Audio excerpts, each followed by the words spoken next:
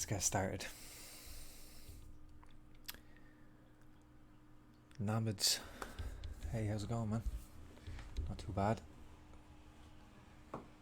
Seekage, glad you could join. I'm going to, I got this concept from ScruffyShinanigans. So I'm hoping that I can get enough free time that I can finish this whole head. And actually, I think Hopper Sean is in there. Are you in there? Say hi if you're in there, man. And a few others as well had talked a little bit about rendering. So what I'd like to do is just go sculpt this guy up, poly paint him. I don't think I'm gonna go as far as bringing him into substance because for time reasons. Just something to kind of get to a stage where I can get something together for a render and go through what I do in rendering. It's quite simple. So hopefully I can get to that pretty soon. I can get the sculpt out real quick and show you guys. Oh, sorry. I forgot about the music. Set the tone a little bit. Yeah, and get some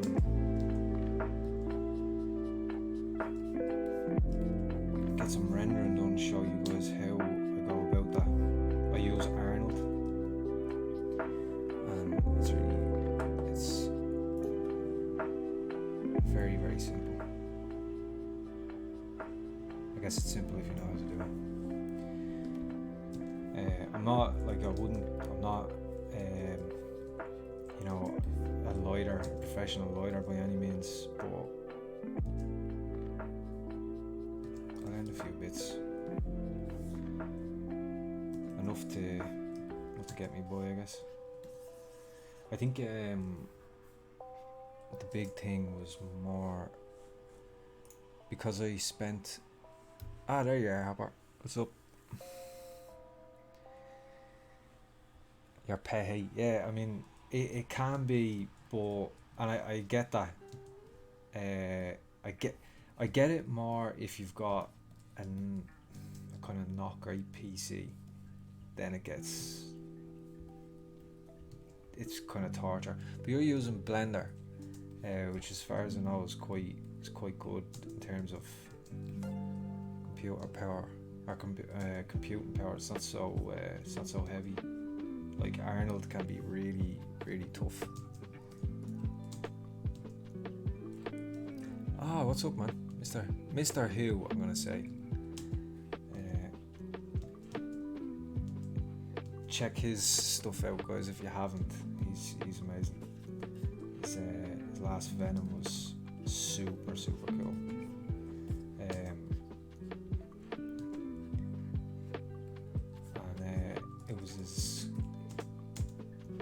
was chatting with him recently about the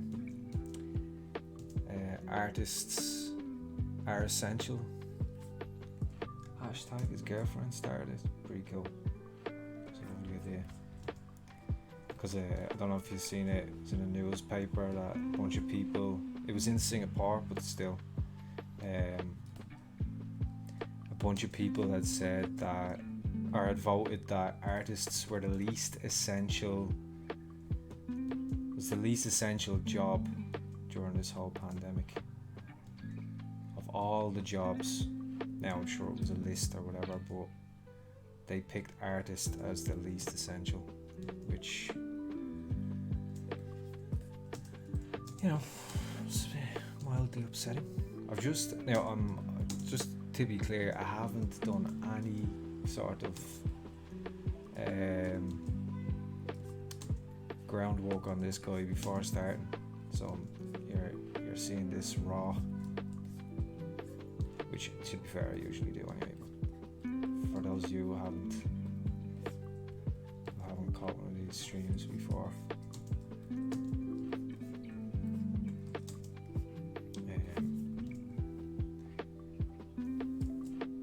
just pick an image and just start streaming straight away.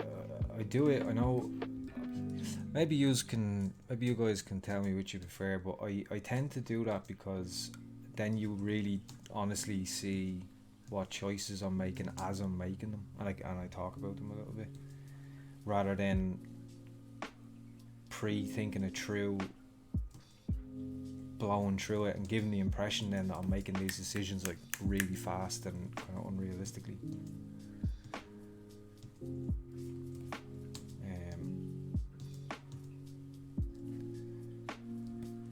So for now, let's just give it some elements.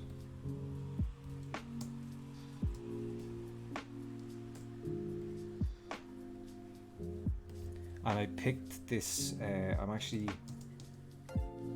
I'm doing a little thing with Shane Olsen. Don't talk too much because it's his thing. He just asked me to do it with him, but and it involved some concepts done by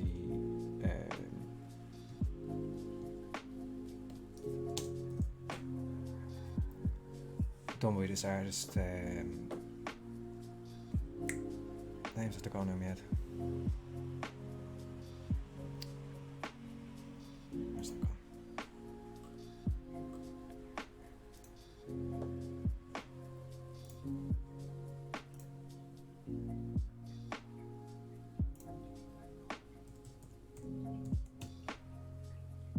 Yeah, ScruffyShinanigans. Couldn't think of the second part of his name for some reason. And it's been his work is awesome, but it's also because it's super flat, which is the intention, of course, but that also makes it way harder to sculpt.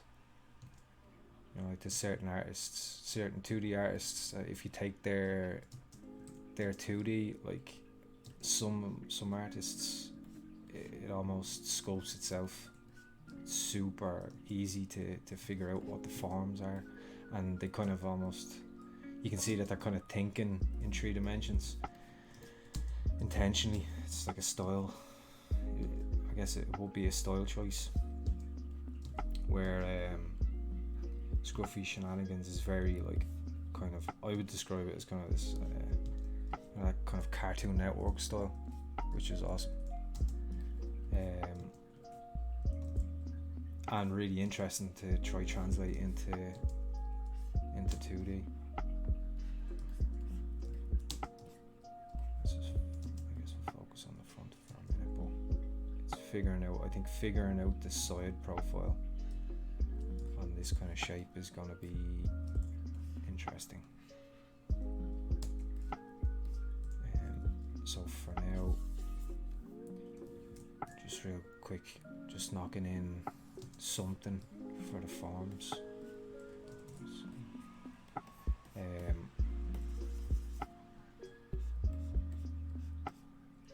Reason being, I don't want to, I've said this a couple of times on other streams, it's really important to have all the elements in there because they're all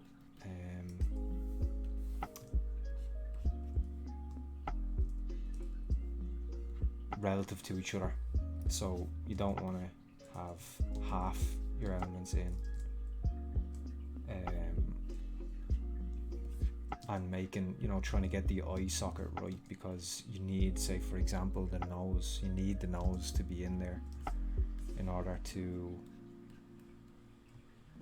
get the eye sockets in right.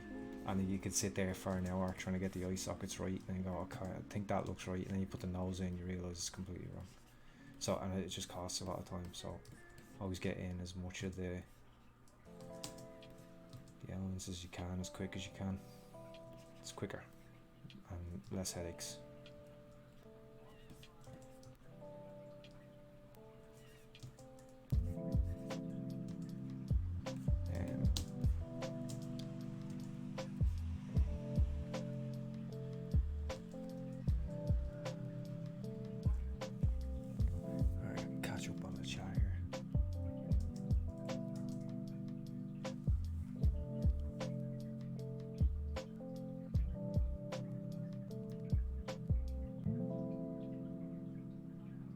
Oh, yeah, to get Sean, yeah, to get a new PC. Yeah, that's what I'm working towards now. Because my PC, to be honest, it's more just I haven't prioritized it enough in terms of getting a new PC. But now, because through the lockdown and stuff, like I wasn't spending any money, so I just kind of accidentally ended up with a decent chunk of change, and I thought, well, better now make something of it rather than spend it all on crap. And so I'm buying a PC that's way more powerful really than I need. But I seen it and I was gonna build one again. I built the last one, but when I built the last one I was doing 2D. I updated the graphics card a couple of years ago, but everything else is kind of updated the graphics card like 2 years ago or something, and everything else is still old. So like, yeah, rendering in Arnold, which is like a kind of brute force type of renderer, and like it takes forever. I'm trying to think, the last thing I did was the last thing I did was for the ZBrush Masters thing, but the last personal sculpt that I did, I streamed it as well. It's on my YouTube channel, I think. Yeah, it's on my YouTube channel. Everything but I didn't do the Marvelous. I didn't record that because I was kind of relearning it a little bit. I didn't want to stream, me googling stuff, trying to figure it out. But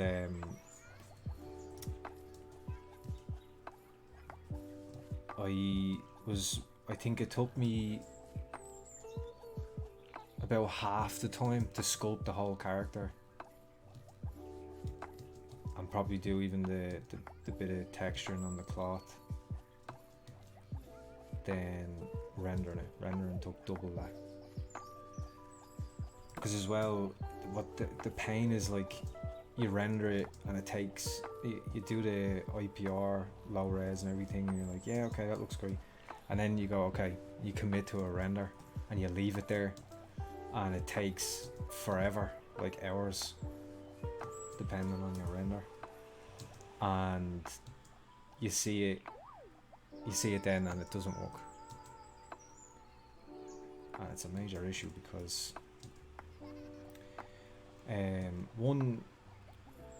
it's a major issue because you're not as free artistically, kind of, because you don't want to do, okay, the normal map isn't working, say, the way you wanted it to.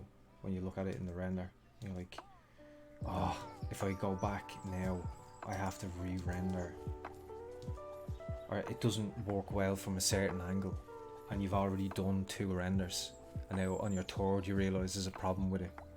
But if you change it now, you have to re-render all 3.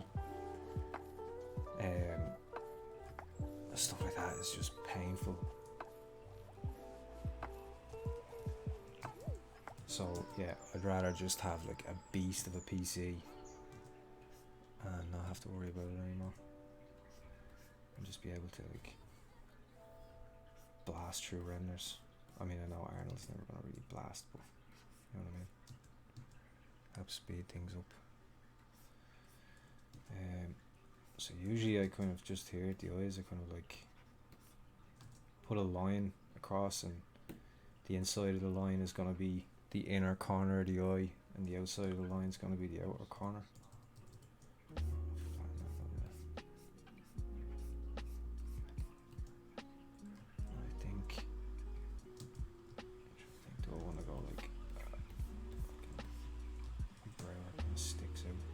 Kind of want, like, I want a shape that makes you kind of, because the character's pretty funny. I want a shape that kind of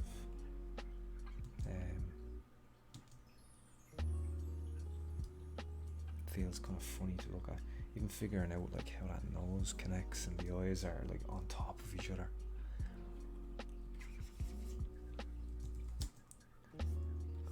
just to make life easy for himself.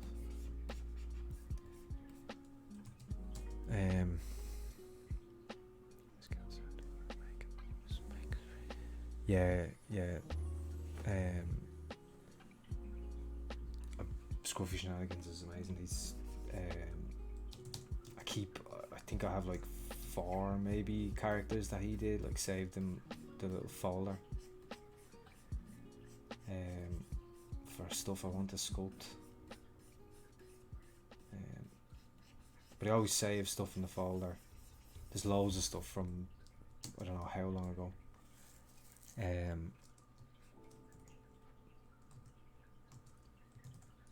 I never really, I just forget that they're there. I end up seeing a concept and then just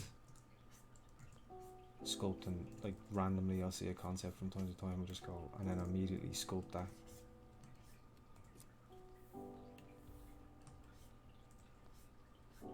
Instead of checking my folder.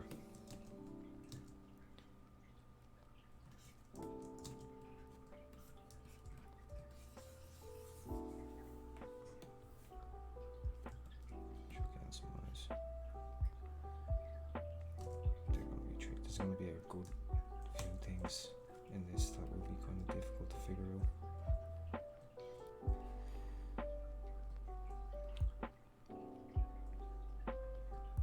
I don't want to actually join the eyes.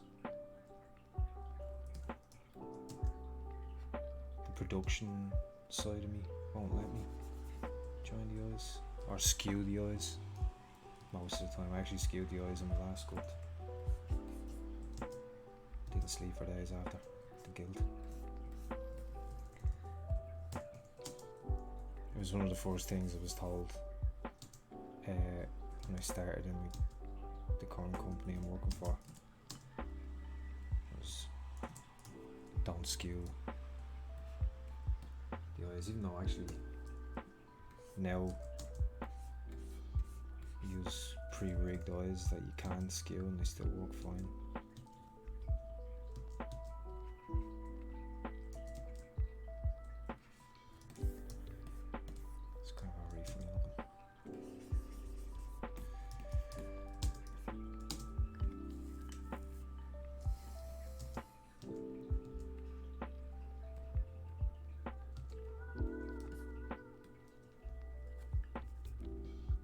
So I want to keep this as like a jaw, or sorry, cheekbone, but what I don't want, I think the best way to describe how I think about my sculpts is like a bunch of, I always think of like primitives rolling into other primitives, and then once that's established, smooth out where you want to smooth between them. So like for example, I want this, actually it's a bit squared, which I don't want too much.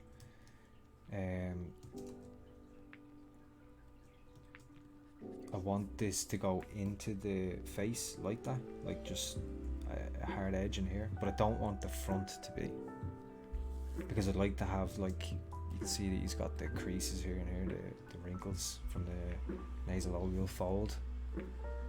It's weird to say this guy has a nasolabial fold when you look at him. It's not exactly anatomy, but it's kind of the trick of it is to find the anatomy even when the character's that heavily stylized. It's not just completely void of anatomy. And I want to have, I'm thinking from a side profile, I don't know whether to curve this in or just have this kind of straight. If I keep it straight, that's very much like what you would call like an artistic statement, for it to be straight rather than, I could like follow a flow here in the back. But in the front, I'd like it to kind of, I want to get that, this kind of weird lip thing here that he's got going on, and have like a volume there, and then underneath that lip to really kind of stick, really stick out.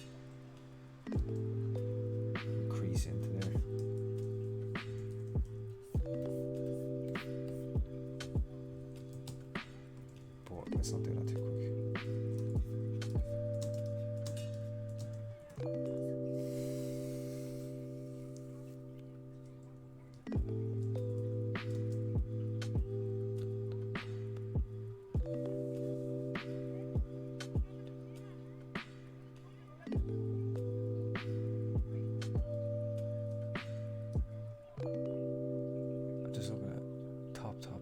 That's pretty rude, to be honest. I don't know what you're talking about there.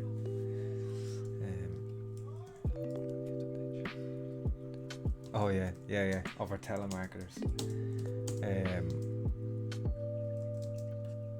Yeah, I don't know where telemarketer. Maybe that's like a big thing in Singapore. I don't know. Yeah, a lot of people said that. Yeah, it's a really bizarre thing to.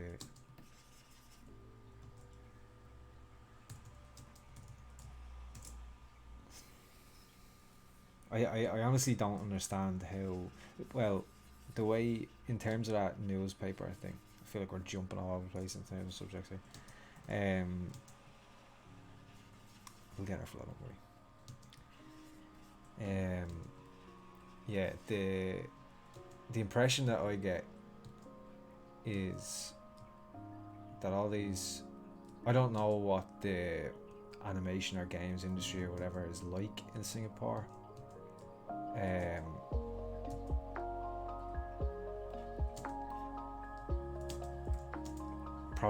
Not huge, I wouldn't imagine. So I feel like when those people voted artist as the least essential job, they don't think of the people making the content that they're watching and playing and so on. They're thinking, oh, an artist, the person who, like, you know, does a couple of oil paintings at home and then goes out, sticks them to a fence and tries to sell them. And a lot of people appreciate it, your average person doesn't really care about that stuff. Doesn't really care if that guy is working or not, and doesn't really care if they lose access to that, because most people that buy paintings for their house and stuff, they buy them in like IKEA and, you know, these big stores. It's just a fucking print of a sunset, mass printed sunset that people stick in their bathrooms or whatever, you know what I mean? People, that is to me what they were thinking of when they said artist is the least important job. I think. That said, it's still worth sharing that, because, you know, if that's the public opinion, even though it's semantics, often big changes come from semantics, from misunderstandings, essentially. You know what I mean?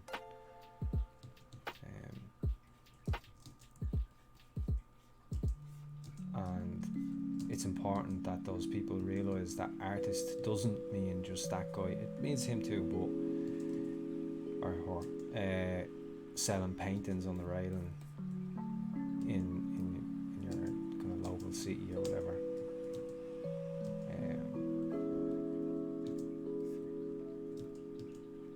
But it also means the people who make all your Netflix shows, and the people who design the buildings that you're surrounded by, and the people who make the content for your games and everything else.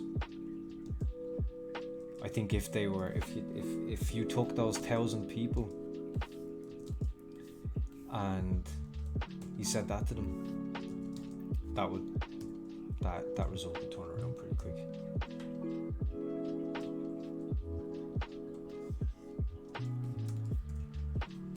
I'm not concentrating properly now, so I'm sad about my fellow artists.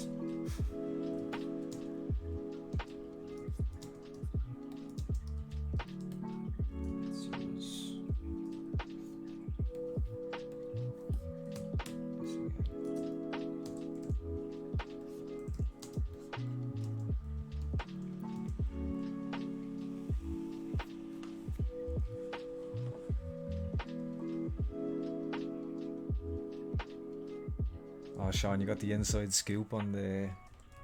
Let's go. Yeah, we're gonna be looking at all you guys together at some stage.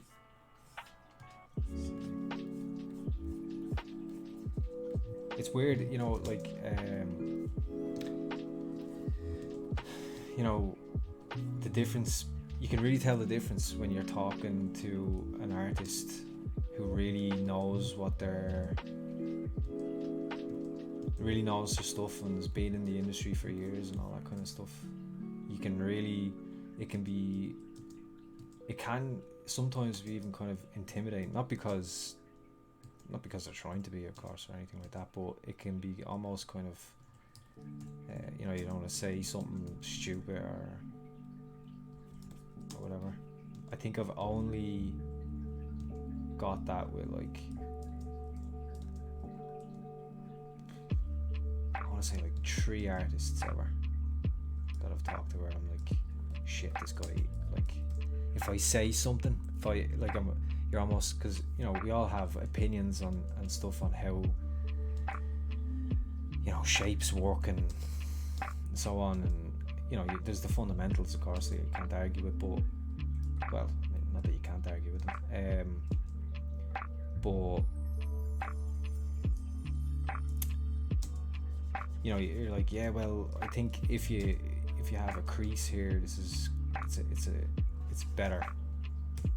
It's just objectively better to have like a crease here. And then you say, you know, you might say like, oh, because it balances the forms better. It's stuff like that. You're like, oh, I'm thinking it, but if I say that, this person is definitely knowledgeable enough to be like, to turn around and say you're talking bullshit.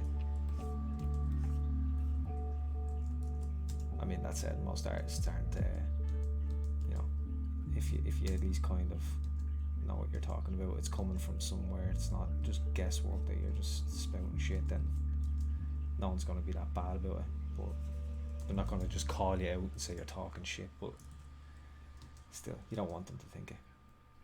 So you tend to be a little bit more careful with your words. Shane Olsen's definitely one of those artists. When you talk to him, you can really tell he knows what he's talking about. Just talking to him about artwork, you can really see, you know, he really knows what he's talking about.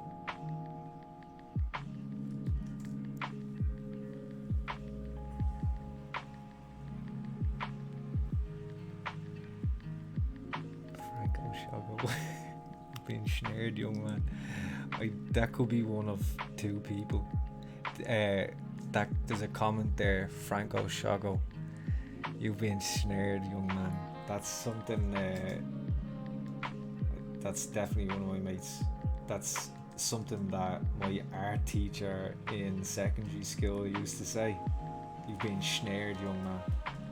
It's this old guy. I think the rumor was that he actually was the gardener of the school, and he used to make pottery for the canteen, and so at some stage the whatever art teacher that was there left, and they were like, let's just make the gardener the art teacher, and here I am.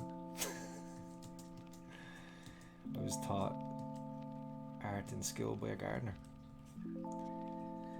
That's not to say he was good for a gardener. He used to just get us to read art history books all day. We didn't actually learn any art. I had to do that on my own, unfortunately. I went into college for animation not knowing what a perspective grid was, which I learned later is embarrassing. Education.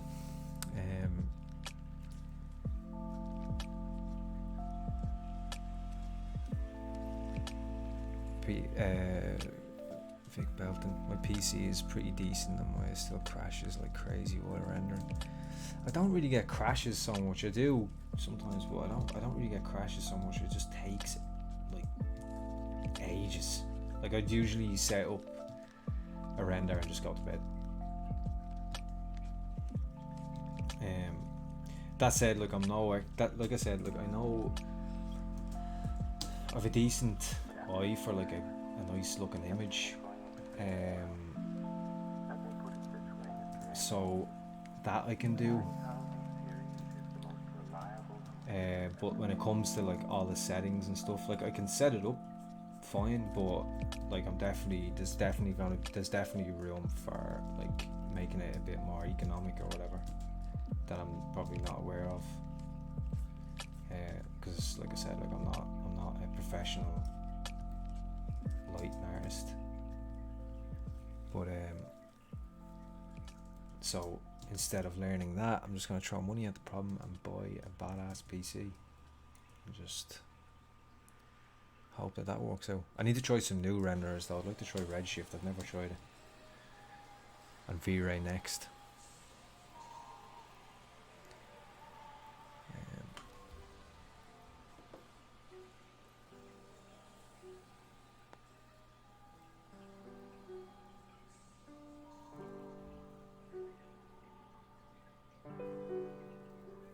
Yeah. Top.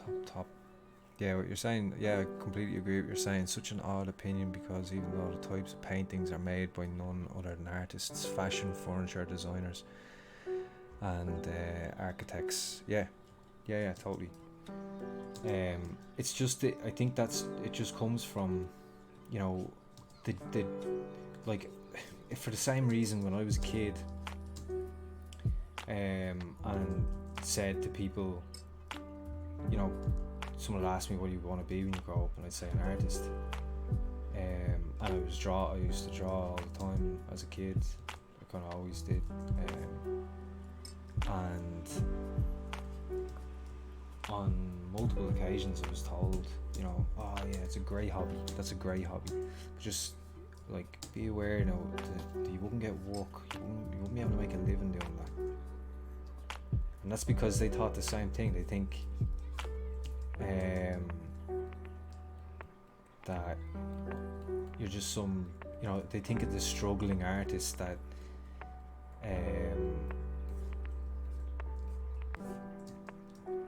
basically they think of like Vincent van Gogh, you know what I mean? Think of like someone who like sits around painting all day and then tries to sell them and can never sell any paintings, and lives in someone's like granny flat for their whole lives alone,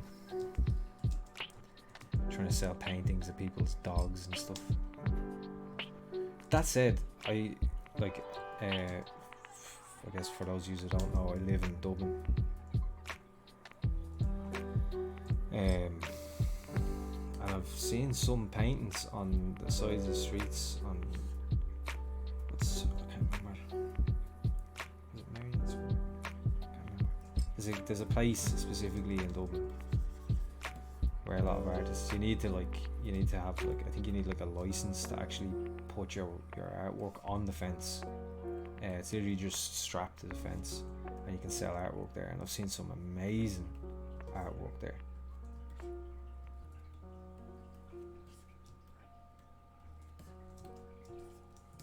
Or actually there's even there's like, you know, like there's a place in Dublin city centre called Stephen's Green, and if you go up to the very top floor, if you're ever in Dublin city, for those of you who don't already live there and know what I'm talking about,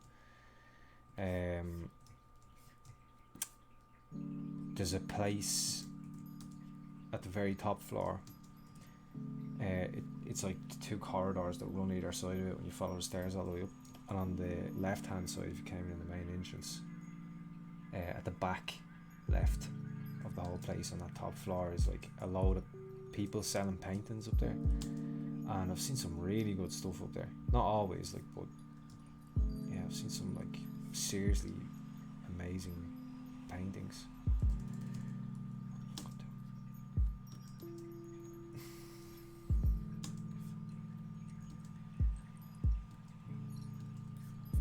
I'm sure I really sculpted something before I jumped on. I'm feeling very out of practice, even though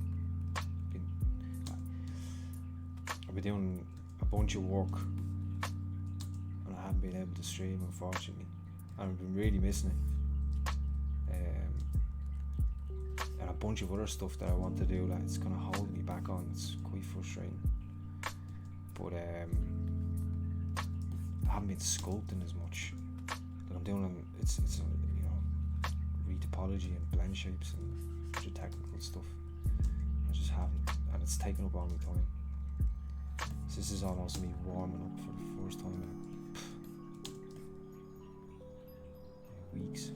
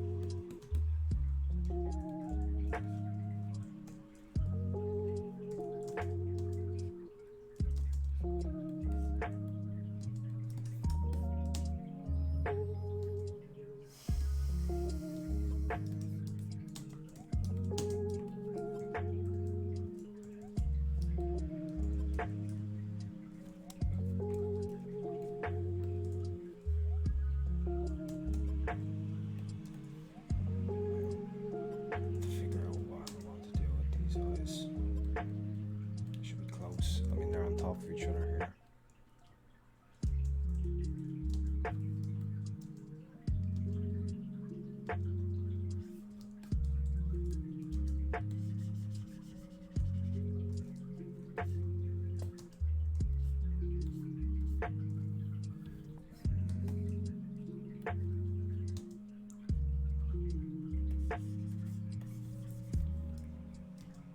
Just thinking, I don't want the eyebrows sitting on the crease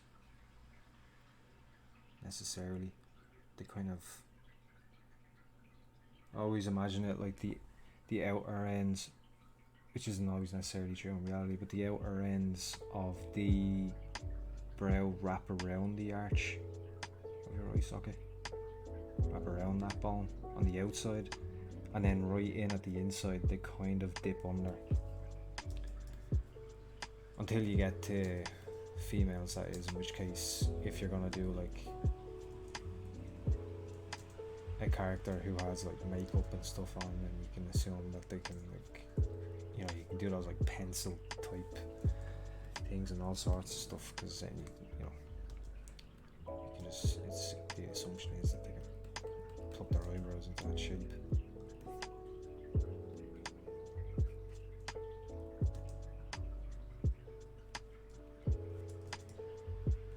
Which again, like, this character is super stylized, but I still want to think of stuff like that because there's an appeal. There's an appeal there in, you know, the realism of anatomy. When you can mix it a little bit with and, like, if you're gonna make shapes, you're not just gonna make up shapes just because you think, oh, that'll look cool.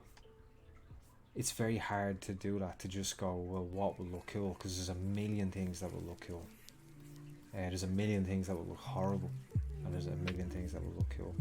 So you kind of want to have, you know, at least let the reason for your choice come from some sort of informed decision.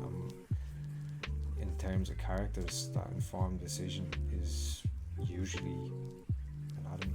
That's why it's like super important, even when you're doing really stylized characters. It's a play on anatomy. It's not as opposed to, I think this needs to be flatter. It's a play on anatomy as opposed to random shapes that someone just pulled out of the void.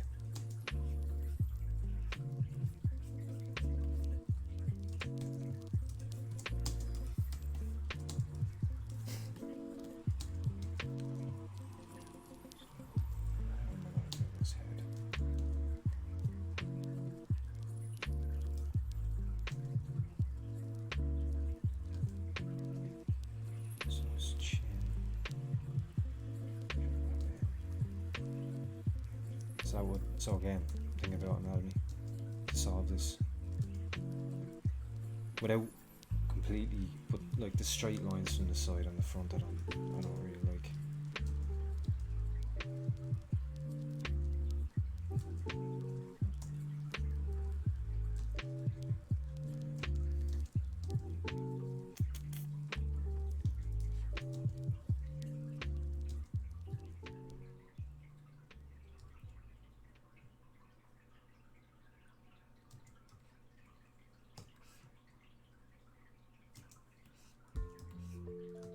There's another, because I was trying to think of what exactly the rendering thing has come up a couple of times. So in terms of streaming, that's something I'd like to get on top of. But there's also, for anyone who's in it and anyone who's not, you can join. Hold on a second.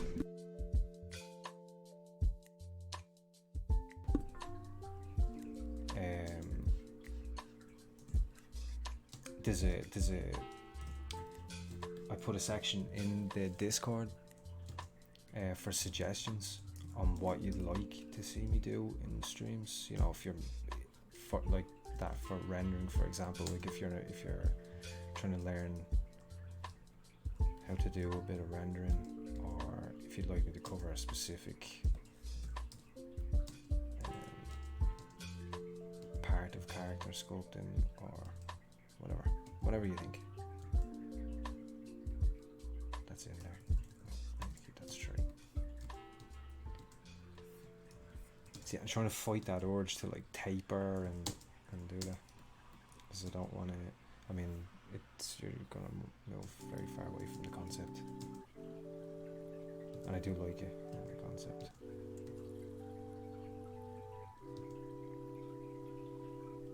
That's a tricky thing, I think,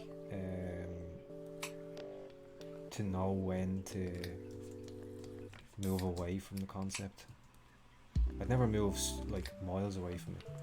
Well, I have done in the past, but generally speaking, I try not to like completely abandon certain things in the concept. I'll usually like kind of think like what's the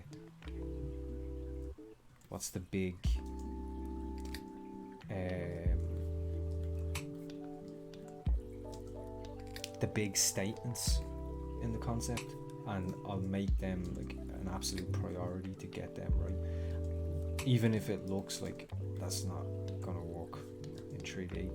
Like there's usually a way, if you just keep messing with it, there's almost always a way. Sometimes it doesn't, sometimes things won't translate over, but you know, that's where you gotta kind of be creative and think about a way to make it work as best as possible. Because that's the thing I see a lot in newer sculptors, is they can't see how it will work, and so they don't do that part, basically, which, you know, it's a bit unfortunate, because you can lose a lot of stuff, a lot of potentially really interesting shapes. And I think as well, like this type of stuff is quite challenging, so it's almost like it's good practice.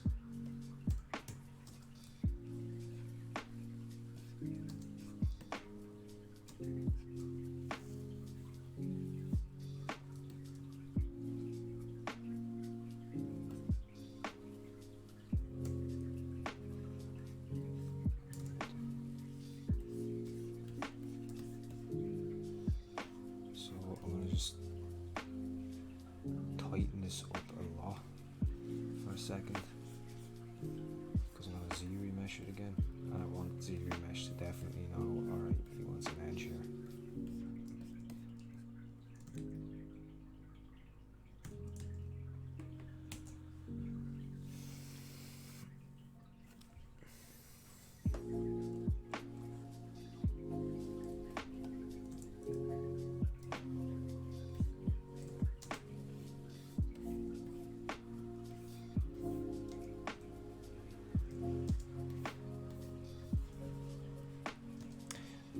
thing I was thinking of doing,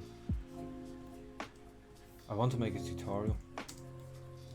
The first one I thought of, something simple, was from a conversation I was having, I think, with a good friend and artist, Gavin O'Donnell. Might have been on the stream actually, but anyone who's been to some of the past streams will know I've streamed with Gavin a bunch of times, and another artist, Rory Bjorkman, a fantastic artist, both Irish as well, about learning from other people's mistakes, or just other learning from essentially watching portfolio reviews of other people's portfolios, because you'll often see like, yeah, I do that actually. It's quite helpful. It's something that Gavin has done a lot of. I didn't, and he said it. I was like, yeah, couldn't argue with him. I was like, it's definitely a good bit of practice, or not practice, but like,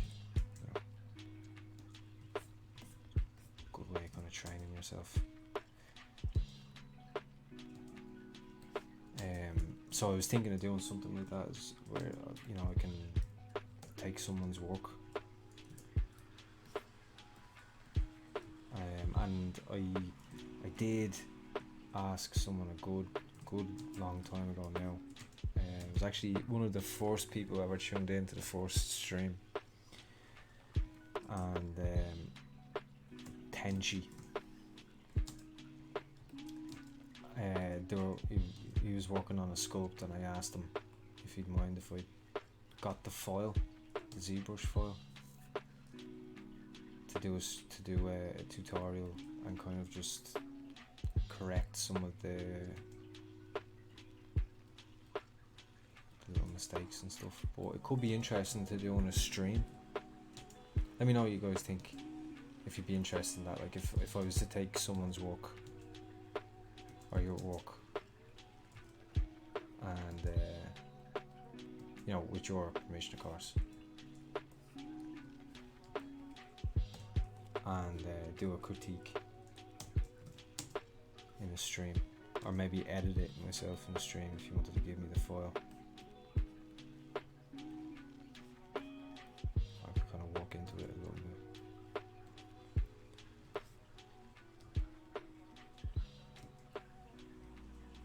Something I always found quite helpful.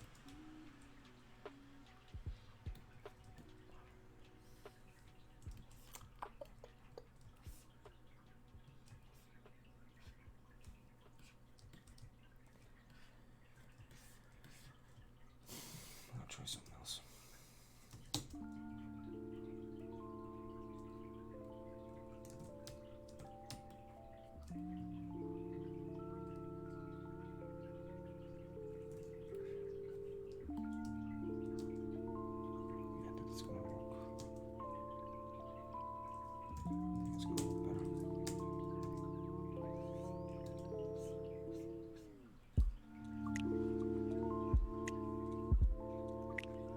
Sean, yeah,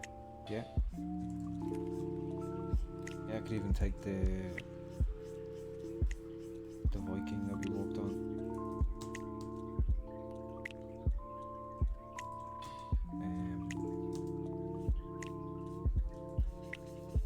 Yeah, I'd be happy to take one of yours, Sean. Have an old mess about it. Was I remember when I was in college. My layout teacher, for those of you not familiar with layout is drawing the 2D backgrounds for 2D film or TV, 2D animation, and that was what I wanted to do. That was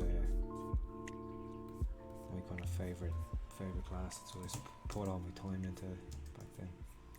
And he said something during one of the classes about how you'd often see,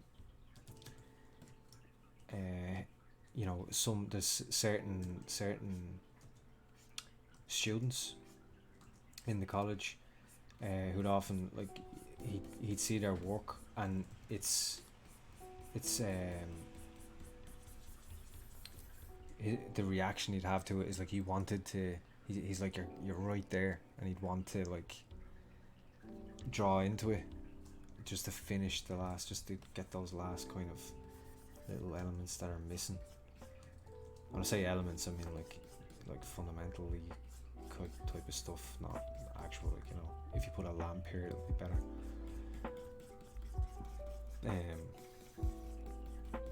I find that as well with a lot of the work that I see, not just on Instagram, not just on the Discord, but even on Instagram and stuff like that. A lot of people that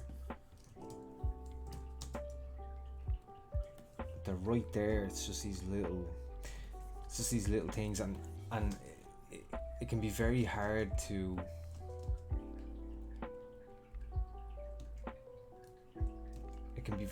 kind of help.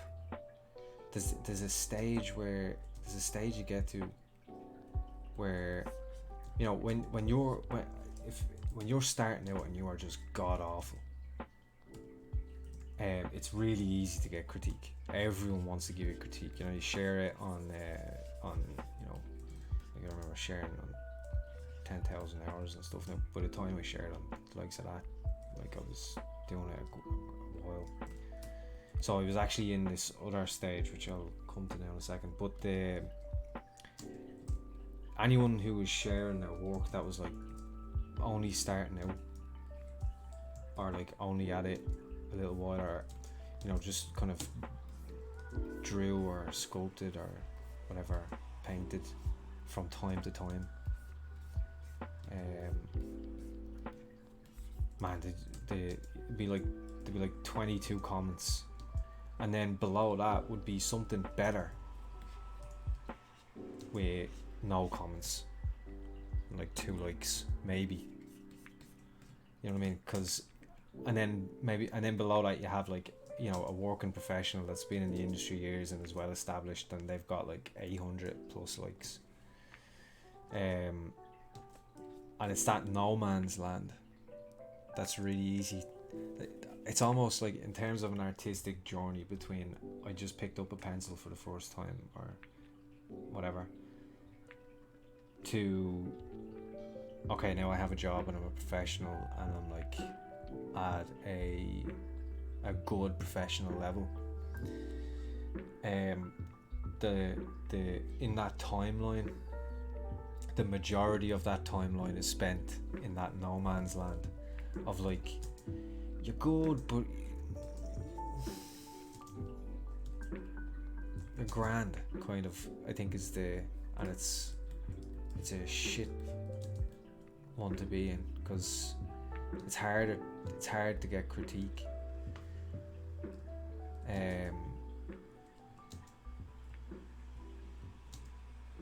You know, like, new people, it's like, yeah, that's not a skull, like, here's a picture of a skull, try it again.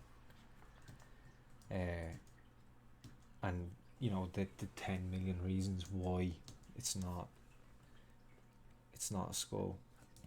But when it's like, yeah, I guess technically it's a skull, it's just, there's a few things that it's just not quite hitting all the notes in terms of appeal. And yeah, it sucks. That bit sucks. That's not symmetrical.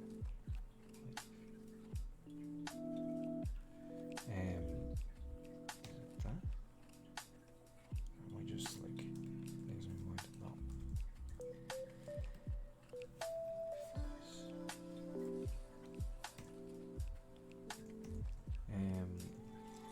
No, I don't think I'm losing my mind.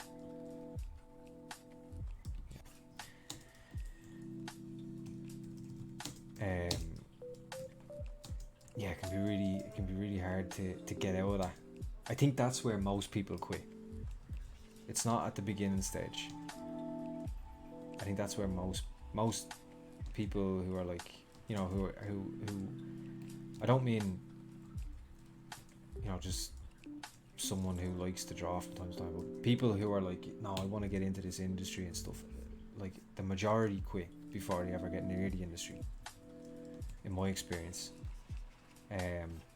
The vast majority in my experience.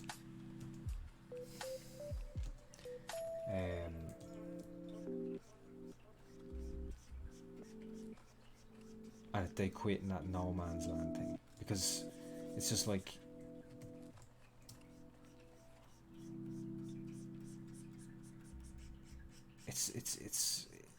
it's not noteworthy enough to grab attention on either side. And it's often the problem, I think, is it's pure mileage. It's pure mileage and exposure. You know, like, I think when you see a lot of artists start doing it years and stuff, and they're making decisions, like artistic decisions, really quickly, and figuring things out, and they can just, you know, if they come over and do something with your work, they can just almost immediately make it better, like straighten that curve. And it's like, oh yeah, how could I not see that?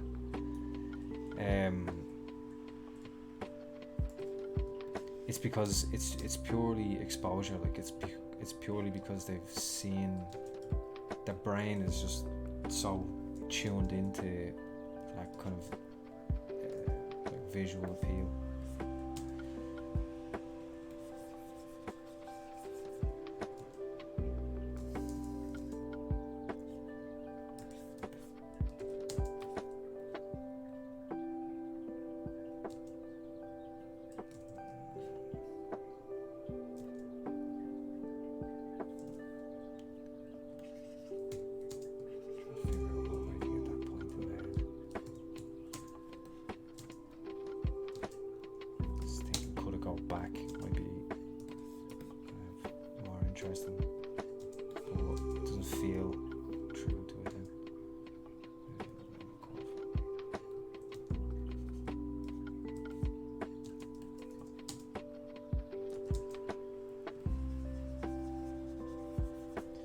I think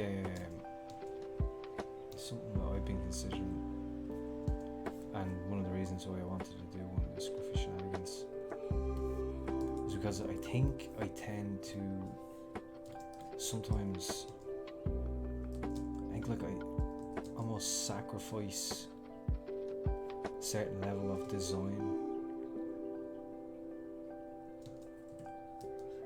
for anatomy, basically. Like, you know, like, maybe I don't need a brow there, maybe it just can be flat, but let's see. I almost like just need that brow. But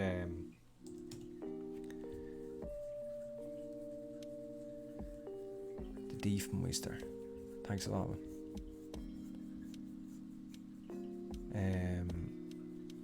Sean, yeah, wise words. I almost quit sculpting totally a month ago because I wasn't getting what I wanted. Yeah, I've done that myself loads of times. You're not your own there. I think a lot of people do. They go through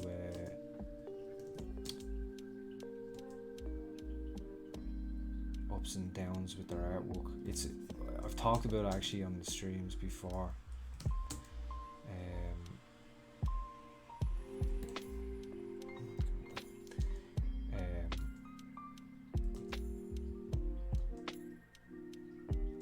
The Valley of the Suck, it can be called. But it's hard to get out of, but you do get out of it. Like, you do get out of it. That's the thing. I think that's what kept me doing it, was that kind of mentality of it will go. Like, I'm not enjoying things as much at the moment in terms of the sculpts I'm making, or back, like the 2D I was making, or the paintings I was doing. But I knew it would pass, because it always passes. eventually you're like, you know, you go through everything from you hate your artwork and you want to quit, all the way up to you're like on a delusional level, you think you're amazing. You know what I mean? Like you're so chuffed with your last piece or whatever, and like eventually you're gonna look back on that piece that you were like, this is it, I've made it.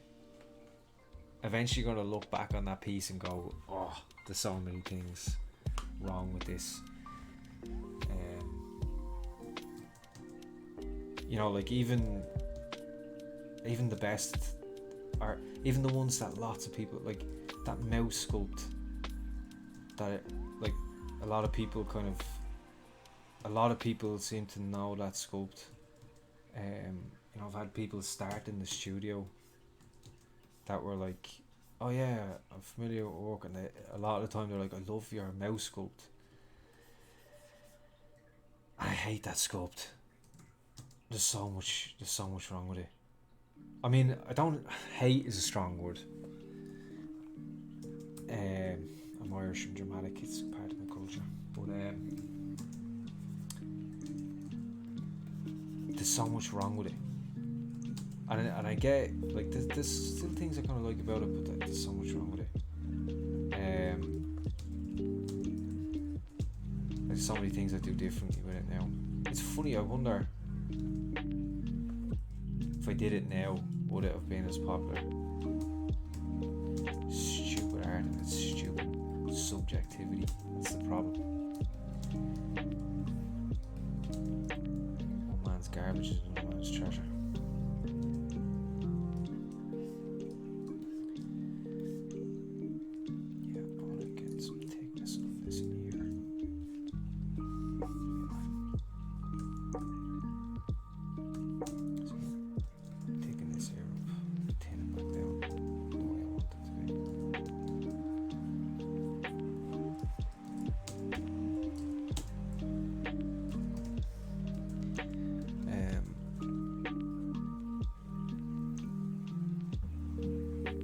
Rory, there he is now.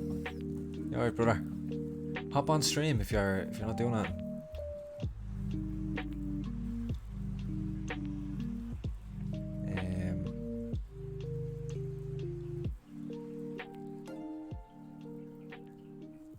But yeah, to go back to what I was saying before, it's very easy to feel like you need to quit, and it's good. I'm glad you didn't quit, because your last two sculpts were awesome, man. You're definitely shown like clear and quick improvement, and that's the thing. Like that's the whole value of this up thing. You get stuck, and everything isn't going quite your way.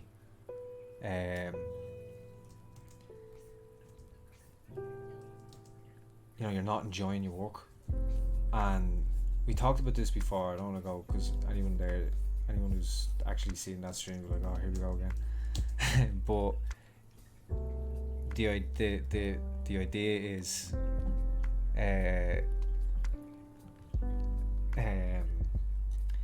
you've got your eye level and your skill level, and when your eye level, so you start by practicing and your skill level goes up a little bit and your eye hasn't yet, and you think you're awesome, you think you're doing great, your work's the tits, and you keep drawing, and you're looking at other people's artwork and you're practicing, you're getting whatever in, your eye level then starts to catch up and passes it, and when your eye level passes your skill level, that's when you're like, oh, I hate this, I'm crap. And you know, you persevere and you keep going, your skill level starts going up, and then you think you're amazing again. But and vice versa, so now your eye levels again and you're crap, but in fact your skill level was down here and it's up here now. So even though it feels bad, you are making progress, you are getting better, and eventually you're gonna flip it the other way again.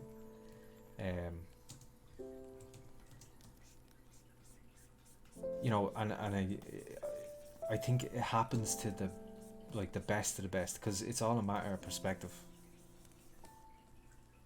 you know, the people you look up to the most have those days, weeks even, where they're like, oh, maybe I'm not as good as at this as I thought I was. You know what I mean? It's I think it's more about being human than it is being an artist. In fact, I think it could happen to you in anything. But it will come back, and if you stick to it, you're going to keep getting better. And Sean, you should definitely stick to it.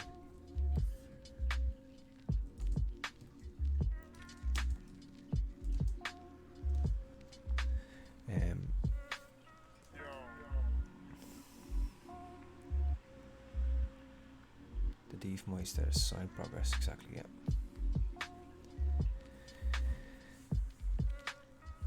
Thinking on that delusion, I find that it ends up being an art block itself because you get hung up on it. Yeah, definitely. Yeah, completely agree with that. What's worse is there's, you know, you'll meet them. There's certain people who they are delusional about their artwork, and it's not like, you know, it's not. I don't mean it like a kind of a dig. I mean, you know, where he thinks he's great and he's crap kind of thing.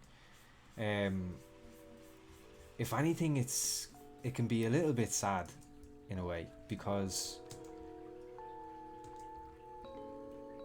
yeah, as you rightly said, it's like they've got this notion that they're so much better than they are, and as a result they get stuck at that level. They never actually really do get better, and that's, you know, you really want to be careful of that. You really want to keep your feet in the ground as much as you can.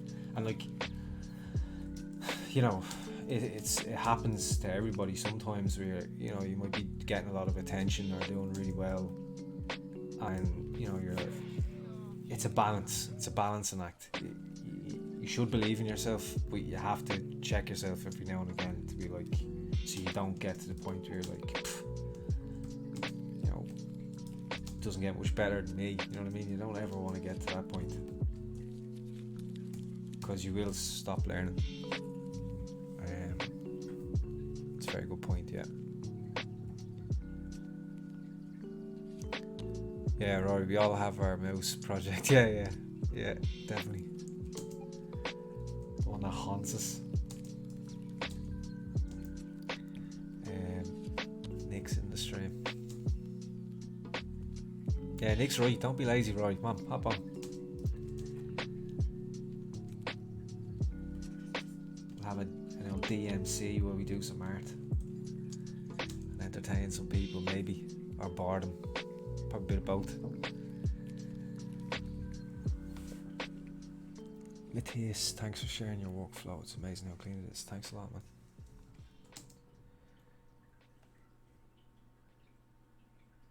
It's the Dunning-Kruger effect. What's that now? What's the best way to chat? We can chat through Rory, we can chat through Discord. Unless, well, I mean, yeah, we can chat through Discord.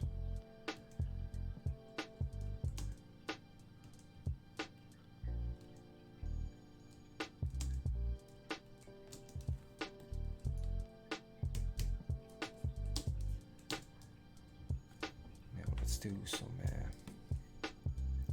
let's mock up some glasses here. I think I'll probably go into Maya to make glasses properly, but for now,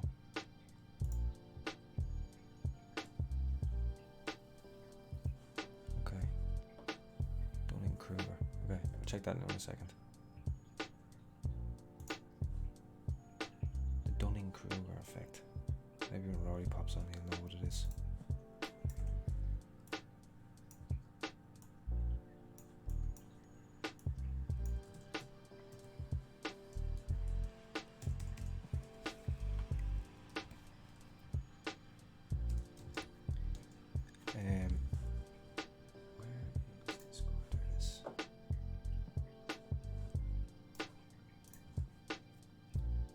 try.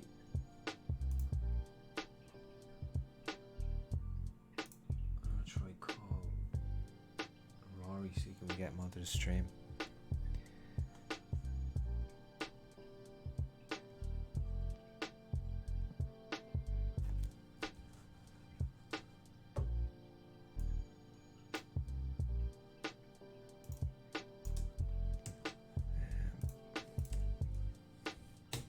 I'll have some lols.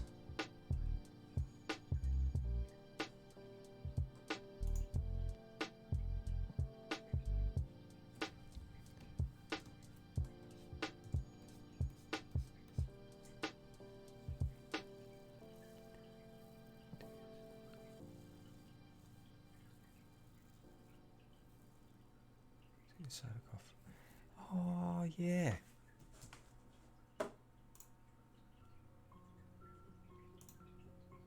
I know it will work.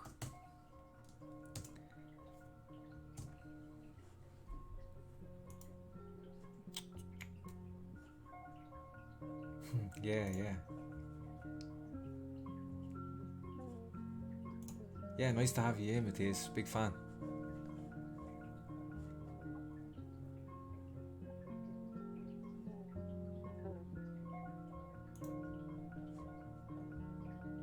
See there, that's actually, can we get that? Pull that up.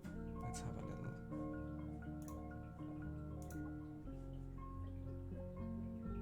Oh, for fuck's sake.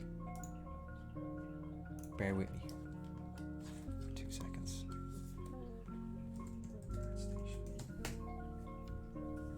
Here we go. Rory's gonna join, I think. Oh, I missed a call from Rory.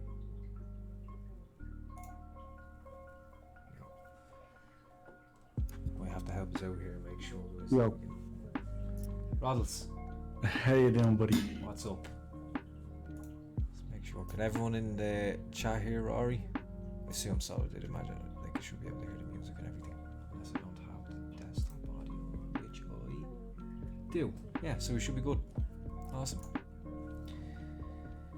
What's happening with you? How are you? I haven't talked to you in a while. How's things, Chief? Not too Been bad. busy? What are you making there? On ScruffyShinanigans. Do you know that guy? ScruffyShinanigans. I'll pull him up here because I want to actually throw up. Matthias is in the chat here, and his work is pretty fucking sweet. He looks familiar. Is he from like some old cartoon? No, I think it's just like a concept that he threw together. But yeah, he's definitely got that kind of style. I was saying earlier, it reminds me of like that. What do you call it? Cartoon Netflix. Jesus, Cartoon Network. Yeah. You remember that, like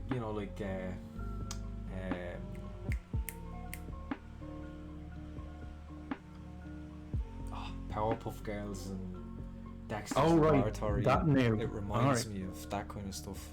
I kind of thought I had a real kind of 70s Oh yeah, guess so, Mr. yeah. Ben look about it. Yeah. That's the weird cartoon. Yeah, I'm gonna pull this up. I hope you don't mind. With this, just wanted to. Go ahead, man. You go ahead there. I was just saying. So, Matthias Zadikov. I hope I'm saying that right. He's in the chat there. This is his work. It's awesome. Oh. I know it. Really like. This is so. I was saying earlier. I tend to get like. Sometimes I can get like. Almost. I get so caught up in the anatomy. Not all the time, but I get caught up in the anatomy, and sometimes I can actually sacrifice what should have been a really nice shape because I'm so hell bent on getting like a brow or whatever. So you can see, like this, like the head itself, like it's you kept it a really clean shape. It just has like that little cut there, and then he's done all this cool hair and stuff. I love that. Yeah, I really like that one. Yeah. Yeah, lovely workman. Yeah. It's very cool. Yeah, like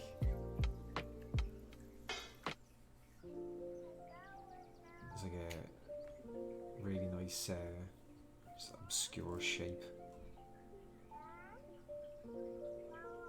and hasn't tried to like justify it with anatomy and lost the feel of it. Because to me, for such a long time, I think I spent like trying to like, you know, understand the skull and the muscles in the face and get that right, that I actually have gone too far that way. Not, I don't mean like I've mastered anatomy, like, you know, it's not really, I don't mean that, it's just like I've put so much attention on it that I've gone too far that way. And sometimes I actually really have to consciously fight myself to not you know, add the brow where it shouldn't be, or, you know, just shit like that.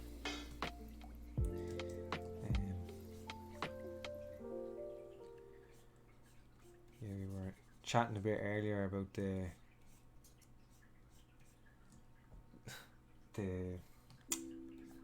news article thing. Which one? What's your 2 cents on that? The news article that says artists don't matter. What was this? Sorry, what news article? The artists are essential thing. I shared it. Oh yeah, yes. Yeah. I mean, it's like I mean, it's context, isn't it? First of all, you know, if you've no food and you have a choice between, you know, do I need art or food? Like, it depends. Like, you know, or are you talking about in a society that's functioning? Yeah. You know. Yeah. So I guess, like, because if you're just like, we don't need art in general, you know what I mean? Yeah. And I thought it was funny about that article was it was a graphic design. Yeah. Like thing, like to demonstrate, because it's so popular art and it's so like everywhere. Everything that's not nature has been man-made or designed. Yeah. Thus has been drawn at one point, so it's art. It's from. Exactly. So if you exclude everything that's man-made, and then imagine that world, you're basically standing in the forest naked. Yeah, exactly. So it's like, you know, like in the grand scheme of things, like I think people just take most stuff that they have like for granted. Like everything they're looking at right now probably is art or has been drawn. If they're in a house, if they're in a room looking at a computer, looking at the user interface, their clothes they're wearing, their watch, literally everything. So and it's like that thing when people hear the word art, they think of maybe Bob Ross. Yeah. I was talking about that earlier. I think that's a big thing. That's a big part of it, is when those people were asked that question, like, what are the essential? I think so, probably given a list, I'd imagine. Yeah. And to be fair, like they probably thought of like Bob Ross. Exactly. Yeah. And in a crisis, I would agree, Bob Ross. Yeah. I'd rather a doctor. Bob Ross. Don't need you, Bob. You can sit this one out, Chief. But although he used to be in the military, so he might be okay to have around. Oh right, yeah. He used to be like a military. He'd actually, yeah. There's a great documentary called The Importance of Beauty, and it's all about the importance of beauty and architecture and design in our environments, like through buildings, and how it affects society and the general well-being and mental health of the population. Like it was an example of like Russia, and he had all that kind of brutalism, communist architecture, and it's really foreboding, just square blocks, and it's supposed to be suppressing and miserable, you know, and it's very formal and functional, and there's no ornate frills or unnecessary decoration like you would have like in Renaissance Italian stuff. You know, the way they used to, like, you look at stuff from then, even an old warehouse was a beautiful building. And Yeah, now exactly. Yeah. we've kind of reverted to it. You know, it's a function over beauty scenario where most buildings are square glass boxes that are as cheap to build as functional, and kind of design as well as in there, but it's certainly not unnecessary design at the expense of the uh, people building it. Yeah. They never go to that extra length to say, let's make the environment beautiful here. Yeah, exactly. Sad. Kind of comes, and it creates a society of people that don't care about their surroundings. Yeah. You know, they've less value for it. You know. Yeah. And that can affect. So I mean, if they're saying like art, in societally speaking, art is detrimentally important, because if you have no art, the other job listed there was like, you know, doctor, police, blah blah blah. Without art, all them people get very depressed. Exactly. And lose the will to even bother. Yeah. Why, you know, live if there's just. Well, that's the thing. Like, you need doctors to survive.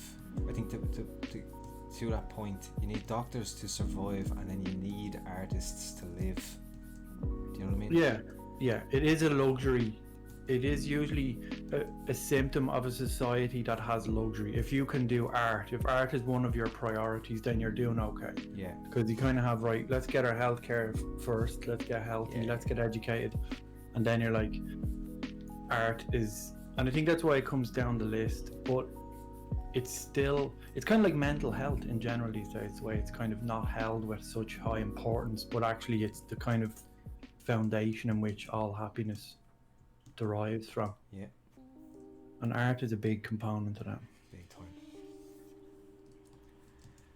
And I saw that guy, he messaged on your Instagram.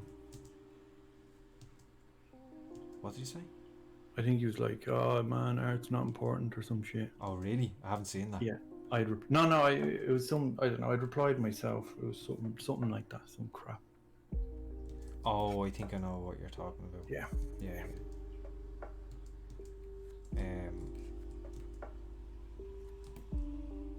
Yeah, I think I replied to that person like twice. So I mean, I guess in it's all relative, isn't it? Like, you know, you can't say, you know, if you're designing a house, a doctor's no good to you. Exactly.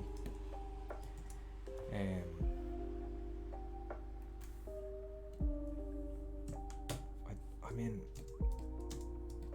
I even without, like, it's completely valid, obviously a completely valid and probably the best point in terms of the general public and how essential artists are in terms of like architecture and even just the designing, like engineering, you know what I mean? It's falls into the same thing. Totally. But I think, as you said, it kind of it's got an effect on people's mental health too. So yeah, big time. Surely isn't that important? I mean, if everyone's losing their will to live, like chaos ensues. Do you know what I'd even say, right? Can you imagine the lockdown situation, right? And you said, right, you have a choice: no internet or television, and you're locked in your house for 3 months with nothing but bare walls. But you'll have medical care. Or they'd say to you, look, there's no doctors. Do you think you'll be okay for 3 months? But you'll have entertainment, internet, television. I would I'd bet people would do better. Like, they do worse if you took away. Within 3 months, I'd say people would lose their fucking mind. Yeah. And in the long term, you'd probably have like mass suicides and stuff like that. You'd be amazed how quickly that would go to shit. Yeah, how quickly people would just fall apart. Like, you see the internet goes and people within 5 minutes are cracking up. Yeah, exactly. And even like, I know I seen a point that was like saying there's lots of content there already, so you know, like people will be happy with that in terms of like in a pandemic type Oh yeah. thing, right? Yeah. Lots of people will be happy with what's already there.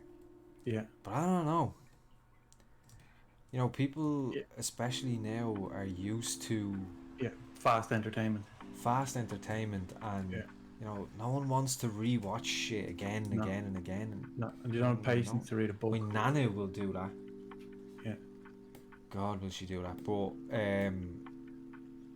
most people, it's like, even, you know, they see like a movie and they haven't seen it, but it's from the 90s. A lot of people are like, I'm not watching this. Like, if they're into film, Yeah. if they're really into film, fine. But your average person, most people are like, I'm not watching this. Like, my brother wouldn't watch that. Yeah. There's not a chance. Yeah, isn't it funny?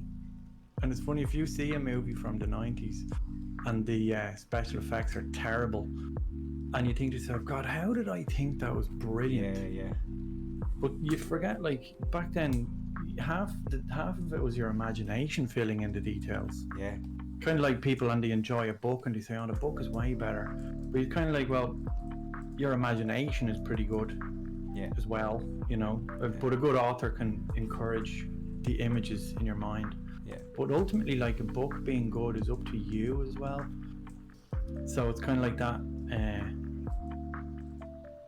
Like you say, people want.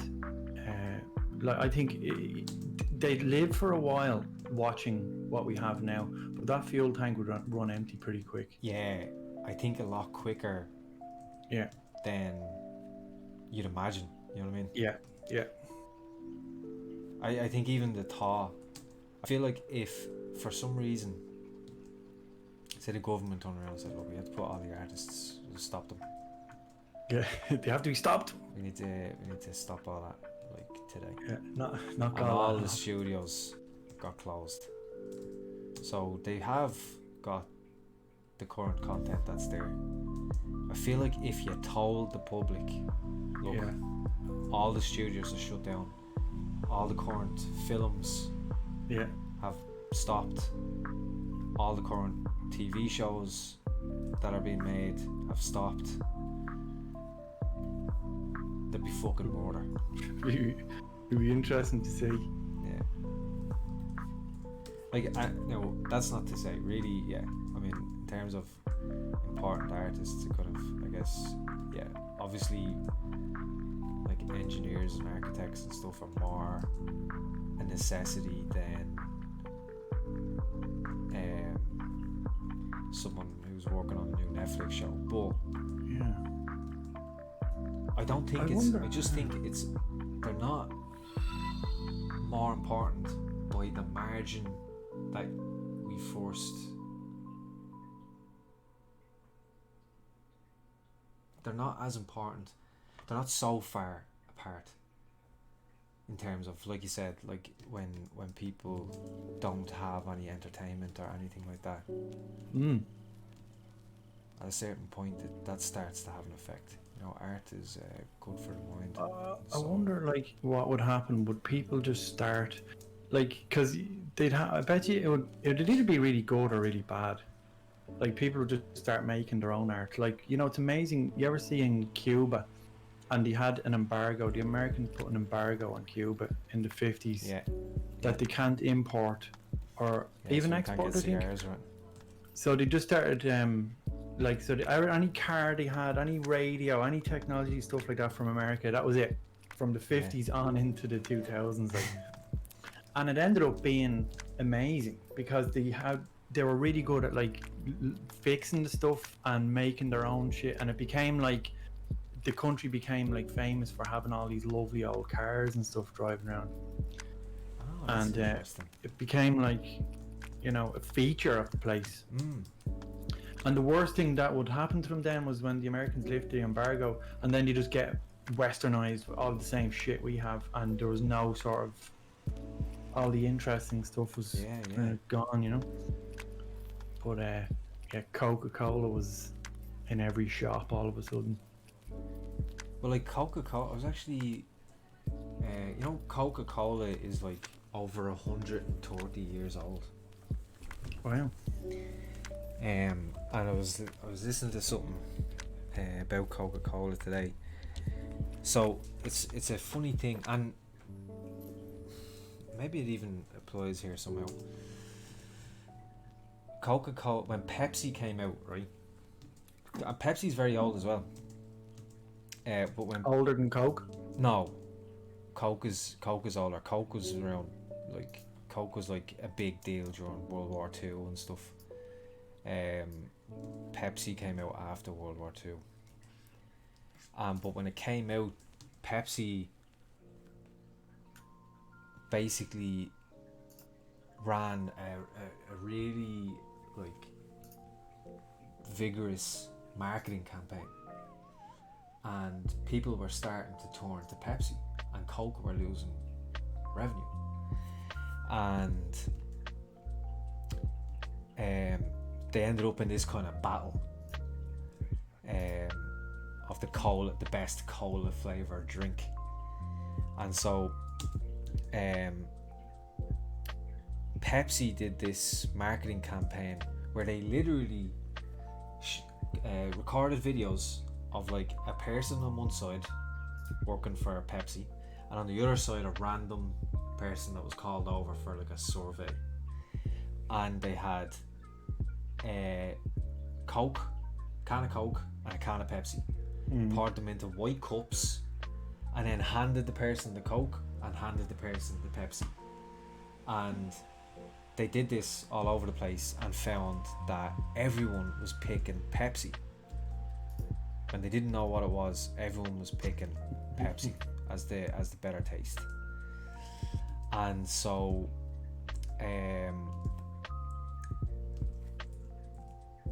meanwhile in Coke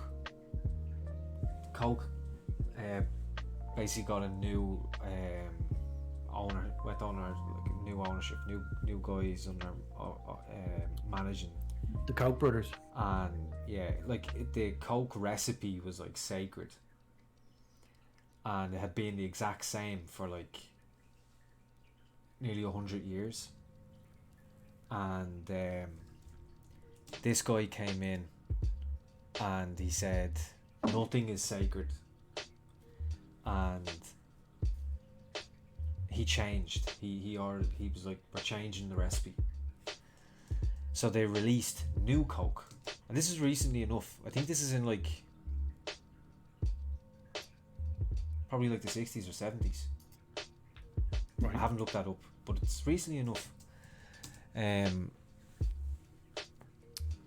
So they changed it, and they had cans out, new Coke, and they announced it in advertisements, and it was literally called New Coke, had new and then Coca-Cola.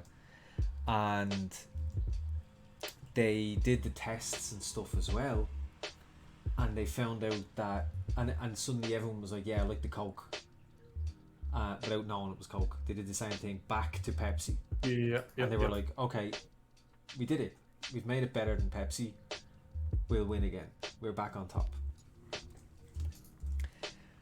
So they announced it, and they announced that the same week that they were retracting all the shipments of the old Coke and only shipping out this new Coke. And there was outrage, and even though people were like, even though all these people had said, it tastes better, basically what they did was they made it sweeter. So in this controlled test where you said sip that and then sip this, people were like, yeah, I like that because it's sweeter. But it's like something that has too much salt on it. Usually the first bite's delicious, and then the second bite you're like, and then the third one you're like, fuck me, this is salty. You know what I mean? It's the same thing. People were like, once you get quarter way through the can, people were like, I can't fucking drink this shit. And so there was this big outcry, and they had to change the recipe back, and they like lost, I don't know how much. I wonder if the whole rumor of Coke used cocaine thing is real.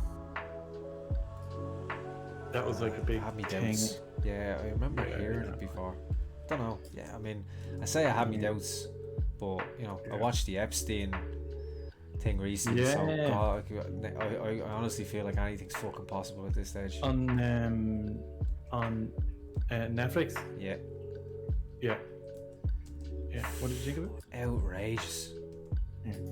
I thought personally I was a bit disappointed because the reason we find that whole case interesting isn't the victims, but the people that he rubbed shoulders with.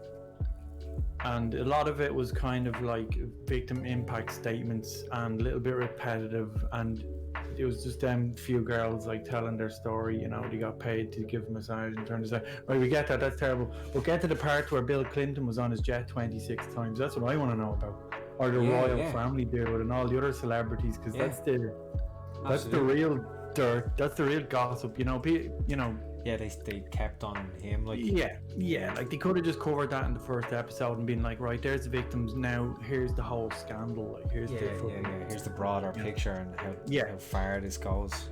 And they were kind of, you know, doing the whole, he met Trump at a party one time, you know. It's like, well, great, you know, but what about Clinton being on the plane 26 times? They were mates. Like, imagine going anywhere. I've never been anywhere 26 times, like a foreign country. Or imagine if you went to Spain 26 times, people would say, "Fucking Paul, you love Spain, man." Yeah. And what Clinton did would be like me saying, "No, I was never in Spain." Yeah. He was like, "No, I was never." And man, we'd be like, "We have your Aer Lingus fucking." Yeah. Exactly. Yeah. That was messed up. I watched that Pizzagate thing as well. The one I gave you link for. Holy fuck. Or was it? That's even worse. Yeah, that's saying a and lot. You know what? That documentary, he mentioned Epstein in it way before Epstein was even a thing. Yeah. So I was like, oh shit, yeah, he actually was onto something there. Yeah, like, when was that made? Probably before, like, at the stage where you'd be like, who the fuck is Epstein? You'd probably skip by the name, you wouldn't even recognize it. Exactly. Just for anyone listening in the chat, I don't know if it's on YouTube anymore. You only sent it recently. Was it on YouTube? Was it? Oh, it is. Yeah. It's a Pizzagate documentary on YouTube, but you won't find it by the search. You have to type in. I think his name is Tiberius Frost. Let me see. Is that Gav? Did I just see Gavin? Check out the multi-stream. Oh fuck, it's send the multi-stream. Ignore the multi-stream thing or not. I need to fix that. It's an automatic thing, is it? The bot is saying join the multi-stream. Well, don't kick it out just yet, Paul. No. Yeah. No, I need to have it so that I can actually set it rather than it just coming up every single time.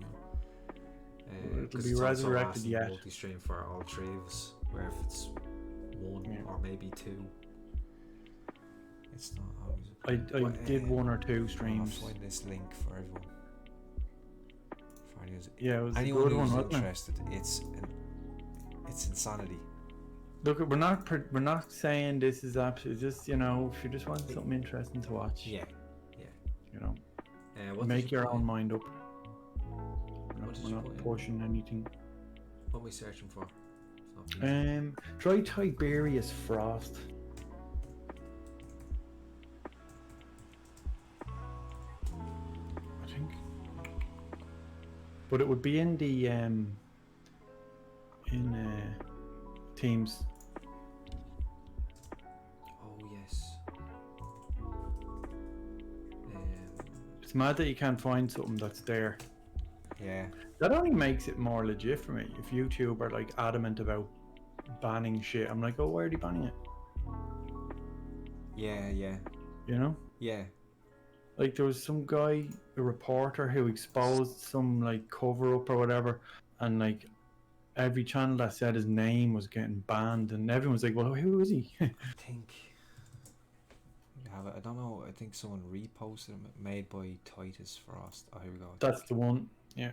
That's the one. Yeah, it keeps getting taken down, so other people are uploading it. Yeah. Link, please. Nick wants the link. You'd love this, Nicky. Yeah. You'd love it. Oh yeah, Nick will be all over this. Yeah. It is. It is mental. Yeah. you're watching it again, as you said, Roar. Very, like, you know, of course, make your own mind up. But I do love a good it's a internet lot mystery of- and conspiracy, though. yeah. It's There's another one. at the very worst, it's interesting just to Yeah, exactly. Yeah. see it. You know, I was watching a video series on Elisa Lam. Have you heard about that one? Elisa Lam. Yeah. No, go on. How do you not know about these things? You didn't know about Pizzagate either. Or maybe No. I'm just down the rabbit hole with all that shit. Yeah, I But think Elisa Lam's pretty. it's a mix of both a little bit, probably. I'm not down the rabbit hole far enough, and you're a little bit too far. Yeah. Yeah. I love all that shit. Yeah. There's a hotel called I the think so. Cecil Hotel in America. Right. I can't remember if it's in New York or whatever. But anyway, it's actually before this happened, it was a really notorious hotel. Like a few serial killers had stayed there, and there's all sorts of stories of weird shit happening. But then this kind of video became viral of this girl from Canada. I think she was half Korean or Korean, but her name was Elisa Lam. And the video footage showed her kind of, it was like she was interacting with an invisible spirit or something. I did see this. It's just Yeah. the name. I didn't remember her name. In the elevator, you know. Yeah, and then And she it looked fucking really disappeared. unusual. Yeah. And like pressing the buttons, and it was like she was hiding, and then Yeah. she was kind of coming It out. looked, And- yeah. It was fucking weird. So it was like and then she, found dead in the water tank. Yeah. Sealed. Yeah, it was sealed. Yeah, from the yeah. You inside or see, this something is like a that. few of these things I really wonder what's kind of tagged on after the But fact. You know what I mean? Yeah, like I do sometimes just sit up thinking, you know, like if someone could just wave a wand and I just knew what happened. Yeah. Fucking love. I'd be like, I swear I won't tell anyone. Just please, Yeah. I want to know. Right, if you could I'd wave love that to know wand how about, the let's fuck. say 3 conspiracy theories, Oh, what ones would you pick? man, Jesus, really, that's You can have the spoil for choice. conspiracy wand, and you can say anyone. Like Epstein, did he kill himself? I don't know. That's pretty JFK is a cliche. wonder how- Did they land on the moon? That's another classic. Did they land on the moon? That would be a good one. You know, because there is actually some weird. Not because I believe that they landed on the moon. You do, yeah. You're. Yeah, I think so. Although that said, I haven't watched any documentaries on it yet, so that could change. I'll But send you links. right now, without looking into it, yeah, Yeah, I know what you mean. I feel like they landed on the moon. That said, that would be a good one just because if they didn't, that's Yeah, a man. big one to know. Is or even I'd be interested to know like Area 51 or something. Yeah, if they actually have aliens in there. Yeah. Or even if have we definitely had contact with aliens? Yeah, that's Just tell what I me- was gonna ask. How general Yeah. can we be? Like, you know what I mean? Like, can we Yeah. just say, have we at any stage? No, you can't say any stage because then you could be getting the answer to some fucking past civilization or something. What about aliens? Yeah, I'd settle for that though. I'd just be like, have they ever been here? Because then that would answer the question if they're real. yeah, okay, that's Yeah. fair. You know what I mean? That would be Well, like, like, I alright, think- so Like a lot of people would say, like, given the expanse of the universe, yeah, the chances of there not being any other life are virtually impossible, right? That's the general Yeah. consensus. yeah, But also, by that same rule, the chances of us actually running into them are slim to none. yeah. I think there's a Drake's equation is a thing, and it is if you take the amount of content in like planets since the Big Bang, right? Yeah. And then you take of those which one have a sun with a planet rotating around it at a certain distance that can have sustain life, and in order to have that, it needs certain ingredients. Mm-hmm. So that kind of narrows it down. It's like when I was telling you about that woman yeah. looking for a date in Seattle. Yes, yeah. And It seems like a lot, but then when of actually... them, how many will have life that becomes sentient? And of that, then how many will evolve enough to make radio? And then of that, how many make radio that go out to space? And then of that, how many go out to space and even connect with us? Yeah. And it becomes infinitesimal really, really quickly, like. Yeah. So that's not to say they don't exist, but it does say, well, that's probably why we haven't heard of them yet. Yeah. And so it gives me hope, because I mean, I think they picked up a radio wave there. Who did? Only the other day they picked up like this repetitive beep, and they're like, it's the second time they've heard it, but we won't hear it for another 157 years. Yeah. But if we do again, I think that will confirm that it's a mechanical noise. So Yeah. but I think and there was those 4 videos. Do you remember they came out and the American Air Force had confirmed that they were indeed UFOs. What? Yeah. So like these jets, they're like Hornets or something like that. They're like these fucking $1 trillion, Yeah, I think jets that you have, Yeah. and so they have on them FLIR cameras, like forward-looking infrared cameras, and all this fancy tracking shit. And anyway, they were recording like these like various shapes and UFOs traveling. Okay. And so the videos came out like 4 years ago, but the Pentagon had only said to today, like, yeah, they're real. Like, not the UFOs, but they said yes. It hasn't been edited or anything. We like that. don't know what they are, is what they said. They are technically, they're not saying aliens, they're saying they're unidentified flying objects. Yeah. But that in itself is either, they're saying, right, it's either fucking, it's either foreign countries, which is kind of scarier because the technology displayed was pretty amazing, because it was outrunning their jets and stuff. Yeah. Or it was aliens, or at least extraterrestrial. I mean, it could be like an alien drone, like a little, like not necessarily life on board, but like maybe like a scout pod coming down to check out, the fall of America. Yeah. Or something, who knows. But that was pretty interesting, and I think they qualified it because they have like radar which picks up like bounce back, and the FLIR would take up a heat thing.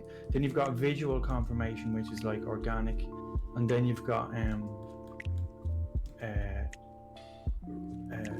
what does another sense? I think it's like an object. So there's like 4 different methods used, so they know it wasn't just like a light anomaly, or just like the pirate was tripping. Yeah. Because there's like 4 different things. So then you're kind of like, okay, it was there. Whatever it was there. It was a physical object. Yeah. So that was a good one. Is this this is along the same lines? Because remember, what was his name again? Fuck, that was on Joe Rogan and everything. Bob Lazar. And he's talking about like how whatever they were recording at the time, it was actively trying to block their radar. Remember he was talking about that? Which, like, if that was something from another country, like in terms of military understanding, that would be an act of war. Are you saying that? Yeah. That was an interesting little fact. Yeah. That like whatever. He's either like the best liar I've ever seen. Yeah. Or he's telling the truth. Yeah. I thought about that a little bit. Like, yeah. I mean, it's very convincing. Yeah, big time. Like I was. The only part of like. Go on. Go on. Sorry. What? My initial thought was he like if you think like statistically, can he be that good at lying, or is he telling the truth? I was thinking initially, statistically, it's got to be like when you listen to him, more likely that he is telling the truth. It's more likely that he's delusional and seen all this in his head than he is made it up for attention. Yeah. Before, like, I'd believe that he, you know what I mean, as opposed to, like, he either that definitely happened, or he's delusional somehow. I think are both much more likely than he's lying. Yeah. Statistically. Yeah. At least if he came up, I think he did work there though. Yeah, no, I'm not saying he did dream it all up or anything. I just mean in terms of, like, you know, I can't imagine the way he talked about it that he's lying. Yeah, he's at least using a foundation of truth in which to base the lies at the very least. Yes, yeah, exactly, yeah. Which is the most convincing lie, really. Yeah. Because you'll have enough information to build that kind of foundation of belief. Yeah. And he's very good at, even because Joe was asking him questions and he was kind of, it seemed like if he was lying, he was very good at thinking on the spot of good, credible answers. Because, you know, but I was like, right, okay, let's say if you had someone that was like a liar, right, trying to convince you of a story. So I wanted to convince you that I worked for, you know, area 13 in Ireland, where we have, like, you know, a UFO, and I wonder if I was to kind of just sit down and go through an entire story in my head, you know, and the people I met, go through my first day at work, like write it all down like I was writing a novel, all the process, and try and think of every angle and just kind of go over that story a few times. So no matter what you asked me, I could just kind of reference the story like it was a memory. Yes. And then even if you keep telling yourself that for 20 years, it's like 30 years he worked there, you know. It's like for 6 months he worked there 30 years ago, and he's been banging on about it ever since. Yeah. It'd be essentially like you know, like the way you're good at your job. Yeah. Like if your job was just to tell that lie for 30 years, you'd be exactly. fucking good at it. You would. And Nick is losing her mind now. She's like, it's real. What, at the Pizzagate? No, in like Bob Lazar, she was like, it's real. Yeah, she's a believer. Yeah.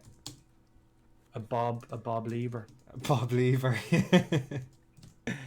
She wrote in the thing there, she wants us to cover the construction of the pyramids, the existence of Atlantis, and the possibility of aliens, which we're covering now. I've got you covered. Yeah. You know, I always loved that fact about the pyramids. Which one now? There's a load. Nick already talked about it, don't we? You know, like Cleopatra. Get Nick on the stream. Go on. Cleopatra, yes, it's closer to the iPhone, isn't it?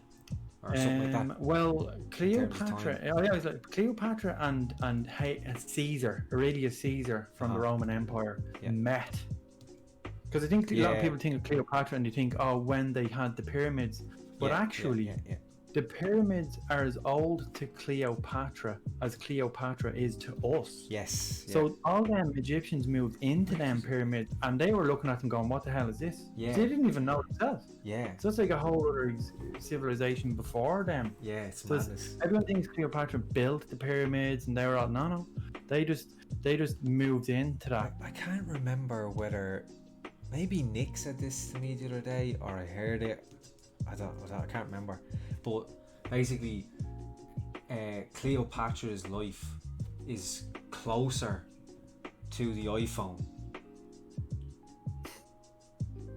than it is to the pyramids. Like in terms of when she was alive, like she's closer in the timeline to the iPhone than she is to the pyramids. That's how far back the pyramids go. Yeah. Fucking That's a good way of aliens, looking man, at it. 100%. Yeah. That was aliens. I like that one. Yeah. It might be Nick. iPhone-based facts. Yeah. Yeah, exactly. For the kids in the audience. Yeah. Yeah. Got to get through to them on their own level. Exactly. Yeah, I was going too far with Caesar then. Well, no, it's still a good one. That's a good one too. Because everyone does still know who's Well, Caesar went to the pyramids.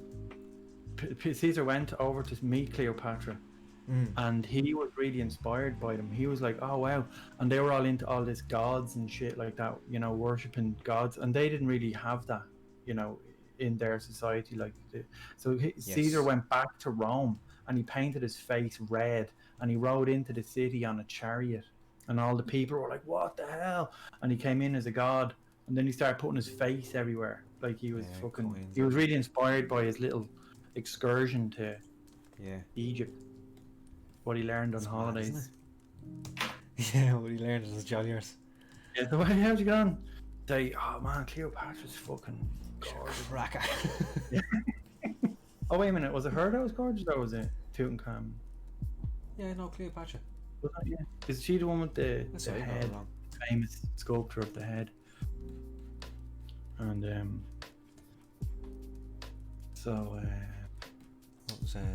what was the pyramids. We didn't actually go into, there's a great theory on the pyramids. It was actually, I think, on Joe Rogan. There was that guy Graham Hancock and the other guy Dan. Oh shit, can't remember his name. And it was the water erosion around the statues that indicates that it's way older, and that's a kind of a fact-based theory, which I like. It's not kind of just And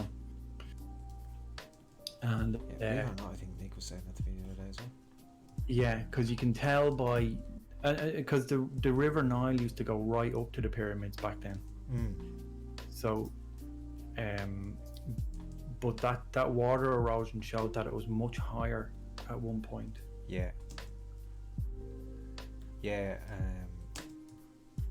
There's loads of interesting things about the pyramids now. I think are fascinating. Oh man, and the sad thing is, the people that went there and found all the stuff got there after they were plundered.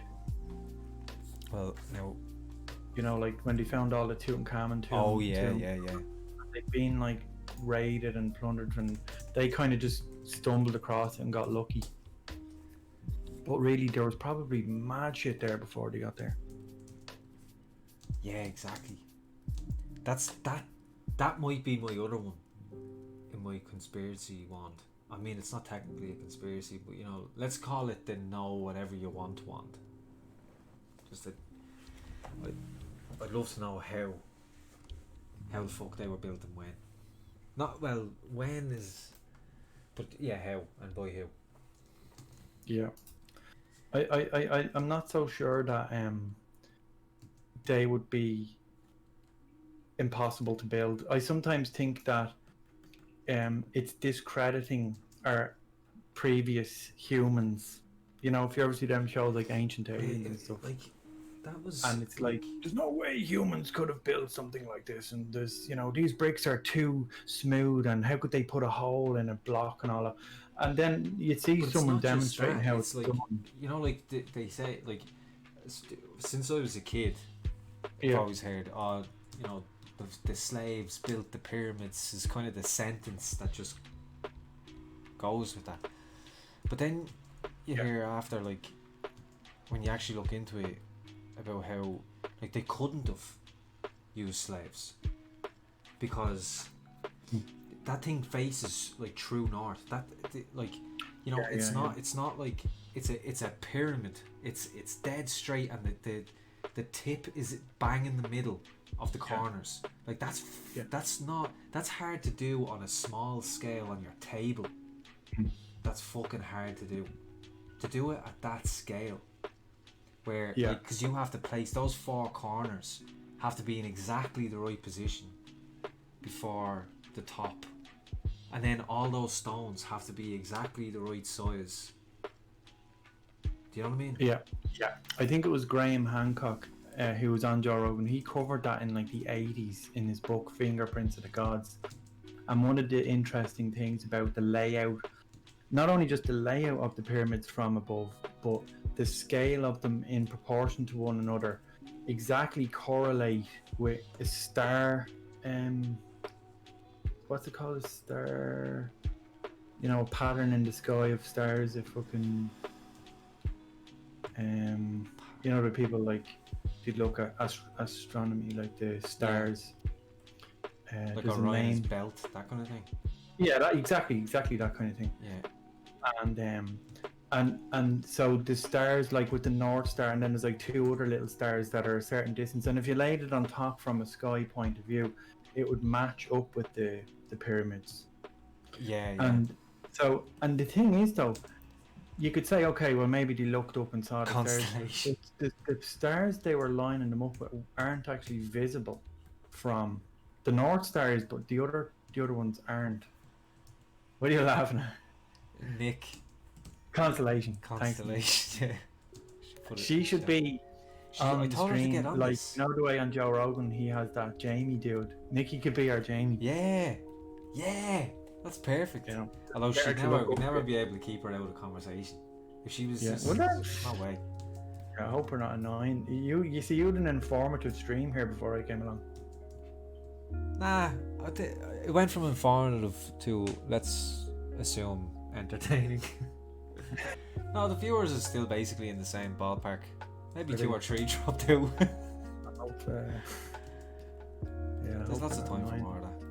I haven't done this in ages. I just want to enjoy myself, and I'm sculpting. It's something I haven't done a bunch of times before. So, am I talking to you via?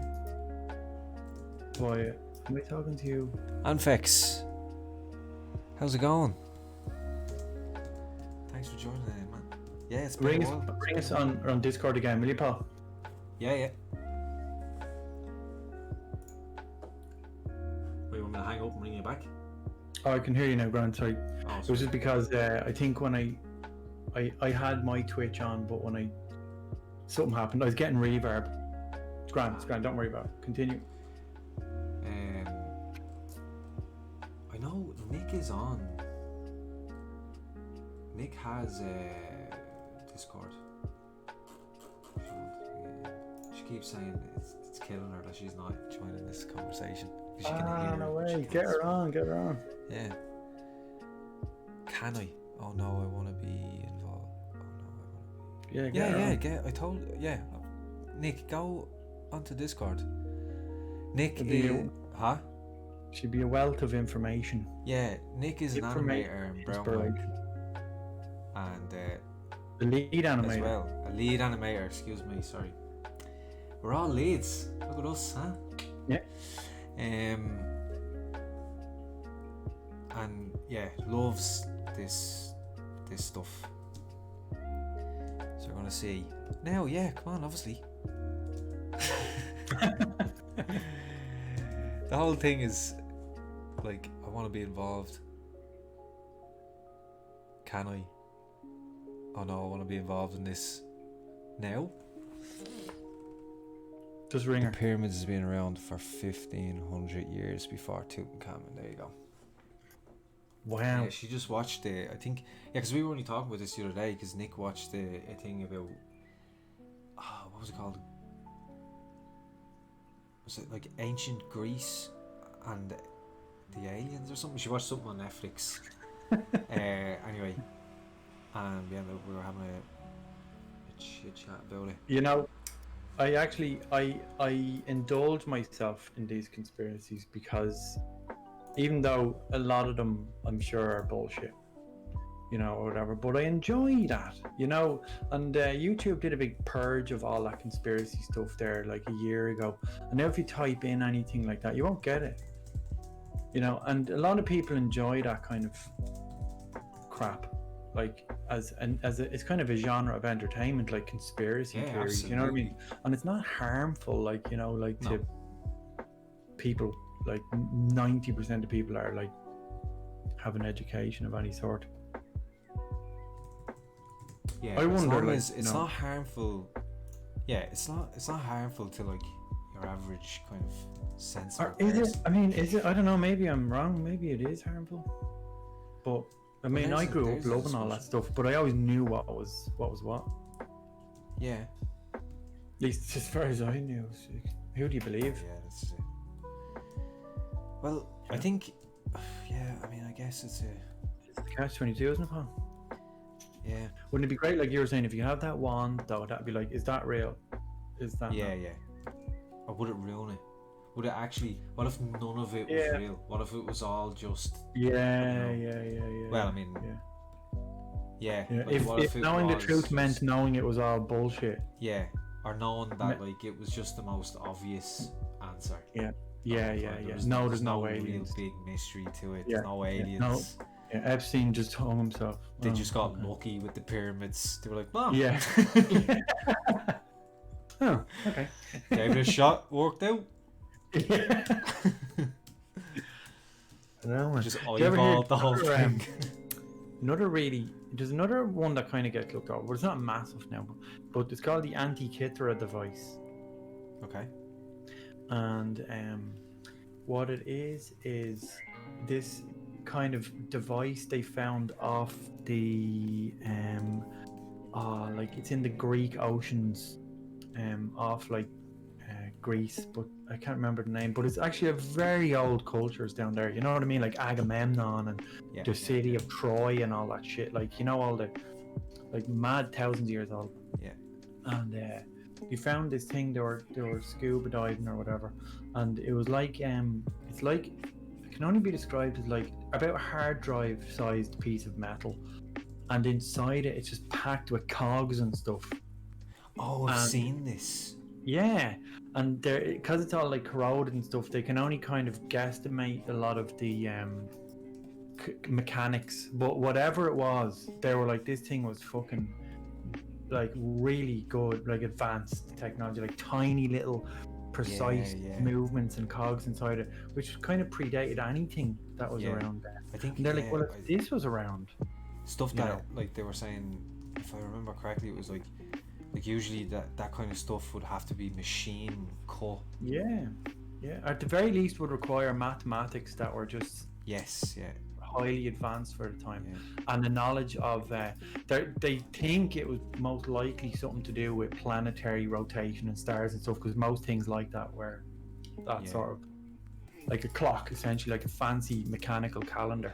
I mean, I couldn't fucking, you know what I mean, sometimes I have this mental exercise with myself, like I'd imagine daydreaming what it would be like if I was sent back right now as I am in my pajamas to the medieval ages, and like I could tell them about iPhones, I could tell them about cars and shit, but really I just sound like a madman.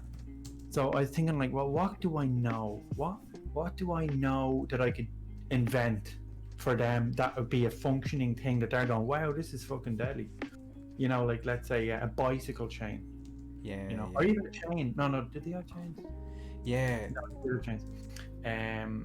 Like a spring, I could invent a spring, you know, like a coiled piece of metal.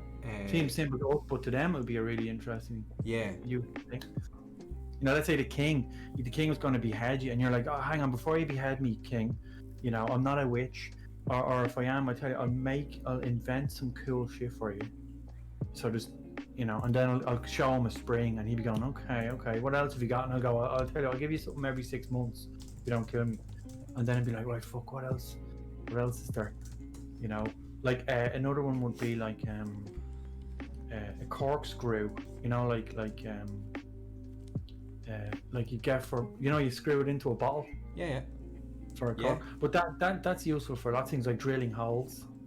That's like that could turn into a propeller. You can invent a propeller. So you could have fans. He'd love a fan. Or even for water, you know. And the king would be like, this guy is amazing. He could invent, great. Say, here, I tell you what we'll do, we'll get a pig skin, fill it with air, kick it about, 11 men on each side. We'll call it football. You know? Tennis. Like you can invent loads of sports. Sports would be a pretty handy one. And then if you had a notebook, and then like years later they found it, and they'd be like, you know, Bjorkman's Bible. You'd wonder, because you know the way they say, like, a lot of our technology now comes from aliens, you know, like chips, like microchips and shit like that they've harvested from the UFOs in Area 51. So like, that would. I wonder how that would change the world. You know, like, I mean, the smallest invention, like a spring, like let's say they talk about in 1066 the Battle of Hastings, and the English had the longbow, and the Franks didn't. They had crossbows, but the longbow was a much further. It could shoot further than the crossbow. Yeah. So, they were more successful army, and that was just like, you know, just thinking slightly different out of the box for a crossbow, and that was like, you know. So imagine if you had like springs and shit, you'd be a really advanced civilization, and one invention begets another. Exactly. So you'd kind of have like, you know, like an iPhone. Nobody invented the iPhone. It's made up of about 10,000 other inventions, like copper, how, well, not the metal ore, but how to make it into a wire. Circuit boards, electricity, glass. You know. Like the Asians didn't have glass for like thousands of years. They had paper windows. And then the Europeans went over, and we were like, all right, we'll tell you how to make glass if you show us how to make gunpowder. And they did that. And that's how we got gunpowder. Oh, I didn't know that. No, that's a good one. Yeah. So that was like a mad trade-off there. They were like, all right, so you give us a shot of your glass, and here's how you do that. And then they fucking bombed them with the gunpowder. Oh well, whatever. But I mean, then you see, right? Then you had the conquistadors going over to the Indians in America, like the Native Americans, and these dudes had fucking guns, and those guys had bows and arrows, man. It's like, that was a good example of technology. That'd be like an alien force. That'd be like, imagine the equivalent of that now coming into Europe. It'd be like aliens with lasers or some shit. Hold on a sec now. Hold that thought for 2 seconds. Sorry, I'm talking too much, man. Carol Jr. Hey Paul, are you taking questions? I can take a question if you have one. Rory might be able to help us out. Oh look, Gav just tuned in, lads. Very enjoyable content. How you doing, Gav? You might as well jump on, man. We could use your extensive knowledge on Epstein. Nick wants to join us, but she's afraid in case she's like on camera working.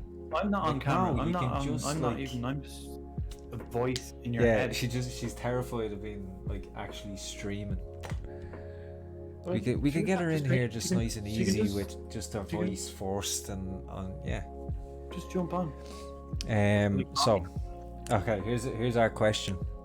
Yeah, sorry. We're back. RPG is back, man. Was wondering what your thoughts are on stylized versus realism, work opportunities, future of the industry. I'm in the middle of trying to pick a path to build my portfolio around. Okay, so I assume you mean what's better to work in, stylized or realism? Do you mean stylized games in terms and of real games, or stylized film and real film? What I'm getting from that is in terms of which industry even are you? That's another. What decision. Style will get you more jobs, kind of thing. I would say. Personally, I'd be like, do whichever one you like more, and you'll get a job. Yeah, I think that's not something you should base your decision on, because there's lots of jobs in both. Yeah. Get good at, and the thing is, if you say you pick realism because there's more jobs out there in realism, for example. But you prefer stylized, you're stuck doing realism now, and that's where you're, and where stylized or vice versa. You're like, if you do the one you like to do because you're going to be better at that because you like it, in which case, and really the trick to getting a job is get good, get good enough that a studio will see your portfolio and go, yeah, that'll do us. Yeah, there's nothing to say you can't be good at both anyway, eventually. But Well, just pick one to start with. You know, like Raphael that's said, he was actually both an even realistic better. kind of, Yeah, and that's a better point. and stylized. You know what I mean? Yeah. But it takes a long time to get there. Yeah. But at the same time, if you love doing stylized, I'd be more thinking, right, do you want to do games or film? Because high poly, low poly workflow, all that kind of shit. Yeah. And then if you like doing Disney or Pixar type stuff, because it's hard. Each discipline has its own challenges. Mm-hmm. So I would just do what you love, and if you get good at it, you'll get a job. It's very simple. Exactly. You know, there's nothing to In terms of I think what you said there, Roar, hits it on the head. Is like in terms of what you should worry about in terms of a job, working in the industry is purely just, you know, if you want to work in games, then, you know, show some stuff in your portfolio. You might want to show some stuff in your portfolio about like your topology, unwrapping, and a bit of texturing. Where if you just want to work in feature film or TV, say, you know, it's more topology. Topology is always there, but it's a different kind of topology, and blend shapes. You know, and you have the whole hair thing as well, like. And then you have the hair thing, A lot of that whole workflow. That can help as well. Yeah. And do you want to do characters or environments? You know, do you think you'd be more? A lot of people go and do characters, but you can do both. I remember when I started out doing 3D art, and there's so many things and different softwares, and I was like doing FX and Cinema 4D, I was doing motion graphics, I was doing all this. It's like, what the hell?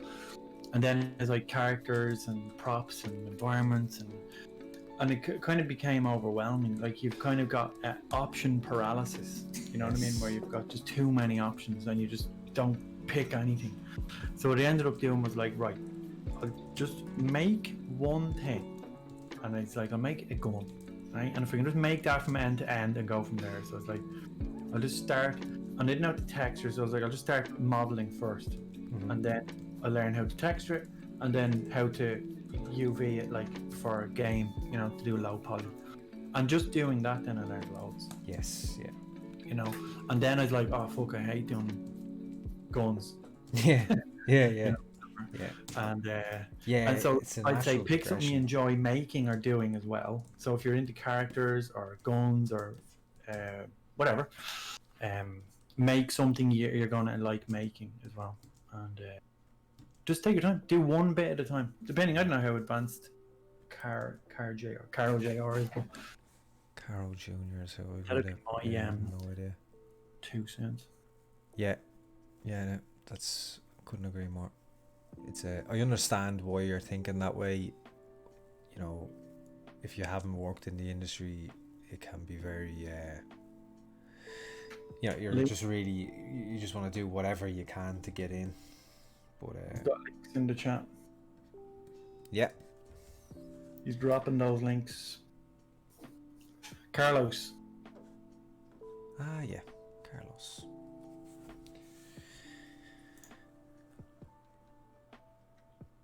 So I would say it looks so far like you're leaning towards I mean, generally speaking, these kind of characters are in games. Yeah. He's on the pivot. He could go either way there, because he's got like kind of a stylized chef dude, and then he's got a woman in a motorbike suit. Yeah. I mean, some games are semi-stylized. Oh, yeah, you got your topology in there. Yeah, good. You're doing some, but the fact, like, it's in terms of, like, you know, I think you're much more likely to see that chef in a game still than a feature film, a feature animated film. Because it's more like that kind of, it's more games than VFX, and I can't see he's not gonna, that kind of character wouldn't be in like a Disney film or whatever. And the fact that, like, there's clearly, you've done some topology, you've obviously done UVs and texturing. Could be good if the if you do have the UVs, like you still got that about, and the UVs are decent. I mean, I don't know, maybe you just kind of auto UV a few bits or whatever, but it doesn't look like it. Yeah, it's good, man. Show the UVs. as well. Yeah, you got topology there too. Yeah, it's cool. It's good. What are you thinking, Carlos? What do you want to do, man? What's your which way are you Where's being your pulled? passion lie? Yeah, good anatomy. Games, yeah. Surfacing is good. Yeah, man, you're on your way for sure. Yeah. I see, Carlos. There's a channel on Twitch here, called Nimlot26, and he does game, like realistic game ready characters, and he's just started a new one, so I highly recommend watching that. And he now it's real time. He's literally just sitting there modeling all day, but you can just watch it, and you'll see a really good game ready character modeled end to end on that stream all day. Jesus, all day. That's cool. Yeah, he does like mentorships and shit, so he just kind of sits there and Just leaves the camera running, kind of. yeah, and does his thing. I'll try and find cool. his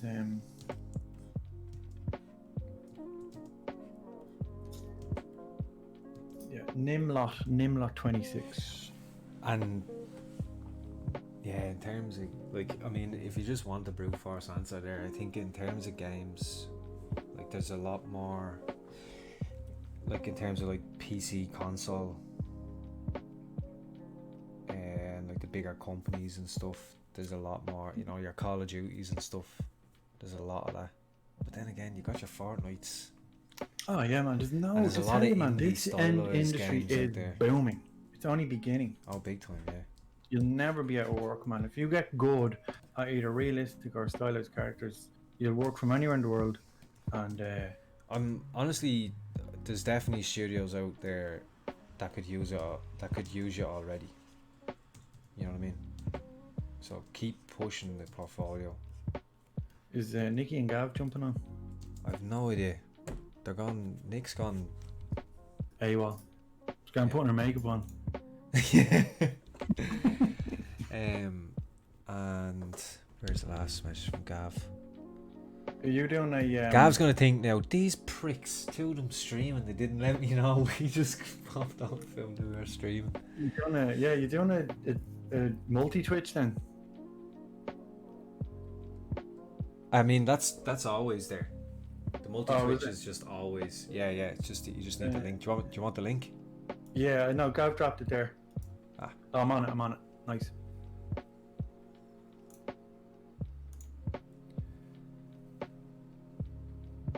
Yeah.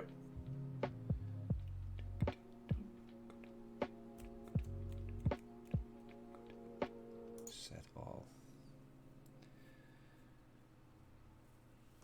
Oh, you're working on a little bit. I didn't know you were actually. I thought you were just on the chat. I didn't know, or just on for the chat. I didn't know you were actually tipping away at a bit of work.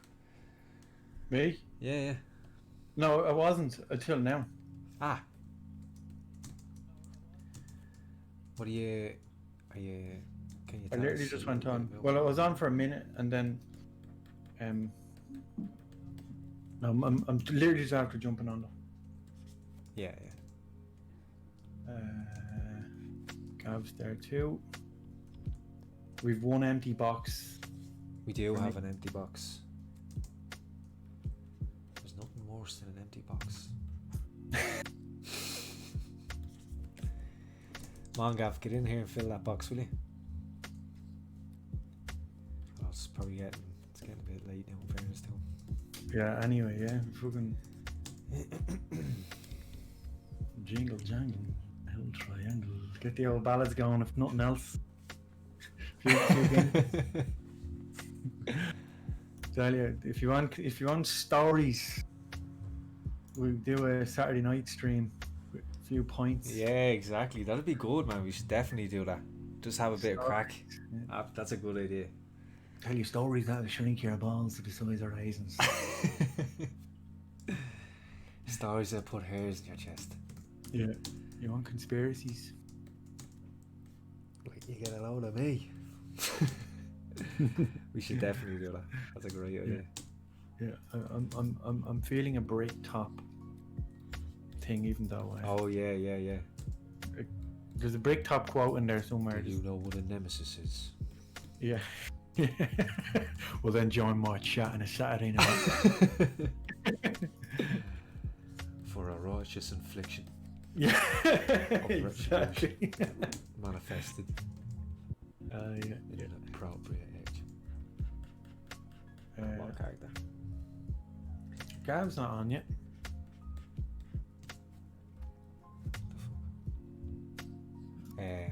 No.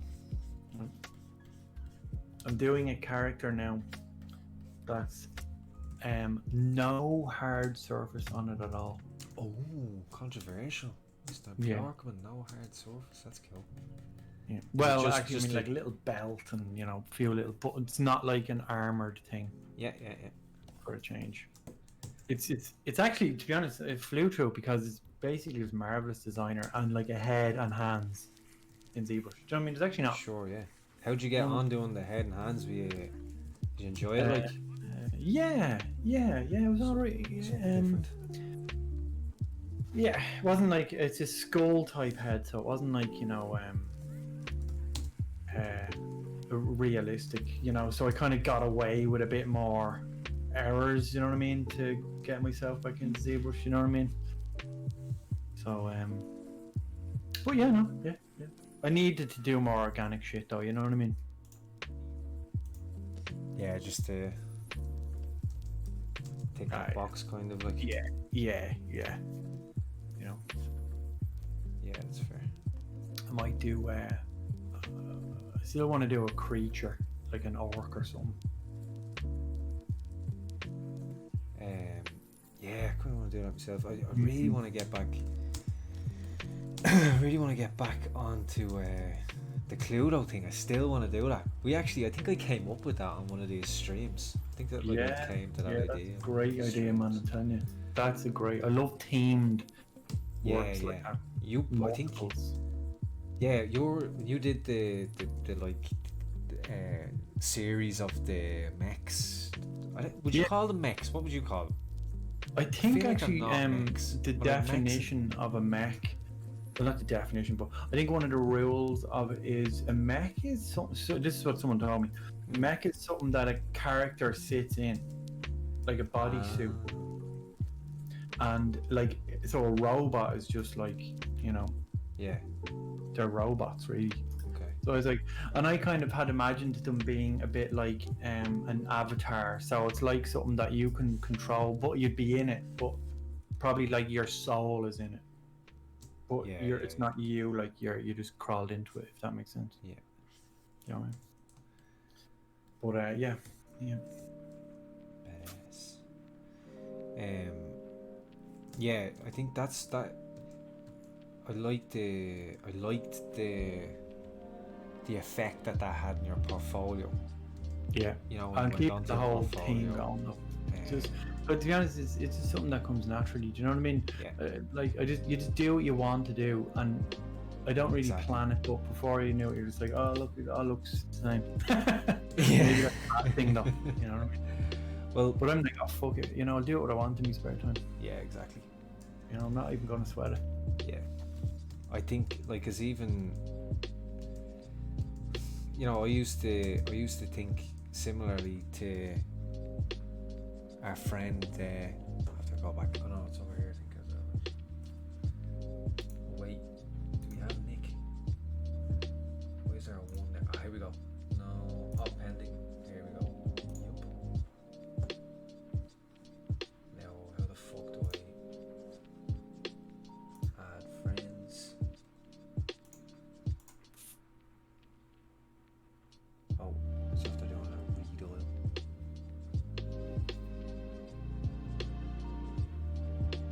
Go on, Roddles, answer there.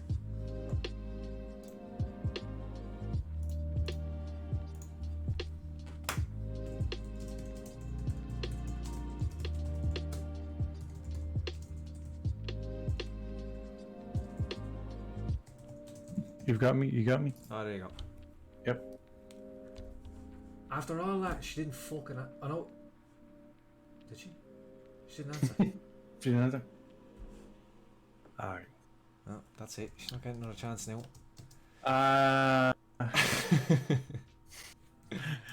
Give her a chance.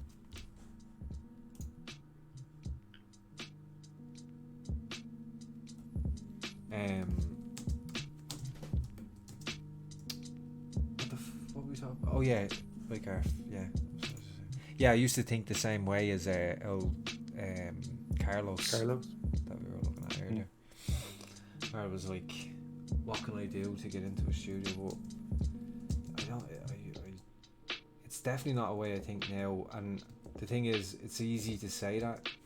I know, like, because I would have thought, I would think that before I had a job, listening to me now saying, just do what you love. And it's like, yeah, it's easy for you to say, you already have a job.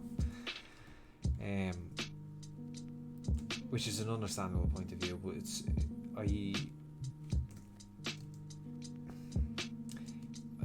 it's not to say, I think, like I said earlier, like if you're doing what you love doing, then you're gonna get good at that. If you're forcing yourself to do something you don't like, it's very difficult to, like, I'm never gonna be good at badminton. You know what I mean? Yeah. I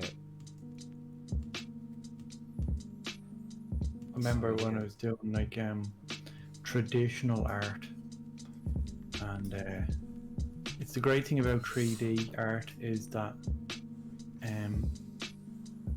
it gives you, like, because you can tick the box, the creative box, that it's hard. Like, I remember, like, doing traditional art, it was really slow.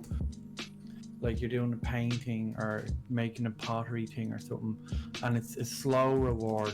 You have to make it for ages, and then you do a picture, or you draw, like, pen and ink or something, like pencil it out, draw a pen and ink, fill it in. You take a month, and then you've just one picture. Yeah. And from one angle, and it's like one copy, unless you photocopy or something like that, or whatever. But that's not the same, really, Yeah. when it comes to that kind of stuff. And it was very kind of like, Jesus, no wonder you'd not make a living in it. Like, unless you sold the thing for thousands once a month. Yeah, exactly. You know what I mean? And then when I got into the 3D art, I used to hate computers. I was like, fucking, oh, no way, man, never fucking. And then it's like, you tick that creative box, and quickly, like, I was able to do stuff like get color on stuff, and like metals, and change the angle and design stuff, and it was really like, do environments and shit like that, and it was a good quick turnaround. Yeah. And I think when you get a little bit better at 3D art, I think that's when you find it gets really enjoyable, when you don't have to keep looking up how to do shit, because that was the biggest thing at first. Every fucking thing I did is like, okay, how do I UV, how do I texture, what happens when you do that, and you're going into all these bloody forums and shit. Yeah, it's horrible because it's such a broad question. You know what I mean? Like, how do I re-topologize? There's no one answer for that. You know what I mean? Yeah. And then you've got all these different theories and fucking And even now, sometimes you get a technical error, and you go into some forum, or even you go into about anything. Like my YouTube videos won't play on Chrome, and then you go into a forum and it's like, YouTube is a video playing platform that came about in 1996, and you're like, God almighty, yeah, okay, I don't give a fuck. I know what YouTube is. Yeah. I know what you know what I mean? Just trying to get a simple answer to fucking. Yeah. And that's something actually, because, like I was talking earlier as well, even like I'd like to do a tutorial. You really have to just, I feel like the trick is you just have to pick your audience and just go, right, I'm making it for these people. If it's a beginner that you need to go through, like, how to navigate the viewport, then make it for just beginners. Make a tutorial. If you're making a tutorial on Encloth in Maya, there's no need to talk about how to navigate in the viewport. Yeah, exactly. Yeah. If you don't know how to navigate, then you don't know Encloth. Yeah, exactly. Yeah. I mean, also though, you could be like, well, which type of tutorial am I going to make? Is it going to be the one for someone that just wants a fucking answer now? Because you know when you go on for a tutorial for something and it's someone and they're sitting around clicking and talking shit for 30 seconds and you just want to know, and it'd be like a 10-minute thing on, you know, a very quick subject. Yeah. So I'm kind of like, well, I'd either just go with the long form podcast / tutorial style, or else just make it like, here's the information, and that's all. Yeah. You know, and Yeah. like, you know, instead of Kinda fucking quick- around talking quick shit for tidbits. exactly, yeah, and even, you know, people upload stuff like it's a tidbit, but they'll still spend like a tutorial be on like putting X gen hair on something, but they'll make the head quickly first. Yeah, yeah, And there's no need to do that. Just get to the fucking hair bit. yeah. Yeah, absolutely.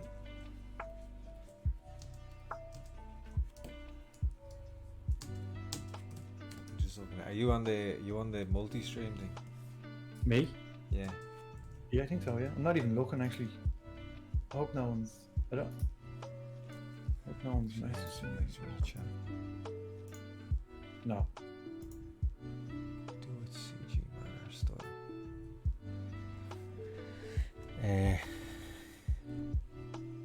Carlos is wondering, do you guys have any tips on looking for jobs? I rarely see job openings for character artists, much less for entry level juniors.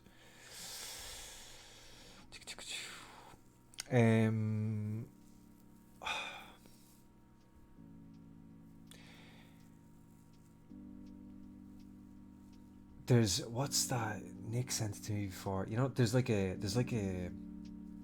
almost like an online Excel that goes around with all the with a rake of jobs. Nick, drop that in the chat if you have it there. I know ArtStation have a thing, though, don't they? Like the job listings. Yeah, this thing is like, I've seen it a bunch of times, and it's got all the I don't know about that last, hold on, we'll get that in a second.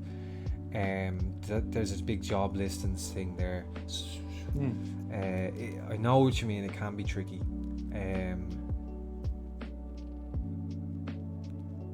But I guess the contacts is really important if you can manage that. But I know it's easier said than done, like when you're not in the industry. One of the things that I found useful was having unique material. So if you know, first of all, if you want to get into games or something, you need to just demonstrate technical knowledge in your portfolio. Like, I know how to do topology, I know how to do good UVs for a thing, and texture efficiently, and all that kind of stuff.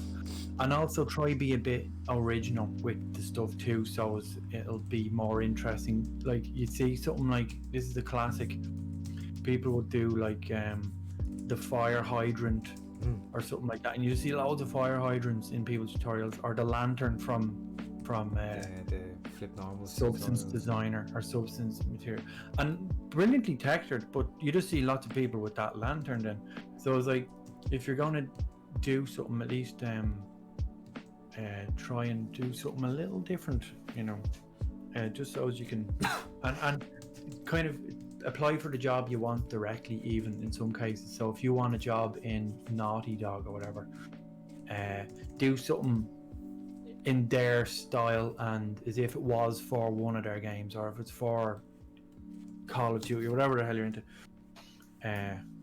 So you're kind of really targeting the company, but it's kind of that's a bit of a, you're taking the gamble there of making a whole project based on that. But if you really want to pick like 5 companies that you really want to work for, maybe refine your attack. It's actually I mean, if you just want a job, you know what I mean? Yeah, that's it. Yeah, do you want just a job, or do you want to be like? I can understand that. You know what I mean? You want to get some experience, because it's. But that said, like, if you can get a job, there's lots and lots of people out there, and their first jobs in the industry is working for the likes of Naughty Dog, you know, Epic Games, Bungie, you know, all these big studios, it's their first ever job, and it's not like you have to have 10 years experience at least to get it. Like, they hire juniors all the time, relatively all the time. I'm wary of them companies though. As for a new person, say again. I'd be wary, you know, because I think they have a habit of just going through staff, like, especially people that are eager. I remember it was Rockstar North emailed me years ago because I was doing a lot of cars, and they're like, "Here, do you want to work on GTA?" I was like, "Fucking deadly," do you know what I mean? And then the pay was shit, and he's like, "Yeah," and then also you can't share any of the stuff in your portfolio online. And so I was like, well, that sounds, you know, not really, you know what I mean? Yeah. And then, like, I was thinking, well, you know, they probably just want you to just UV loads of shit. So they'll get someone in that's like, oh, work for, you know, Grand Theft Auto, but really they're just working for shite money doing the worst job in the place. Yeah. And like, you're not actually learning much apart from the pipeline of a place like that. But if you go to a smaller, more Goldilocks company, they'll probably give you more responsibility and a bigger variety of things. So I wouldn't necessarily just always aim for them like Blizzard or something. No. Well, straight away. Not knocking them. I don't know. I've never worked for Blizzard, so I can't say. But let's just say, like, in terms of, because, like, if you said to someone who'd never had a job in the industry, like, oh, small little indie studios hire juniors all the time, they'll be like, yeah, no shit. You know what I mean? In terms of, like, even the biggest companies hire like people with no experience. It's about the artwork, and do they have at least a good chunk of the technical knowledge? You know what I mean? Like, maybe you don't have to be, as a junior, you don't have to be, you know, ace at topology, but you need to understand it.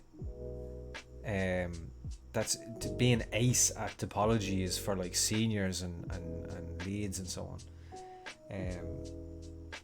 They'll probably give you UV mapping and shit.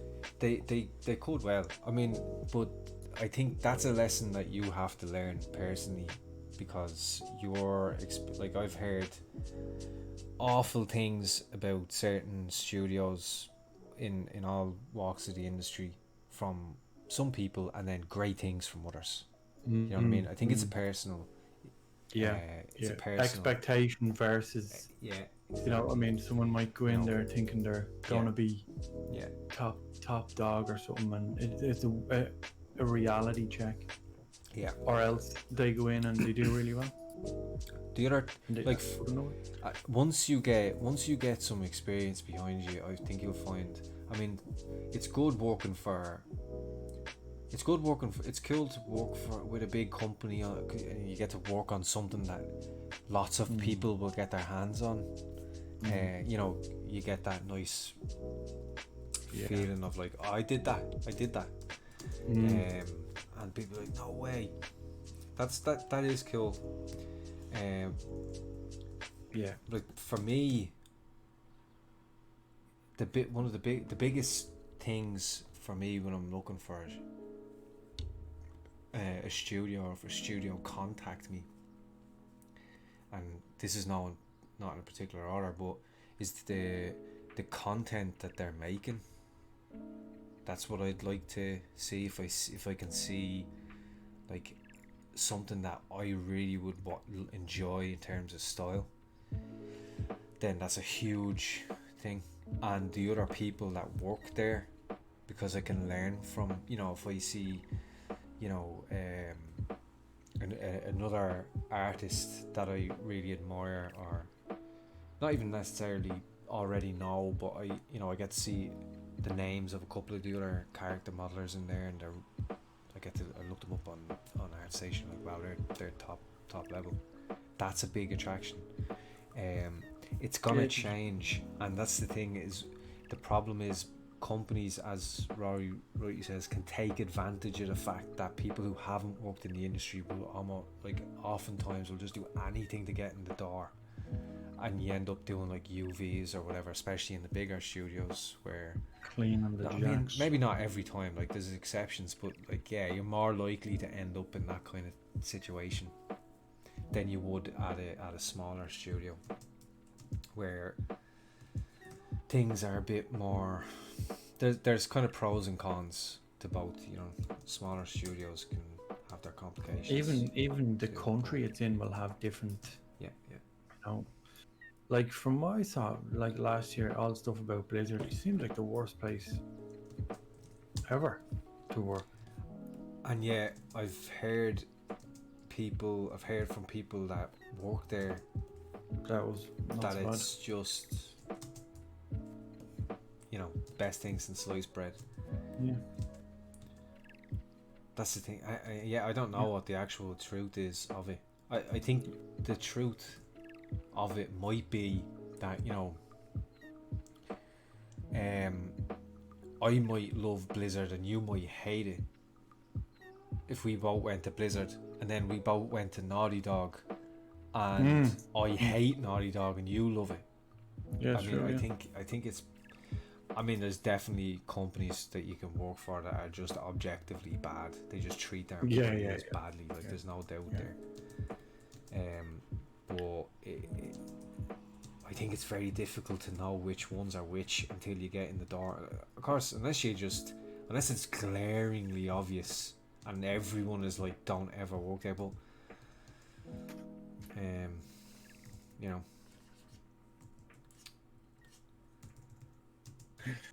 Nobody's on Twitch. They've all left. Yeah, it was just At the end of that. just talking to ourselves. Yeah. Let's see, where's the fucking thing? Here. Move. There's 19 people according to. I know there's a bit of a lag on that. On the old counter. It's hard to know what they want. Tends to jump up and down. Conspiracy theories about 3D companies. That's what. Did someone say that? No, but that would be the ultimate combo. Oh yeah. Oh yes, Vic Beltham. Cheers, thanks for that. Yeah, Vic put in there's a link there for the Google or the Docs spreadsheet there, and that's like a listing of a rake of jobs across the industry. So that's a good one to have there. If you don't have that, Rory, it's a good one to bookmark. Yeah, nice one actually. Yeah, I think I will. A lot of people, I've seen loads of people. I mean, I think Joe, Nick, and Tony all sent me that individually at different times. Whereabouts is it? In the, if you go into my chat there, if you're on the in your chat stream, yeah, if you go in my chat, you can see it there. Vic Belton. It's near the bottom. Yeah, I see Vic Belton anytime, but I don't actually see the chat, the actual link. Hold on. Just repost it, maybe. Yeah, I'll drop it in yours.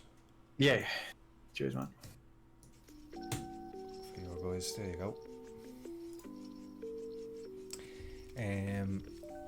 Hey, Gabriel Montiero. Hey, how's it going? Thanks for the awesome content.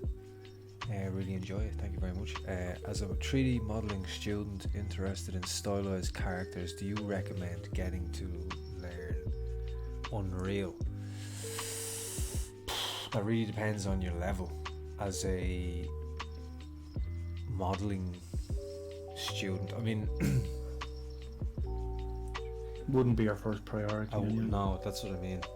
If you're already really good in terms of your modelling, like if that characters or hard surface or what, if you're already really good at that, then yeah, but like Unreal is great for environments and shit if you want to make games, but otherwise if you're doing characters, you're just going to be bringing in to assemble shaders, and put it together like a render, like Marmoset or something, or only a bit more advanced.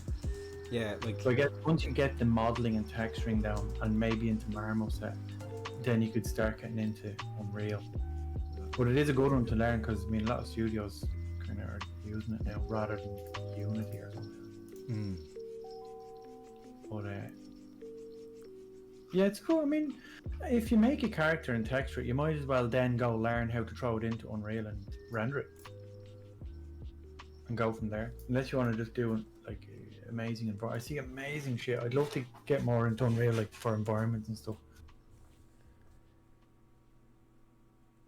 to do environment stuff. To do environments and all in Unreal. Oh yeah, yeah. But I'd love to. do you actually model? You can bring in assets, That's what I mean, or yeah. you can build them in there. You know, there's kind of a mix. Oh, you can build them in there. Yeah, you've got like a tool, like a building system in there, and you can modularly put together scenes and shit like that. So it's all very, you have to kind of really plan out your, well, I mean, you don't have to, but ideally if you're doing a game. But I mean, I've never seen anyone doing it like where you know, if I need to make something, you know, a crate or a chair, I'm not gonna box model that in Unreal. No. Yeah, that's what I mean. Like, so, like, but as a modeler, you would all need, your- in games, you would need to be aware of how the game engine works, but like, you're gonna be in Maya and Max and stuff modeling Yeah. all the time, you know what I mean? It's not really, as you said, Rod, it's not a priority. Gav never jumped on in the end. No, I'm looking at the rare drop thing. Oh no, there it is. It seems to be behind a little bit. Nick says, love tonight's stream, guys. Very entertaining and insightful. Gonna hop off now. Enjoy. Good night, Alright. Nick. See you later, Nick. We'll cover more conspiracy shit next time. And Vic Belton, are you planning to do some portfolio reviews anytime in the future, lads? Yeah, I was talking about earlier, I was considering doing that on stream. I don't know whether to do portfolio reviews or actually or like critique of specific people's work. Like, I mean, a whole portfolio. yeah, I guess. I mean, you could do it in terms of like Yeah. you know, could do overall, is your critique. portfolio hitting the mark? Is it consistent? Is it so and so? I don't know. I'll probably Be warned now, though. This isn't a back pattern session. Yes, exactly. Critique is real critique. It's not. It's not. You might not like what you hear. Yeah. You know? Yeah. Just, you know. Not everyone gets a that's gold not star. directed at you, Vic. That is asking the question. But you know, in general. But I'm sure most people, I think, appreciate the honesty, whether it's good or bad. And you know. ultimately, it's only our opinion. Yeah, this is true. You know.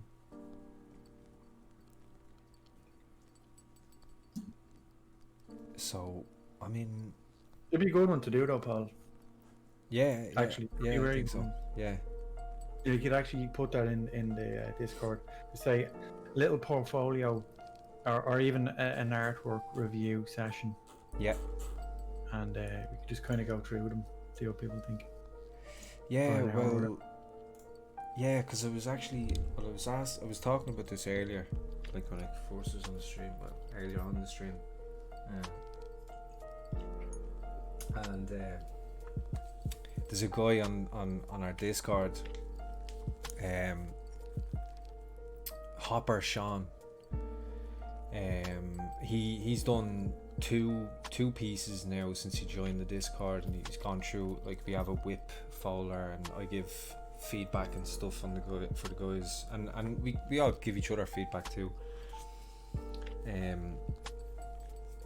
But it's he's done two pieces now, and there's been quite a big jump when you look at his portfolio before he had those, and he he did the first one, which was a Viking character, turned out great, and then he's done another one.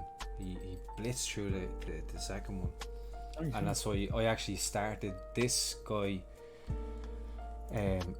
because I just wanted to do, I didn't want to re-render an old thing, so I said I'd make something a bit fun. So I found this guy, and the idea is actually just to get into render so I can talk people through like how I set up the renders, because it's not really about, like, I won't be going through like Arnold necessarily.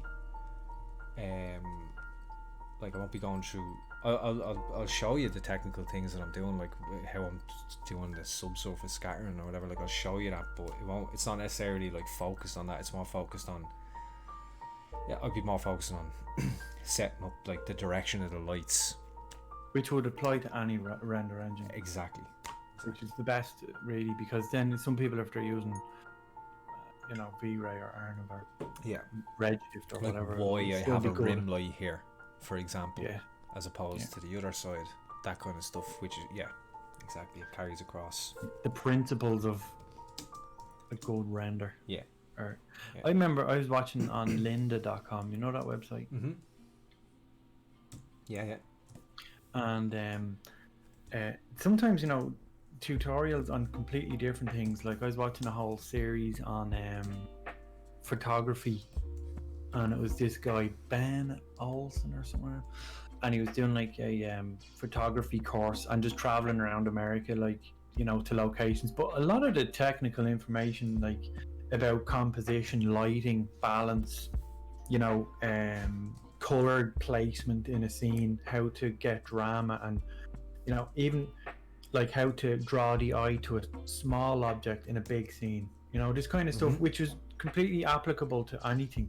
It doesn't necessarily be just 3D. So some of them cinematography courses or just videos and shit are mad useful. Big time. Like you could look up, there's a lot of photography courses out there that really focus heavily on composition. And you don't get that too much in a lot of 3D, because it's often just based on, here's how I put it into Arnold and here's how I put the lights in, but they don't really talk about the fundamentals of good lighting, 3-point lighting, 5-point lighting, portrait lighting, all that, environment lighting, how to lead a character's eye, how to lead a viewer's eye, and all that stuff actually is what makes, like, in my opinion anyway, an interesting good render, because it's amazing how the lighting can change. Big time.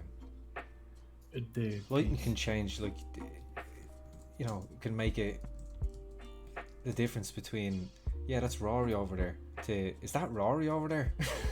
You know what I mean? It can change literally the way somebody's face looks. So you can, it's very easy. I mean, it's, if you want proof, just go on Plenty of Fish and you'd see a chick and it's like, I call it a one-pick wonder. And you'd see a girl and you're like, wow, and it's like, fucking hell, and then the next picture is like, who the hell is that? Exactly. And you're like, geez, I'm glad I didn't just go off that one picture. So it's the same with the lads. All these lads taking pictures of themselves in the gym with their tops off, with the top down lighting. You know what I mean? It looks like, have a six-pack, and then the next one, they've a fucking beer belly. So there's a tip for you there to get the pecs to show. Exactly. You need that top down lighting, lads, to get the... Yeah. You know what I'm saying? That also applies to 3D. The long cock drop lighting. Exactly.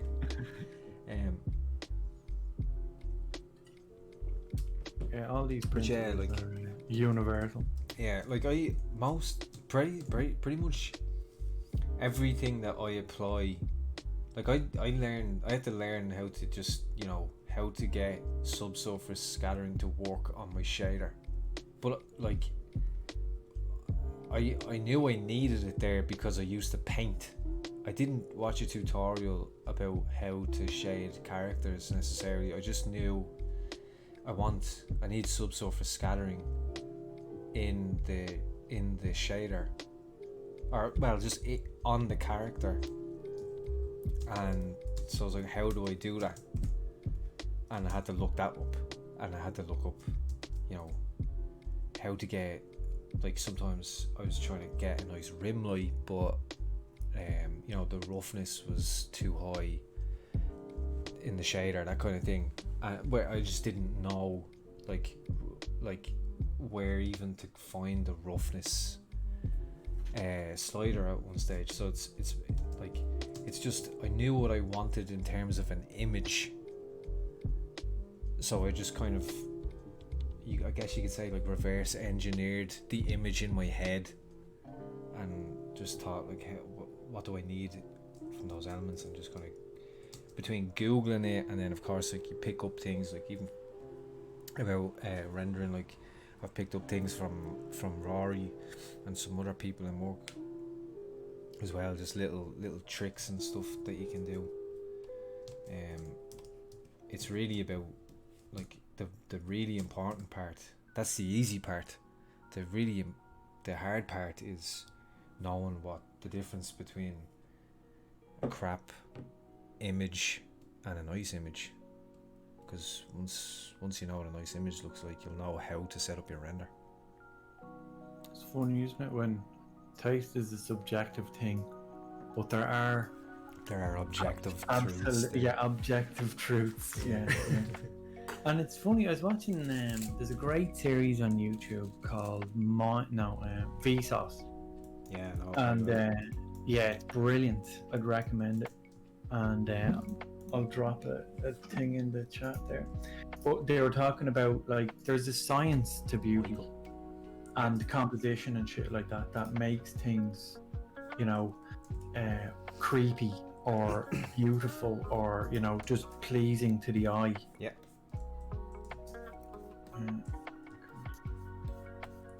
And it's weird when you see that there's, like, a numeric thing, like, there's this, like, rule of 80-20 that kind of just comes about in, like, the universe and nature and space and stuff, and even in, like, politics, money distribution, like, everything 80-20 seems to have this, everything's split like that. Yeah, you know, it kind of becomes almost, like, weird.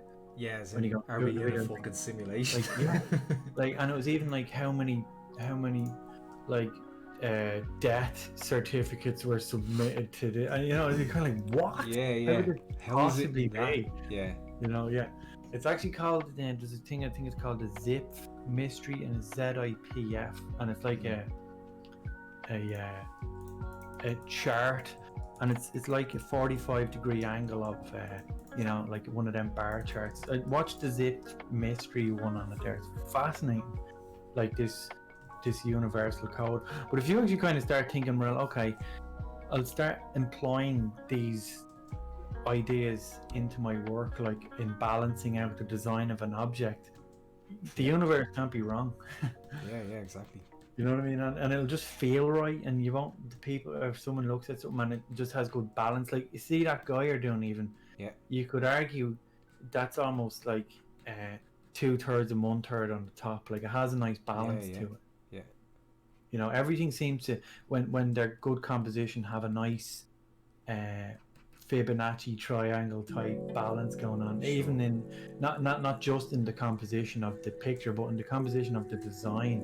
Well, like, and color placement. As you said, like, it's in, you can see it not only just in nature, but even in, like, weird infrastructures in, like, business and shit. Yeah. Like, how is that? So yeah, I mean, it could very well be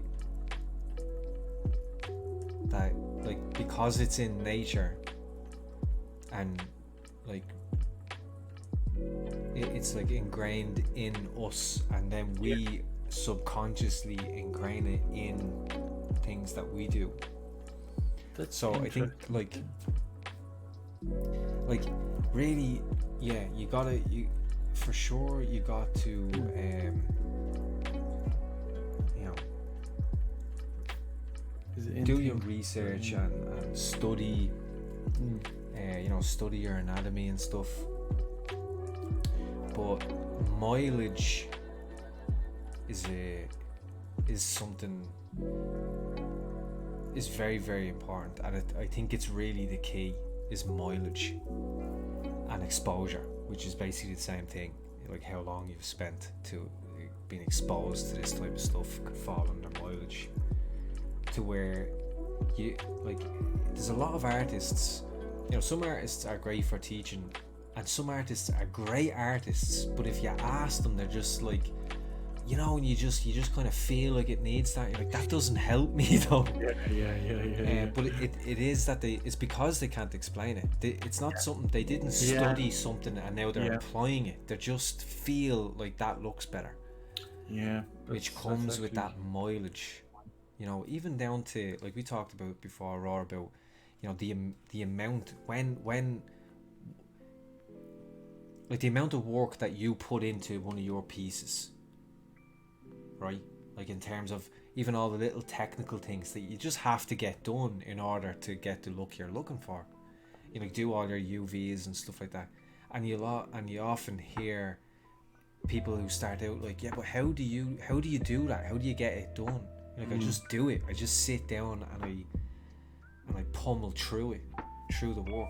So you do all of that manually. There is no automatic way to do that. They're trying to find some quick kind of answer. Yeah. I guess though, if you're a guy that was really good at playing guitar, and I'm looking going, man, how the hell do you just kind of keep clicking on the little strings and like fiddling, and it's kind of like a muscle memory. Yeah. So if you keep studying anatomy, or if you keep making anatomy or forms and shapes, and you kind of develop a mental muscle without kind of thinking of it, that you're just good at making compositional forms that just feel natural to you after a while. Exactly. And someone's like, how are you coming up with the forms? You kind of go, I don't know, just kind of, just kind of go with it, and it feels right, and you pull it, and you're pulling around the clay or whatever, and it's like, you just hit a spot. But really it is kind of based on a foundation of knowledge that you've familiarized yourself with over time in lots of different things. So even if it's hard surface or anatomy, you're familiar with balance. Well, first of all, if you know anatomy, then you'll know it makes anatomical sense in some cases. If you're making a bipedal or a quadruped, that's an alien. You're like, well, it wouldn't have that kind of muscle there. So that can inform you on a technical standpoint. You're going, the creatures wouldn't have, if it has forearms, it's not going to have pectoral muscles in that place or whatever. So, and even then to make like stylized characters, good design. Even stylized, exactly. They're like a logo of a human. Mm-hmm. So it's like a refined version of a detailed thing. Yeah. But fundamentally, all the shapes are like this, because this is so 2D. Like I have to figure out how is this gonna work from the side. Like I have to go in and figure that out, and half of this is in my head still. Like I haven't gotten the time yet to get it all worked out in the actual sculpt. Half it's in my head still. But like even his lips, to me, and again this comes down, so here's an example of why you need anatomy. To me, like I'm thinking, right, an old person, he's got no teeth, and your lips wrap around your teeth. Yeah, or at least the gums. And your teeth usually line up with the middle of your eyes, the edge of your teeth. If you look dead straight on to a person, inside their cheeks, their teeth tend to line up directly with the middle of their eyes, like the edge of their teeth. And so, and then your lips are wrapped around your teeth, which is very important, by the way, in production when you're making a character, when you're doing blend shapes. You don't want to smile and then this tiny little pair of teeth. It's just this gap then. But his gums, his teeth are gone, and so inside the reason the wrinkles are drawn here is because his lips are falling in, because there's no teeth there to keep them out, to keep them the way any of us would be. So which means when I do this side profile, what I'll want to do, something I can do, and it's informed by anatomy, is to have this form come down and then a crease here where his lip, where his gum is under here, and it's folding around his gum. If I don't know that, then I can't make that decision. And then I have no idea what to do with this shape. And believe me, when you know that stuff, even when you're doing something like this, where it could be argued like, yeah, what anatomy? Yeah. He's an arrow. Even then, you still need it. Like it's telling you how to. Exactly. If you're obeying the laws of. Yeah. That kind. That's very true. Yeah, it's a good point. It might be abstract, but it's still informed by reality. Everything is always still informed by reality. And if it's not, it tends to just never work. Even abstract painting, it's often like colors that humans associate with certain things. You know what I mean? If you're making something that you want like this kind of vicious feel to it, you're using like deep reds and blacks and those colors, we associate those colors with bad things because of like reality. You can't just fear of just whatever color you feel like. It has to be informed, even though it's abstract. You want to abstractly show like the feeling of winter. You're going to use the same colors that you see at winter. You know what I mean? You're going to use blues and purples and I remember studying art history and they were talking about, in Van Gogh's paintings and Gauguin and all them, like they often used colors that were synonymous with certain things. Like yellow often was associated with depression and things back then. Right. And even though we might think of it as a happy color and all that, but when you're, it's kind of like that. That's the perception. Like there was a lot of even allegory in paintings, like in religious paintings as well. Like a red hat on the floor would mean a bishop, or a fallen bishop, and a red hat on him, bishop. But I guess even speaking like on objective, like you're talking about reds, we would from a primitive sense associate with passion. They always say red is passion. Green is a relaxing color. Cold colors are winter and stuff like that. Yeah. It's really interesting that seems to be across most humans. Yeah. Doesn't it, like red? I wonder, though, I don't know for a fact, though. I mean, I'm sure there's probably other cultures. Like, I know in China they have, like, the bride wears red, as we would associate white with innocence. Yeah. But that could be derived from Christian angel, or what, I wonder. It could be. It could also be. It could also be derived. Another thing it could be derived from is their association with certain trees that have certain colors and so on as well. You know what I mean? That go way back. Yeah, exactly. Yeah. Like a sign that we think of like heavenly or whatever is a dove, which is white, but like in somewhere in a different society, it's exactly something like that that's symbolic of peace. That's a different color, like red. Yeah, or there's a lot of snakes that are a particular color in their village. They'd be like, oh no, fucking black and red together is a really bad omen. Exactly. And we'd be like, what? Yeah. It's the color of my new PlayStation. Yeah, that's it. And so that's where, and you need to be aware. It's like my when I used to do life drawing, the teacher in life drawing used to say about anatomy is like, that people have an eye socket, and you look at people's eyes all the time, so you look at eye sockets all the time. But if you get some, you pull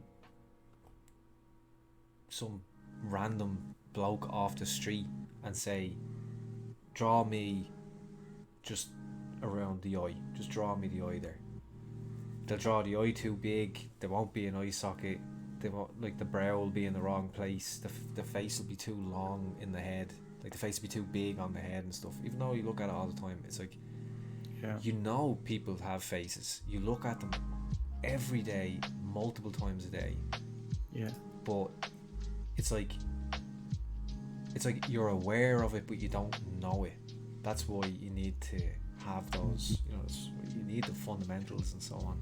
Yeah, but it's like, if you know how a car works, like, you know that it's driven from an engine with a rear wheel drive or something.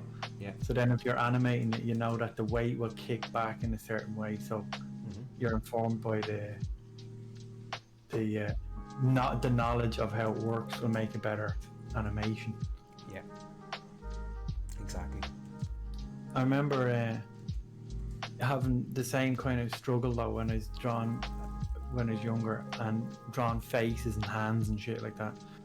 And I remember an art teacher said probably the best lesson I was given and in art, and it was to start drawing them upside down and stop looking at them like faces and hands and just look at everything as shapes, because really it shouldn't matter what you're drawing.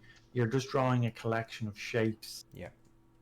And that really helped me to stop. It's kind of contradictory to what I just said, but it kind of helped me to stop looking at what I presumed a face looked like and start looking at what I actually was seeing. Exactly. Was the point, you know, because we all have eye sockets and noses and shit, but if you look at the nuance, especially this is relevant with if you're doing look-alike sculptures, and you're like, well, what makes Brad Pitt look like Brad Pitt? And you could be modeling and sculpting it and it looks like him, but it just isn't quite him. And a lot of the time you're kind of looking at your model most of the time and not really looking at the reference. Yeah. And it's kind of the same in drawing. Like, you're drawing something and they started doing this blind drawing thing where you weren't allowed to look at this sketchbook at all, and you could only look at this subject, and your picture was a mess, but all the information was actually there when you look down much more accurately than when you're spending 80% of the time just looking at your sketchbook and just glancing up every now and then.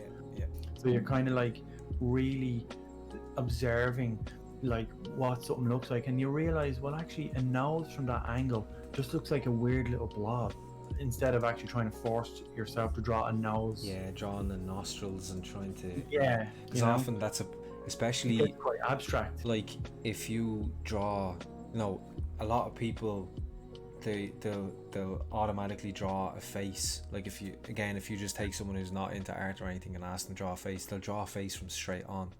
Yeah. And then if you ask them, okay, now tilt the head down a little bit, they won't really tilt the head. It's like they'll some of the parts, maybe the nose, they'll point the nose down. They'll try to draw the nose down, but the eyes will still be straight on.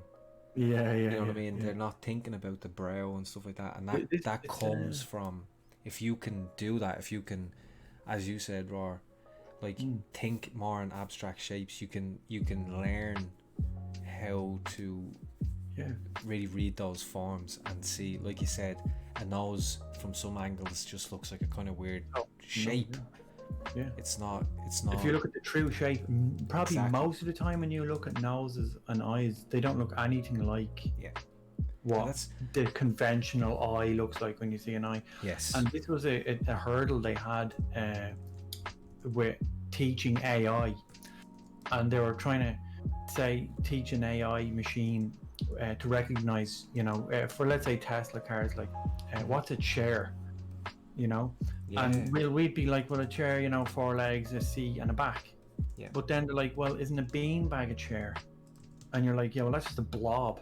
And then a sofa is a totally different chair, and like a stool, a tall stool, and then you're kind of going into Jesus, like chair, and then from the top, from a different angle, a chair on its side, and actually then you realize how complicated teaching an AI machine is. You have to not just teach it like a chair is 4 legs and a thing. It's actually, you have to teach it about the purpose of it and the function, and the fundamentals of what to makes think about that. Not to think about it the way we look at stuff. Like, we would look at a box that some apples came in, and you think, I'll flip that on its back and sit on it. But it's not a chair. But we're thinking, we're adapting the environment, and you kind of have to teach AI in the same way to be like creative. I don't know how we went on that tangent, but Well, yeah, it's still on the same point of like Oh yeah, a nose knowing isn't your necessarily what a nose fundamentals looks and- like. Yeah, because I think this is a big problem with people. A lot of, like, I did it myself. I'm sure you did it. I think everyone does it when you're, when maybe you're in your teens or whatever.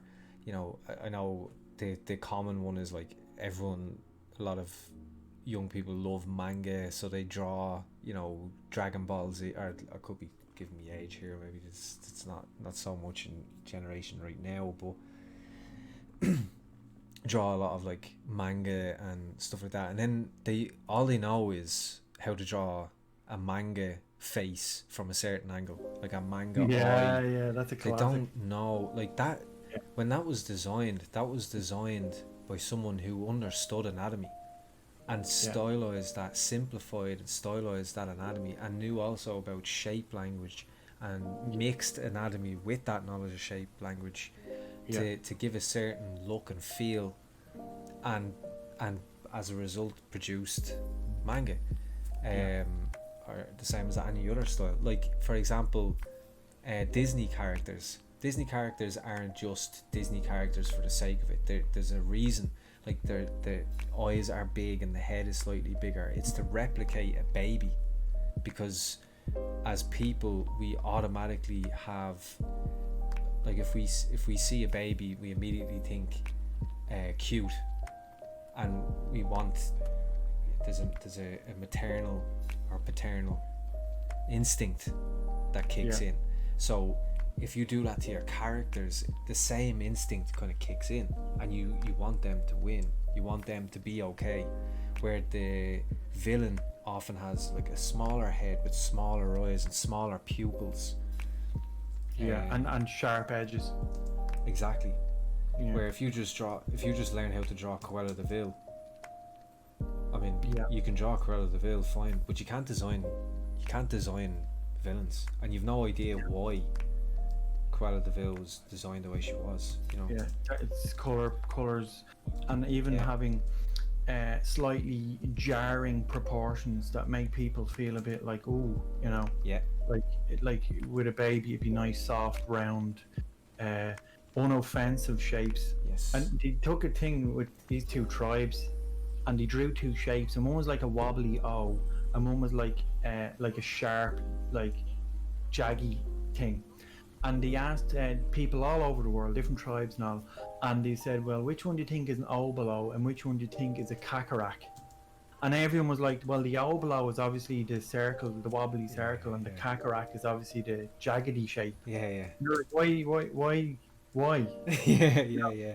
Everyone, even from people with different languages, seem to sort of associate these, and in nature, like a sharp object is usually a dangerous thing, a stinger or a thing, and a soft, liquidy form wouldn't necessarily be. No, but that's why you probably get sharp edges on dangerous characters and things like that, because they're, on a primitive level, a sharp edge is a dangerous thing. Exactly. It seems obvious, but actually plays into its subconscious part of the brain.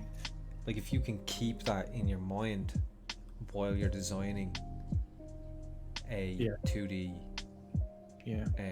character design, it's very important. Like I was actually watching there's a guy Skill Up, and it was just while I was working, I was just letting his videos kind of play along. He does like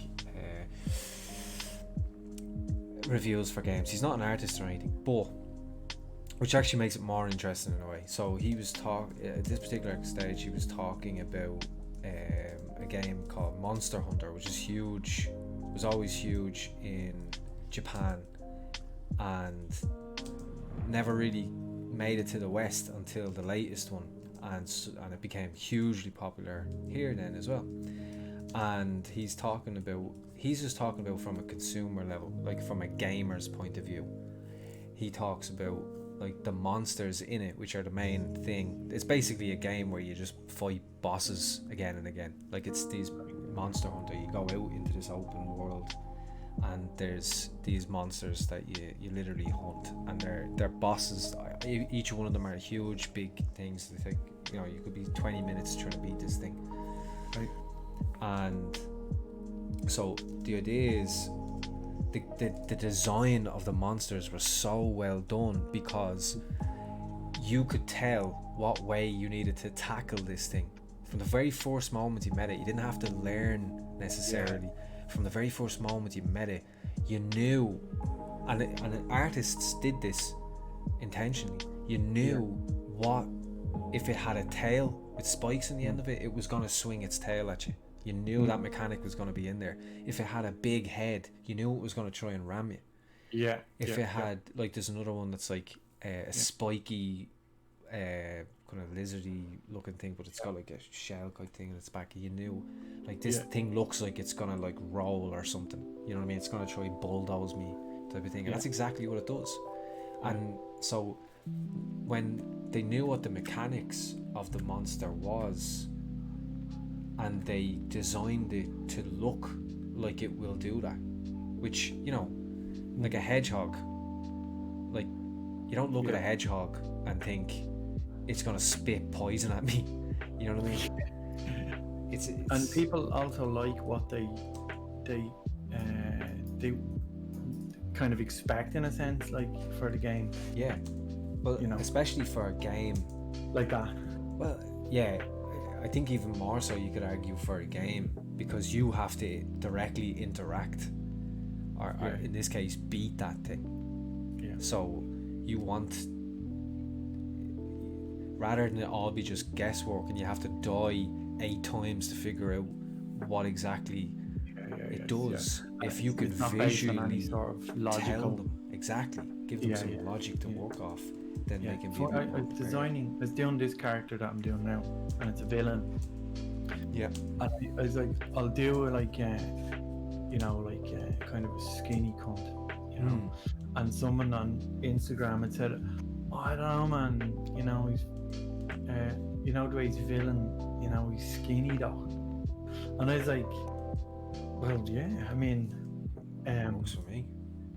I was like, I'd be more afraid of a skinny, clever person than a muscular, dumb one. Well, yeah, that's it. You know, and it's almost even a symptom of their what would the word be? Their villainosity or whatever. They're villainous. Villainy? Their villainy? Yeah, that's it. It'd be a symptom of their villainy that they're a sickly individual as well, and not necessarily, you know, nutritioned. And that is also an indicator in nature. You know, people don't want to associate. It's why beautiful people are famous. People they like looking at that. They want to be associated with symmetry and health, and you're probably gonna get good meat. You know what I mean? There's a reason people like beauty. You know what I mean? You're likely to be a successful hunter-gatherer, probably back in the day, or whatever.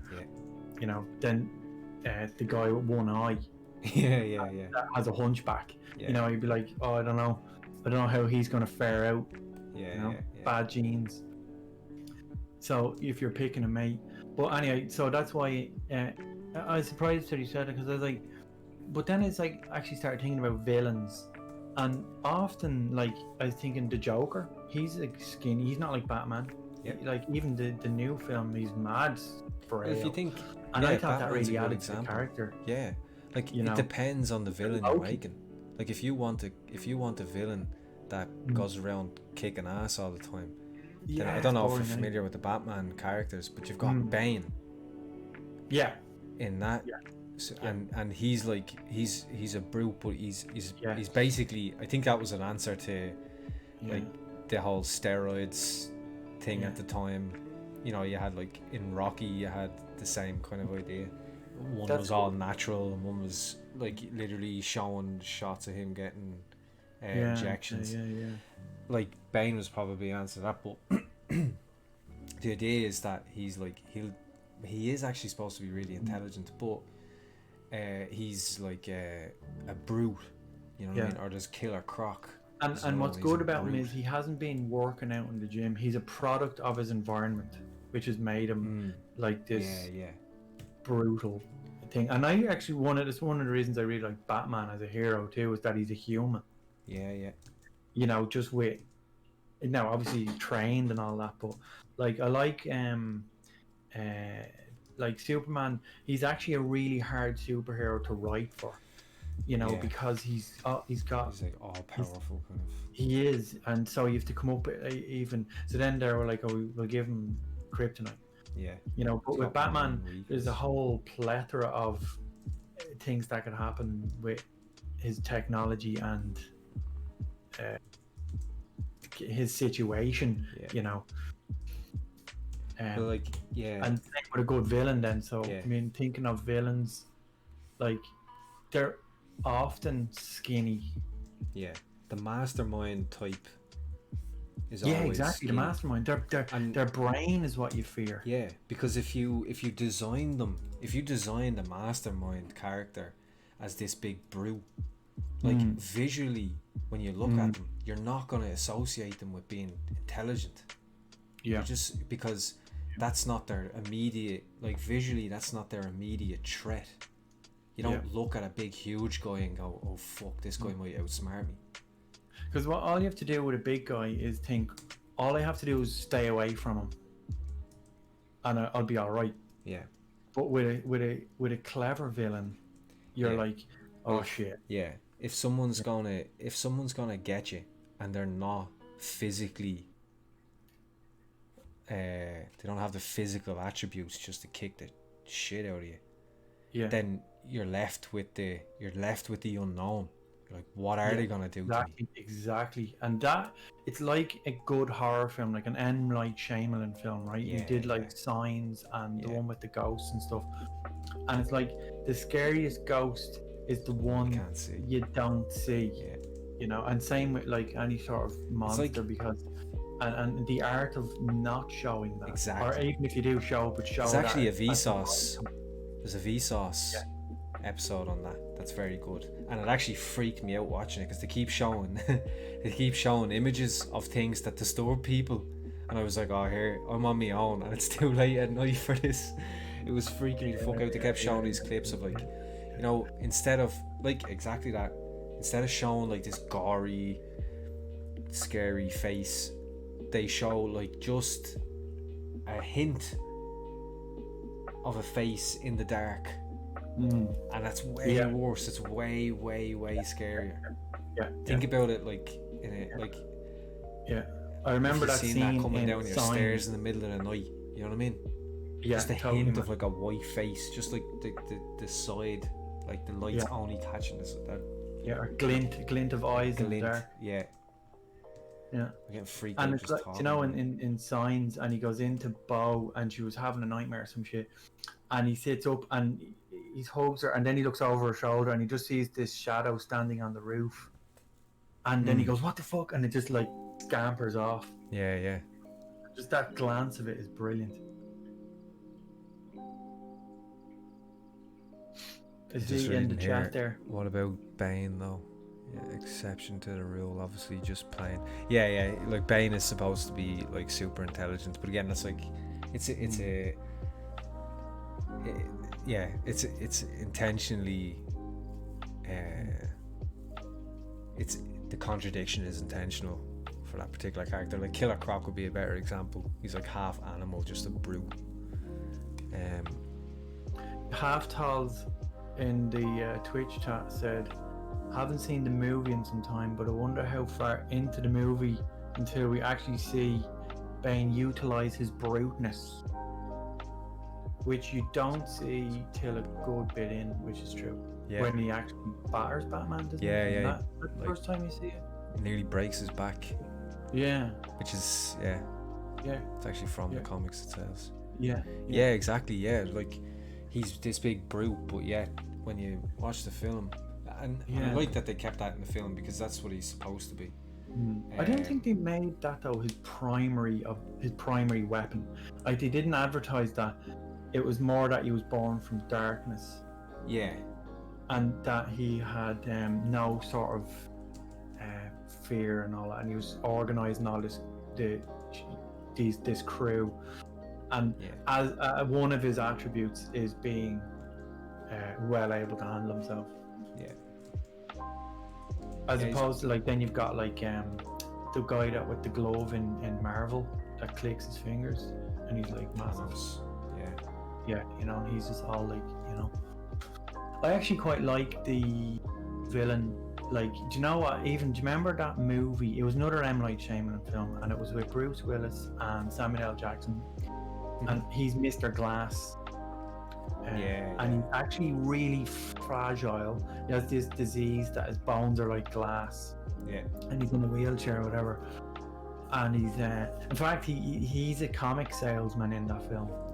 And Is this he was in talking Mr. about Glass, villains. or this is in Unbreakable?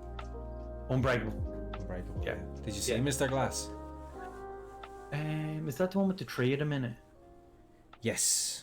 Yes. That was the latest one. Yeah, it was alright. I preferred. I thought Unbreakable was the best, to be honest. I love did really character like build Split. films. I love the origin stories. Yeah, I really I loved Split, but I think a big part of why I love Split, as much as I enjoyed watching the different characters that he became. Yeah. I love James McAvoy in a lot of films. I think he's really good. But then to find out at the end, I didn't find out until the end. Like I didn't. Yeah. When I seen that film, I think I seen it in the cinema, and Bruce Willis turns up. Yeah. It wasn't until that moment I realised it was a sequel to Me too. Unbreakable, and I thought that was amazing. Like that, I got to figure that out at the end of watching this film. Yeah. It's like when Homer left the cinema, and he's like, "Gee, who would have thought Darth Vader's lips?" And all the people queuing up to go into the cinema. You could have just said that leaving that film. Who would have thought that's the sequel, just at the end there. Yeah. And the misdirection was used very well. Yeah. That was one of his good ones too. And what I love about origin stories as well is when it's kind of half set in our life, like as in our world, like they're going to work and doing shit, and then they kind of suddenly notice, I'm able to levitate a pen. Yeah. You know, instead of it just being straight into all Feels this like- kind of able to flip cars and smash through buildings. I love that sort of subtle discovery in films where they're like, or like even in alien films, like or virus film, like the moment when people just start getting sick, you know, and people are all kind of around them going, "What the hell's wrong with your boss, man? He's like smashing his head off the wall, and he's bleeding from the nose and all." It's and because like, you "What can the fuck, imagine man?" You know, that this would moment. be I what love it them would be moments. like if this Yeah. shit happened. Yeah, You know what I exactly, mean? exactly. You know, that kind of If creepy. we were in work and Like, Doc why just starts is that banging woman his just head off smashing the her window. face off the wall Yeah. till her face cracks open? Like, Yeah. you just be like, "What the fuck?" And then you just see like 10 people doing it on the same street, and you're like, "Man, what is going on here?" Yeah. That's so fucking terrifying, that bit. That was kind of like when the corona happened, and you're seeing all this footage from China, Yeah, and you're it like, was. "What the fuck, man?" That was scary And then as it's shit like when it started. here, and then you're like, "Oh my god, this is bad. This is fucking it's not even real." Yeah, That was a creepy feeling, man. it was. I'll never forget it. You get that kind of you're getting that kind of end of the world vibe. For real though, and Yeah. it was a lot more sinister than I thought it would be from the movies. It was just a lot more depressingly undramatic. It was just like, oh man, this is real. Yeah. You know, it wasn't glamorous. No. You know, Yeah. which is what's good in some films that actually hone in on that lack of glamour, and it's like that in the Discovery stories. Like, I think that's why the new Joker was so good, because it was based in a very visceral, like realistic sort of villain. Like, it's like, yeah, he works in his shitty job as a clown. He wasn't like the 1989 Joker and it's all fanfare. It's almost like a circus of guys coming into town, and they're all like colors and on doing wheelies on scramblers and shit. It was this kind of a man with a mental illness, which I thought was genius. Yeah. And he gives him that card. Yeah. So that kind of and that's why the Christopher Nolan Batman were quite good in themselves as well. It was that kind of had a sense of realism. Yeah.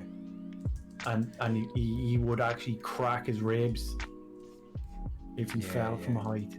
Yeah. you know, and his doctor was saying, "Man, your knees are fucked." Yeah. You know. Yeah, I mean, I really enjoyed that.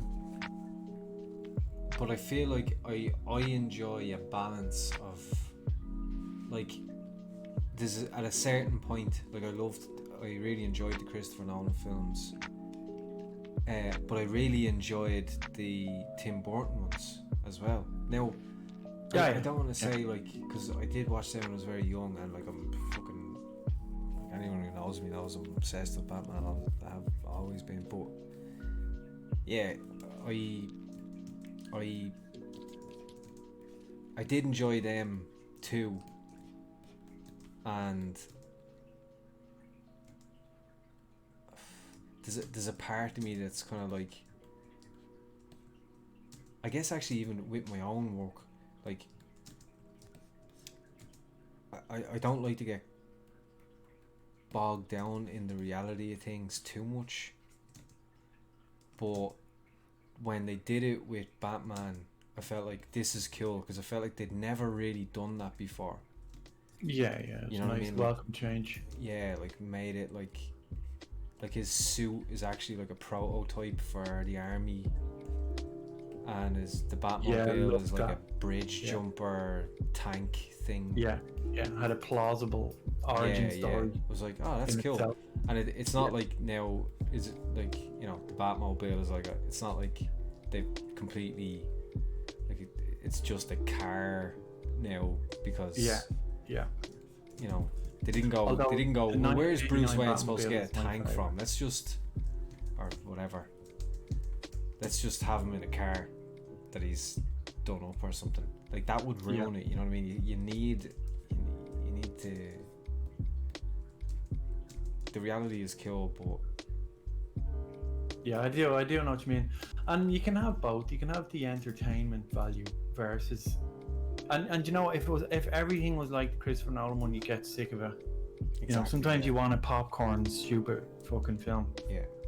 You know, that you're just gonna enjoy, and a bit of action and colours and explosions and shit. Yeah. And then you get the Joker, which is almost like a psychological thriller than a superhero film. Yeah.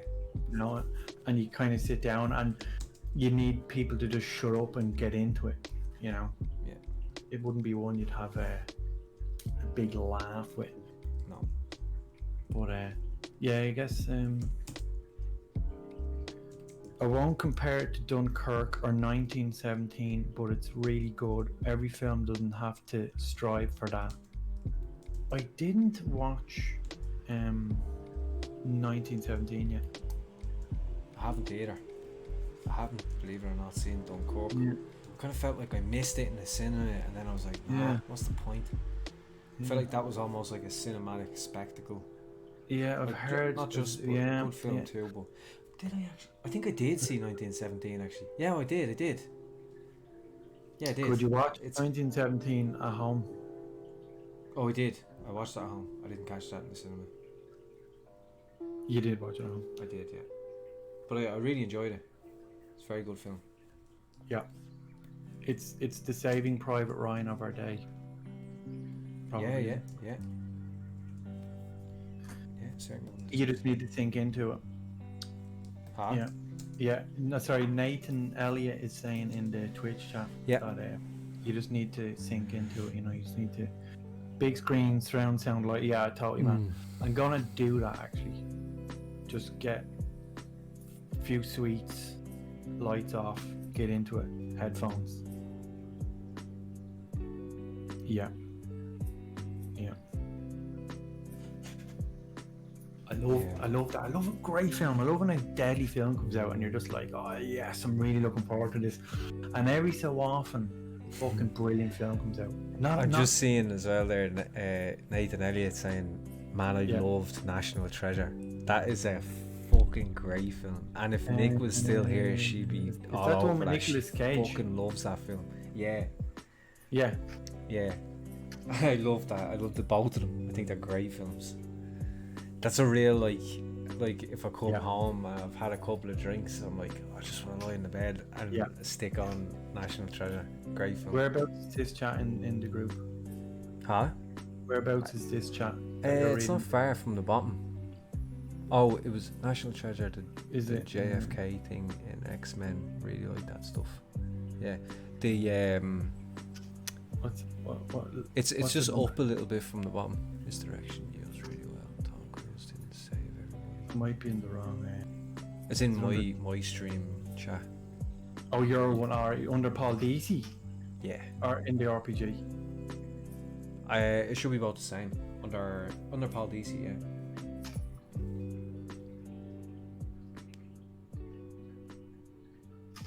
I was wondering which. Unless you was probably be putting them in both, because I thought you were reading from mine earlier. You might be No, putting them in because both. it's like so all we different both see it. categories though. Resources, monthly challenge, general.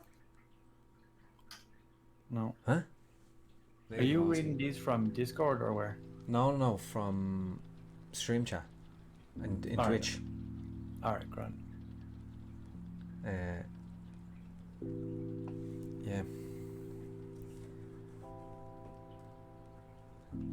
Yeah. Yeah. Yeah, actually, that's a good point. Nate and Elliot was saying. Actually, the thing with Bane is super skinny dude, isn't he? But then he goes full stared. Yeah, kind of. It depends on the story you're coming in at, because, like, obviously in the Christopher Nolan thing, he was like this guy from Hull. They didn't mention the Venom, which was weird. Or did they? I don't remember them mentioning the Venom. Then if you look at, like, you know, the old film with the that fucking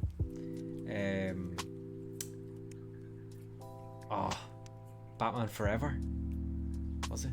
And he's this like street thug, just random street thug that gets pulled in off the street for an experiment with Poison Ivy before she became Poison Ivy, and she fucking he just and in that he's a complete moron. Like, he can't even talk. He just walks around grunting. He's in constant pain, and the mask was for pain meds, Yeah. I guess. That's Yeah, I like I don't that. know where that That's a good story one. arc came from, unless they just made it up for that one. But Mm. yeah, Which isn't unlike Iron Man in the sense of, you know, that thing is for his heart to keep the shards out. yeah, true enough. You know, it's Yeah, kind of like in the cartoons, at least, like in the animated series and stuff, it was more, he was like what do you call it? Is it a matador? The Mexican wrestling. a luchador. A luchador, sorry, a luchador, that's the one.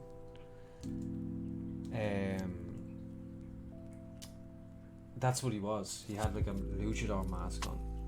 Yeah. No But he was way. still like highly intelligent, but yeah. So that's gas how they change.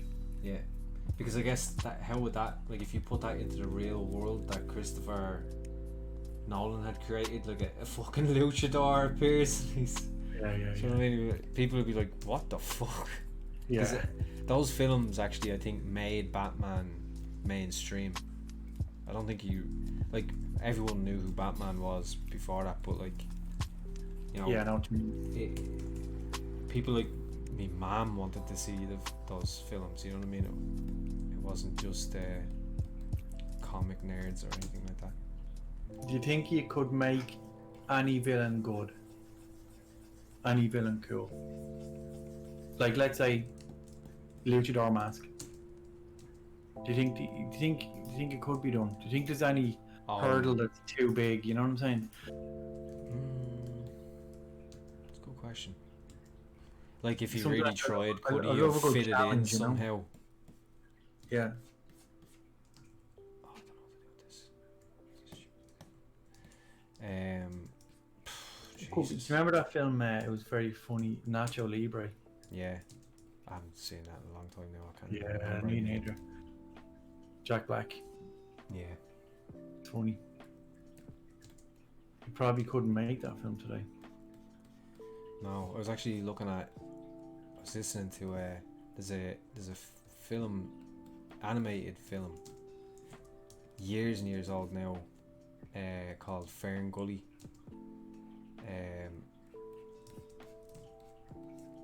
And there's a song. Gully. Fern Gully. It's, Random it's the name. 90s. thing. I loved it as a child. Irish? No. Oh, Jesus, No. Tim Curry's in it. Tim Curry. I'll Google it. Tim Curry's the guy who played he was in, the Rocky Horror Picture Show. Yeah. I cannot make this work from the side. I can't. I need serious levels of concentration to get this working from a side profile. Tim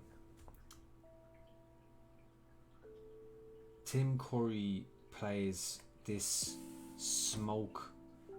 I guess he's like a god or something, monster thing. I don't know. Basically, Ferngully is about a lot of fairies in the forest that live in the trees, and these guys come along cutting down the trees. Humans come along and they start cutting down trees, and without realizing, they cut open this special tree that was used years and years ago to lock this, whatever you want to call it, monster called Nexus. Locked him into a tree, and but humans came along with a big fucking wood chipper and cut the fucking tree down and let Nexus out, and now he's inside this big massive machine, and Nexus is like smoke and sludge and all the opposites to greenery and life, and he wants to get rid of all that. But anyway, the point is, it's very good, and Tim Curry's brilliant as Nexus. And Robin Williams in it as well as a rat. And there's a song in it though, which I honestly think is one of the best songs in any animated feature film, and it's called Toxic Love. And Tim Curry sings it as Nexus, and it's the most sexual song. It has no business in a kid's film. And it's absolutely amazing. Why was I telling that story again? They had mad stuff back then. You couldn't get that in a film nowadays. Yeah, there we go. Yeah, there you go. Full circle. Yeah. Yeah, it's gas. Yeah, Nate and Elliot knows it. Yeah, we turned out alright. Yeah, exactly. This is the thing. This is my problem with How old cartoons is today. Nate and Elliot? And I sound so old, but I'm going for it. Yeah. What happened? The days of the Saturday morning. The days of the Saturday morning cartoon are gone. And what I mean by that is the days of Gargoyles, Street Sharks, or in fact films like Ferngully. I mean, I guess you could argue that's kind of like it's the Pocahontas story again and stuff, which is like, basically the story of America. The story of fucking many countries, including me, of like a foreign body coming and taking your land. But the cartoons that we make now, it's like everyone feels obliged to have some sort of message, some political message, some lesson. Like, or at the very least, happened, like they make it just safe. Yeah, or just make it safe. Yeah. Like even shows we do for Disney and stuff, like you'd have I remember one was like a roller coaster, and it goes into a mouth like a dragon, and it was fine. But then make the teeth round. Yeah. And we were doing a show and you couldn't. You broke glass, but the glass can't be sharp. Yeah. But I was like, but if the glass isn't sharp and it's rounded, what message is that for kids? That broken glass isn't dangerous? Yeah. So which is it? Then they're like, everything is safe. Gonna happen? You're gonna frighten them if the edges are sharp. Like, what the fuck? It's too, and like when you look at this sinister backdrop to a lot of shows from when you were a kid, like the three ugly sisters, originally all died, in Cinderella. Yeah. And like Hansel and Gretel and things like that, like killed the witch and shit, and like I remember a lot of really dark tales from when I was a kid, and we had a big book full of illustrations and they were fascinating. They kind of got me into art, like all that world of like weird creatures and dragons and things like that, like that would kill you, and awful stories of things happening to people, Yeah, and I made me the person I am. Batman, in a sense, but not in a bad way. Like, absolutely. Like I was Batman watching. Like if you watch the animated Batman series, like there's a lot of fucking dark shit in that. Or like the Mask of the Phantasm, which is an animated Batman film, very good.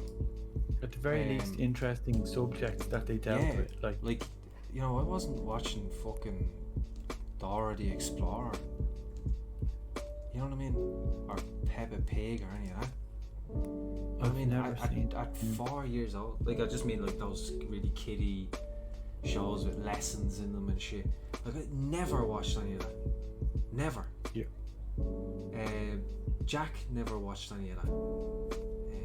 Jack is my little brother, for those of you who don't know. He's only 9. But yeah, I mean, what does he watch now? What's the kids watching today? Like him, what is he watching? Well, I know, like from a very young age, from like by the time he was like 4, he was obsessed with Transformers. The ones we used to watch, like no, or is he it was watching. He loved like he rewatched the films, the live action films again and again and again and again. Jack really? was never really into cartoons so much like I was. But he does do. My mum always laughs because he does rewatch stuff all the time, which I used to do. Like you slagging about the musical, I listen to the same song all day. Like I used to do that with films. I'd watch a film 8 times, just sit there all day watching the same film again and again when I was that young. Like serious? Yeah, just zone out, just watch it again and again. As soon as it ended, I wanted to go like I'd play it again. But the weird thing is now, this is now, I don't know how many kids do this, but I know one of his friends fucking watched it as well. My brother has watched, now he's 9, has watched Stranger Things all the seasons twice. Now I don't know what that says on a parenting level, but he did it. He watched the whole lot all the way through on his own. My ma walked in, he was in the sitting room one day and he was watching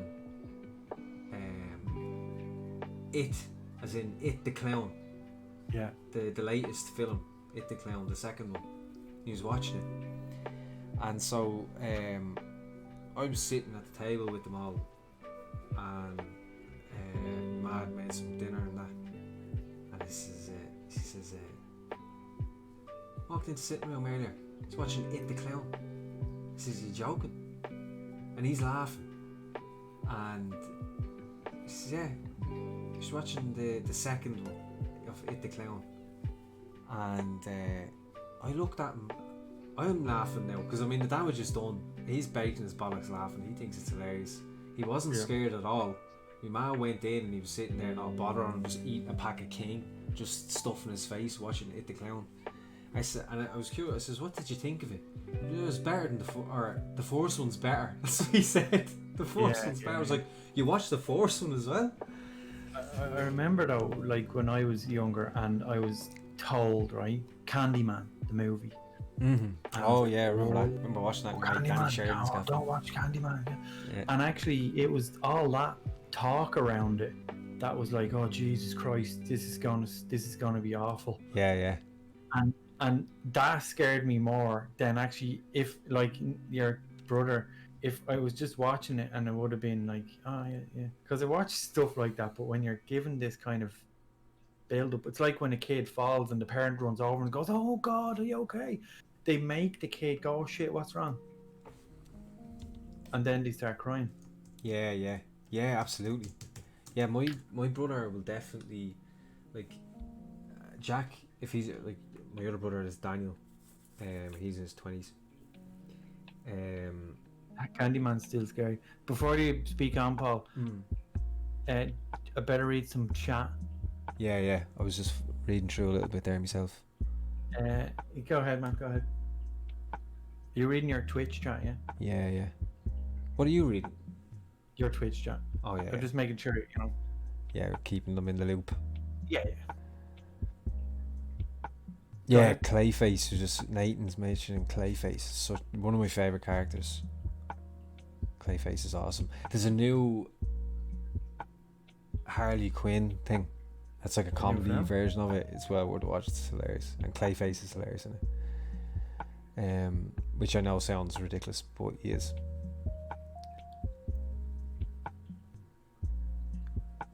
And yeah, he was rewatching films as well. Half Tolls must be old as well. Most Fridays I get A VHS. I remember going to and then usually we'll be borrowing getting a VHS several weekends. Yeah. Remember going to a video store and you'd walk around and you'd look at all the covers and look at the back. Yeah. And look at the pictures of what was in the film. Even getting old PlayStation games and stuff, you'd kind of be like, you'd be looking I used to and read the picking it and you'd be like, treat them for $5 or whatever. Yeah, definitely. And it'd be like, you'd get some like horror film or some shit. Mm-hmm. And you'd no idea what it was about. And you know what? It's like that though. When you had a film that was either on telly, that you had to watch it. It was starting at 7, and you had to sit down and watch it. And then there was none of this like, I'll download it and watch it later. So it was kind of like, it made it like, oh my god, fucking Ghostbusters is on telly tonight. Get the popcorn ready. Be at the telly at 7. Absolutely. You know what I mean? I think the same effect with music. If you like when you randomly heard a song on the radio, MTV. It was a lot more, or on the TV, I guess, on MTV or whatever. Yeah, big time. And you'd go, and MTV would be on, and after 12 o'clock, all the daily shit was on. Yeah. And you get like music non-stop and all these like all the weird cartoons like Aeon Flux. Yeah. The Max, Beavis and Butthead, and all that stuff. Yeah. And it'd be like you'd love a band, and the only place you'd see their video would be on MTV. Yeah. After 1 o'clock, and you get the X-rated version. Yeah. You know, and the Max, Nathan Elliott knows what we're all on about here as well. Yeah. Max, yeah. And Aeon Flux was weird. Yeah, I remember Aeon Flux as well. We're having a video of that too. Yeah. My ma didn't know what she was buying me. I remember, because just saying there, Half Tall's saying about usually re-borrowing the same one. That's what I remember my ma got fucking sick of me watching. Every time we went to the video store, I always wanted to get Beetlejuice again and again and again. I wanted Beetlejuice. Oh, I loved the beginning of that film, and the camera panned over a little miniature model of the town. Yeah. And it went up to his house. So I was like, well I done. want to fucking make that. Yeah. You know? I loved that. You that watched was that. Yeah, the same. Like I watched that loads So and loads weird, of times. I don't know why she didn't just fucking buy the thing, but I didn't want to give it back. I think my little brother was only a baby at the time. My little brother Daniel was only a baby at the time, and so my ma said, "Look, you have to bring the videos back today. Here's the videos, and take your brother out in the pram. I'll go get the pram." And while she was out getting the pram for Daniel, I took the first video I could find, which was Mission Impossible, the first one.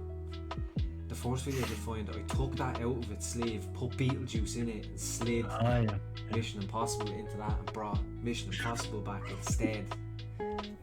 And then I remember being convinced for years after that, soon after that, they changed. You know, it used to be like, well, it depends on the video store, I guess, but they used to just have these like black cases, or like jet black cases that they gave you a rented video in.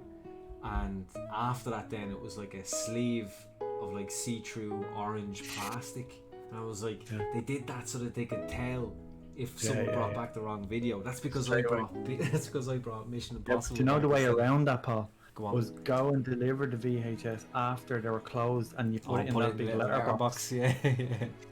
And you go, oh man. And then do you remember it was like a 50p rewind charge? No. If you didn't rewind it, when you went back, they were like, "Oh, it's the Oh, charge." You maybe didn't I rewind do the actually. video. Yeah. And then sometimes you'd rent one, and the cunt before you hadn't rewound it. Yeah. Stop, would you? Stop. Stop the minutes. Good times. Simpler times. Huh? Simpler. None of this PC shit. And I was so I actually started rewatching a bunch of cartoons that I watched there. Yeah.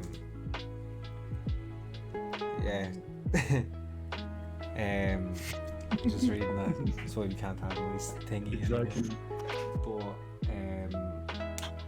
rewatching a bunch of the old cartoons that I watched as a kid. Now, some of them I tried and I couldn't, like Street Sharks. I haven't tried Biker Mice from Mars, but like all these 90s cartoons that I loved as a kid. And but I rewatched Gargoyles, and Gargoyles is awesome, so good. And I'm rewatching Batman, the animated series, and That was Batman the best Beyond. ever. Yeah. That's still aged well. Big time, totally. Yeah. It's very adult. I Yeah. mean, there's some Yeah, it is. some of them, some of the episodes more than others, but Yeah. X-Men. I haven't tried X-Men. Even as a kid, I didn't like that 3D intro in X-Men. I liked the song though. Do you remember the song to the Spider-Man? How did that go? To the Spider-Man cartoon. Don't remember any of these. The Never watched Spider-Man any. cartoon, no. Nah, only the Batman So one. your little, you had a bit more of the 80s. Yeah, they I had didn't. I was born He-Man in and 90. Mask and He-Man, you know, all that stuff. yeah. Yeah. Yeah, you were out kissing girls while I was watching Gargoyles. I was actually out making bombs and setting my toys on fire. Yeah. From when I was a kid. Me and a friend of mine, we climbed up onto the local shopping mall roof, and there was a Buc-ee's there, and on top of the Buc-ee's there was like a big air conditioning vent that had hydraulics to move these big flaps. So we pulled one of the hydraulics off of the aircon thing, and then we got loads of fireworks and a couple of like shotgun cartridges, and we took apart the hydraulic, because what a hydraulic is essentially is a tube with two ends screwed onto it, and it's like a highly compressed pipe that you can open. Yeah. So we put all the gunpowder from the fireworks and the shotgun cartridges and anything we could find, like crackers, and we screwed them into the pipe bomb. And my friend Carl was very good at animatronics. He actually does it for a living now. Wow. And we made like an electric detonator device for the pipe bomb. I mean, we were like fucking 14, 15. Fuck. And we went down to this place that was local. It was called the Tractor's Graveyard, and it's where like it was like a field where all like abandoned tractors and cars and things were left, you know. Yeah. And stuck the pipe bomb into one of the cars that was there, and all like was, you know, and we detonated the thing, and it was fucking like an actual legitimate bomb. You know what I mean? And I think we frightened ourselves like at the the magnitude of this thing. Yeah. We were just like, Oh shit, we're in trouble. we could have put, yeah. Like, I mean, this is going to like kill be in somebody. the news, like. Yeah. No, like, and we got out there, but it was like we could have killed ourselves easily. This thing was like fucking, it was kind of like mad. We were always doing shit like that, though, making, stuff like that, like radio control cars and putting like bombs in them and driving them somewhere and setting it on. You know what I mean? Like, yeah. No internet, man.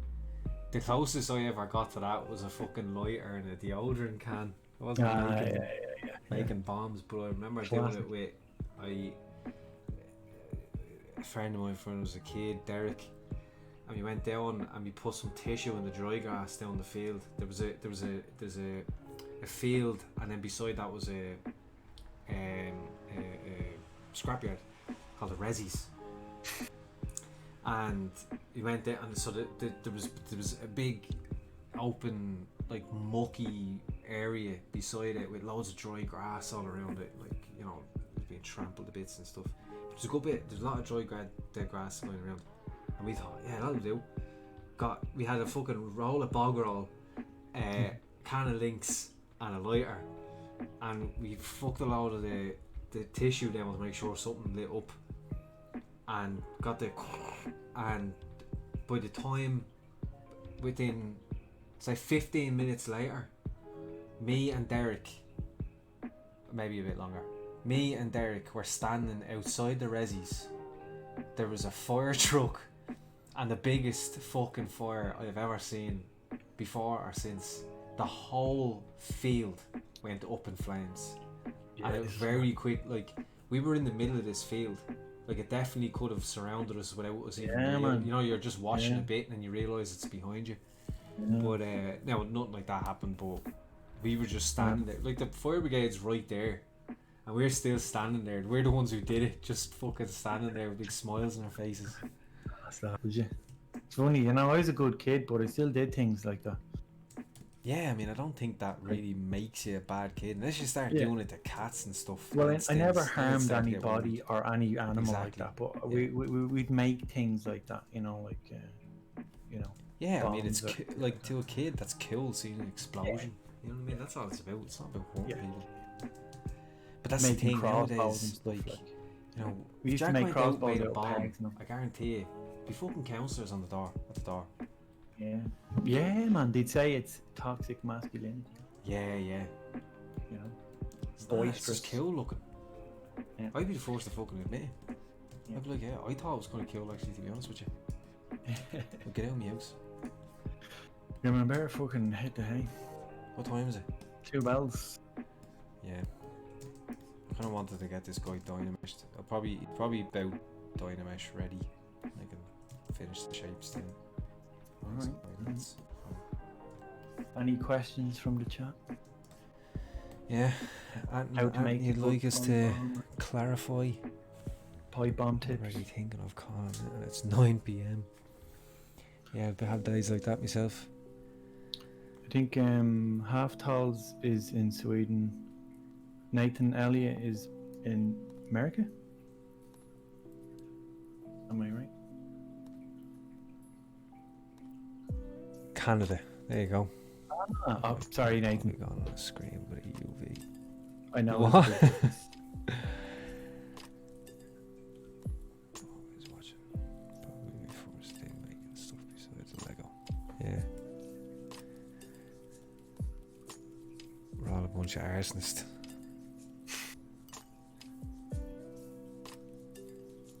Oh yeah, look at it. This is updated. Still 15. What? Say again? What update? Lego. Now you're talking. Yeah. There's the toy of all toys. I still buy Lego. I was never into Lego.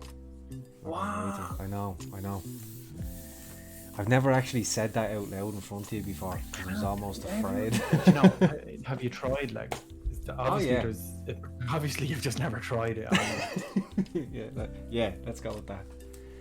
I mean, I was never, like, it's funny though when you think about it, because you were into, like, if you look at what you were doing, like, generally, like, the artwork that you were doing, and you were into, like, Lego and that kind of stuff, like construction type of stuff. And when I was a kid, all I played with was, like, Batman and, like, monsters, Street Sharks. It was all, like, just cool characters.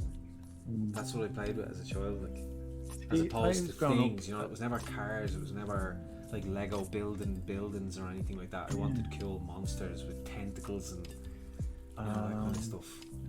I only had my imagination and a pencil.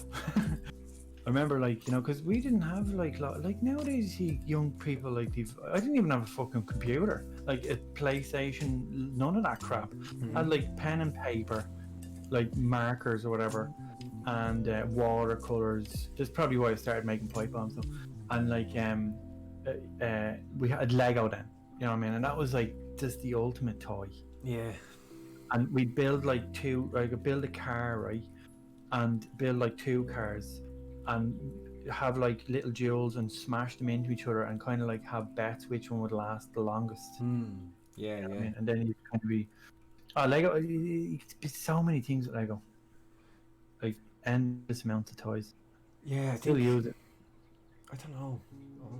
I don't know why. Yeah, there you go. You can build cool monsters with tentacles You with Lego. can, you can, you can. You I can don't literally. dispute that, It's but you can't like. I wanted, you know, you can't like hold them in your hands and play, and you know, like I'd have like, I'd set up almost scenes with me toys as a kid, and I'd like something like this, like my desk, like under the desk would be perfect. You know what I mean? I'd have like the Hulk up here because he's gonna jump down and smash on and kill. Like you had it all laid out. oh, like the whole, and I'd set them all up, and then I'd enact the scene with all my different monsters and stuff. And it could be like, you know, you got Bruce from the Street Sharks over here, and you got like Spider-Man here, and a different version of Spider-Man over here, and then you got like I didn't want Action Man. I didn't like Action Man. He wasn't cool. But I loved there was like an enemy of Action Man that released at one stage. That was like one of those guys that you could stretch, like Stretch Armstrong, which I also had. You know, that was my jam. That was what it was all about. You were like a director. Yeah. More than I was building shit. Yeah. You know, and I remember I had a rich friend, and he had all this cool stuff like Starcom. It was called. It was like this '80s American. Like all the little men had magnets on their feet, and you'd put them on something, and the magnet would activate the stuff. And but it's like the kid that has every marker in their pencil case, but they can't draw for shit. Yeah. You know that kind of thing. Yeah. Too many toys. Didn't appreciate them. Yeah. You know? Yeah, it's funny. Like you're talking about the differences. Like I just seen there, Half Tall saying, my mom still has my old stuff. My brother's kid. I guess to play with it, which is cool because Jack never really wanted toys. You know what I mean? He's that generation where pretty early, like, but when I was Jack's age, which is 9, well, I guess I was kind of out playing more, but I still kind of had. I guess no, I was kind of started being like, no, maybe still. I was probably coming towards the end of playing with toys by 9, but I was still pretty sure, you know, still kind of playing with toys. But definitely like true, like, you know, as soon as I could hold them, as soon as I had like any sort of hand-eye coordination, I was playing with toys up until that age. Where Jack never really had any toys, never really wanted toys. Yeah, you know, he had got some, but he never played with them even. I'd say to Half Tall that some of that Lego, that vintage Lego, is worth a few quid. You know, so even some of them little Lego minifigures, the vintage ones, are quite collectible. Should actually go through your crate. Everyone has a crate of Lego. Every Lego person, and go through. I collect that little minifigures. Some of the good ones, you know. Just reading his last question there. Real serious question. Did you smash the figures into each other full force, or did you carefully act the punches with the figures? I acted the punches. Yeah, totally acted the punches. Yeah. No, you can't have that. Yeah. That's going in there in a big huff, like, give me that. Yeah. Take that's indicative of how he will grow up. Are you a face smasher, or are you a considered puncher? Yeah. Like, do you actually, just smashing them together. Are you like methodical? Yeah. I also get a bit triggered when people put mismatching Lego bricks together in things like, you know. Well, you wouldn't appreciate that, Paul, but just randomly bright red and green and all. It's like, you know, try and use, you know, themed bricks at least. Yeah. Even a kid, even that rule, if I had a kid, I'd be like, you know, be the worst parent. Yeah, exactly. Yeah, the kid's just trying to have a laugh with his Lego. And their like, Lego what the joy. fuck is going on in here? Yeah. Chaos. Yeah. Oh dear. Imagine that's someday you're gonna have a child, and someday they're gonna be talking about how their dad grounded them for 2 weeks for using mismatched Lego. Yeah, or bashing the characters together face to face. Yeah. Yeah, and my kid will be somewhere talking about how my dad filmed me bashing toys together, and so he bashed me into the toy. He held me up and bashed me into a toy. How do you like it? We're Exactly. gonna be terrible parents. Right, on that note, I'm heading off. That bombshell. Yeah. I'll do the same myself. How many people we got? Buenos noches. 14. They're tipping it. They're all calling it, I think. Cheers, alright, mate. guys. I kind of hope to get that a bit further, but we had good chats, so that's even better. We'll continue this again. Like I said earlier, I want to get this into render for anyone's interested in figuring out how I do that. Alright. So it was lovely. It was a pleasure. Thanks for joining. And see you tomorrow. Yeah. Yeah. Indeed. Good night, lurkers.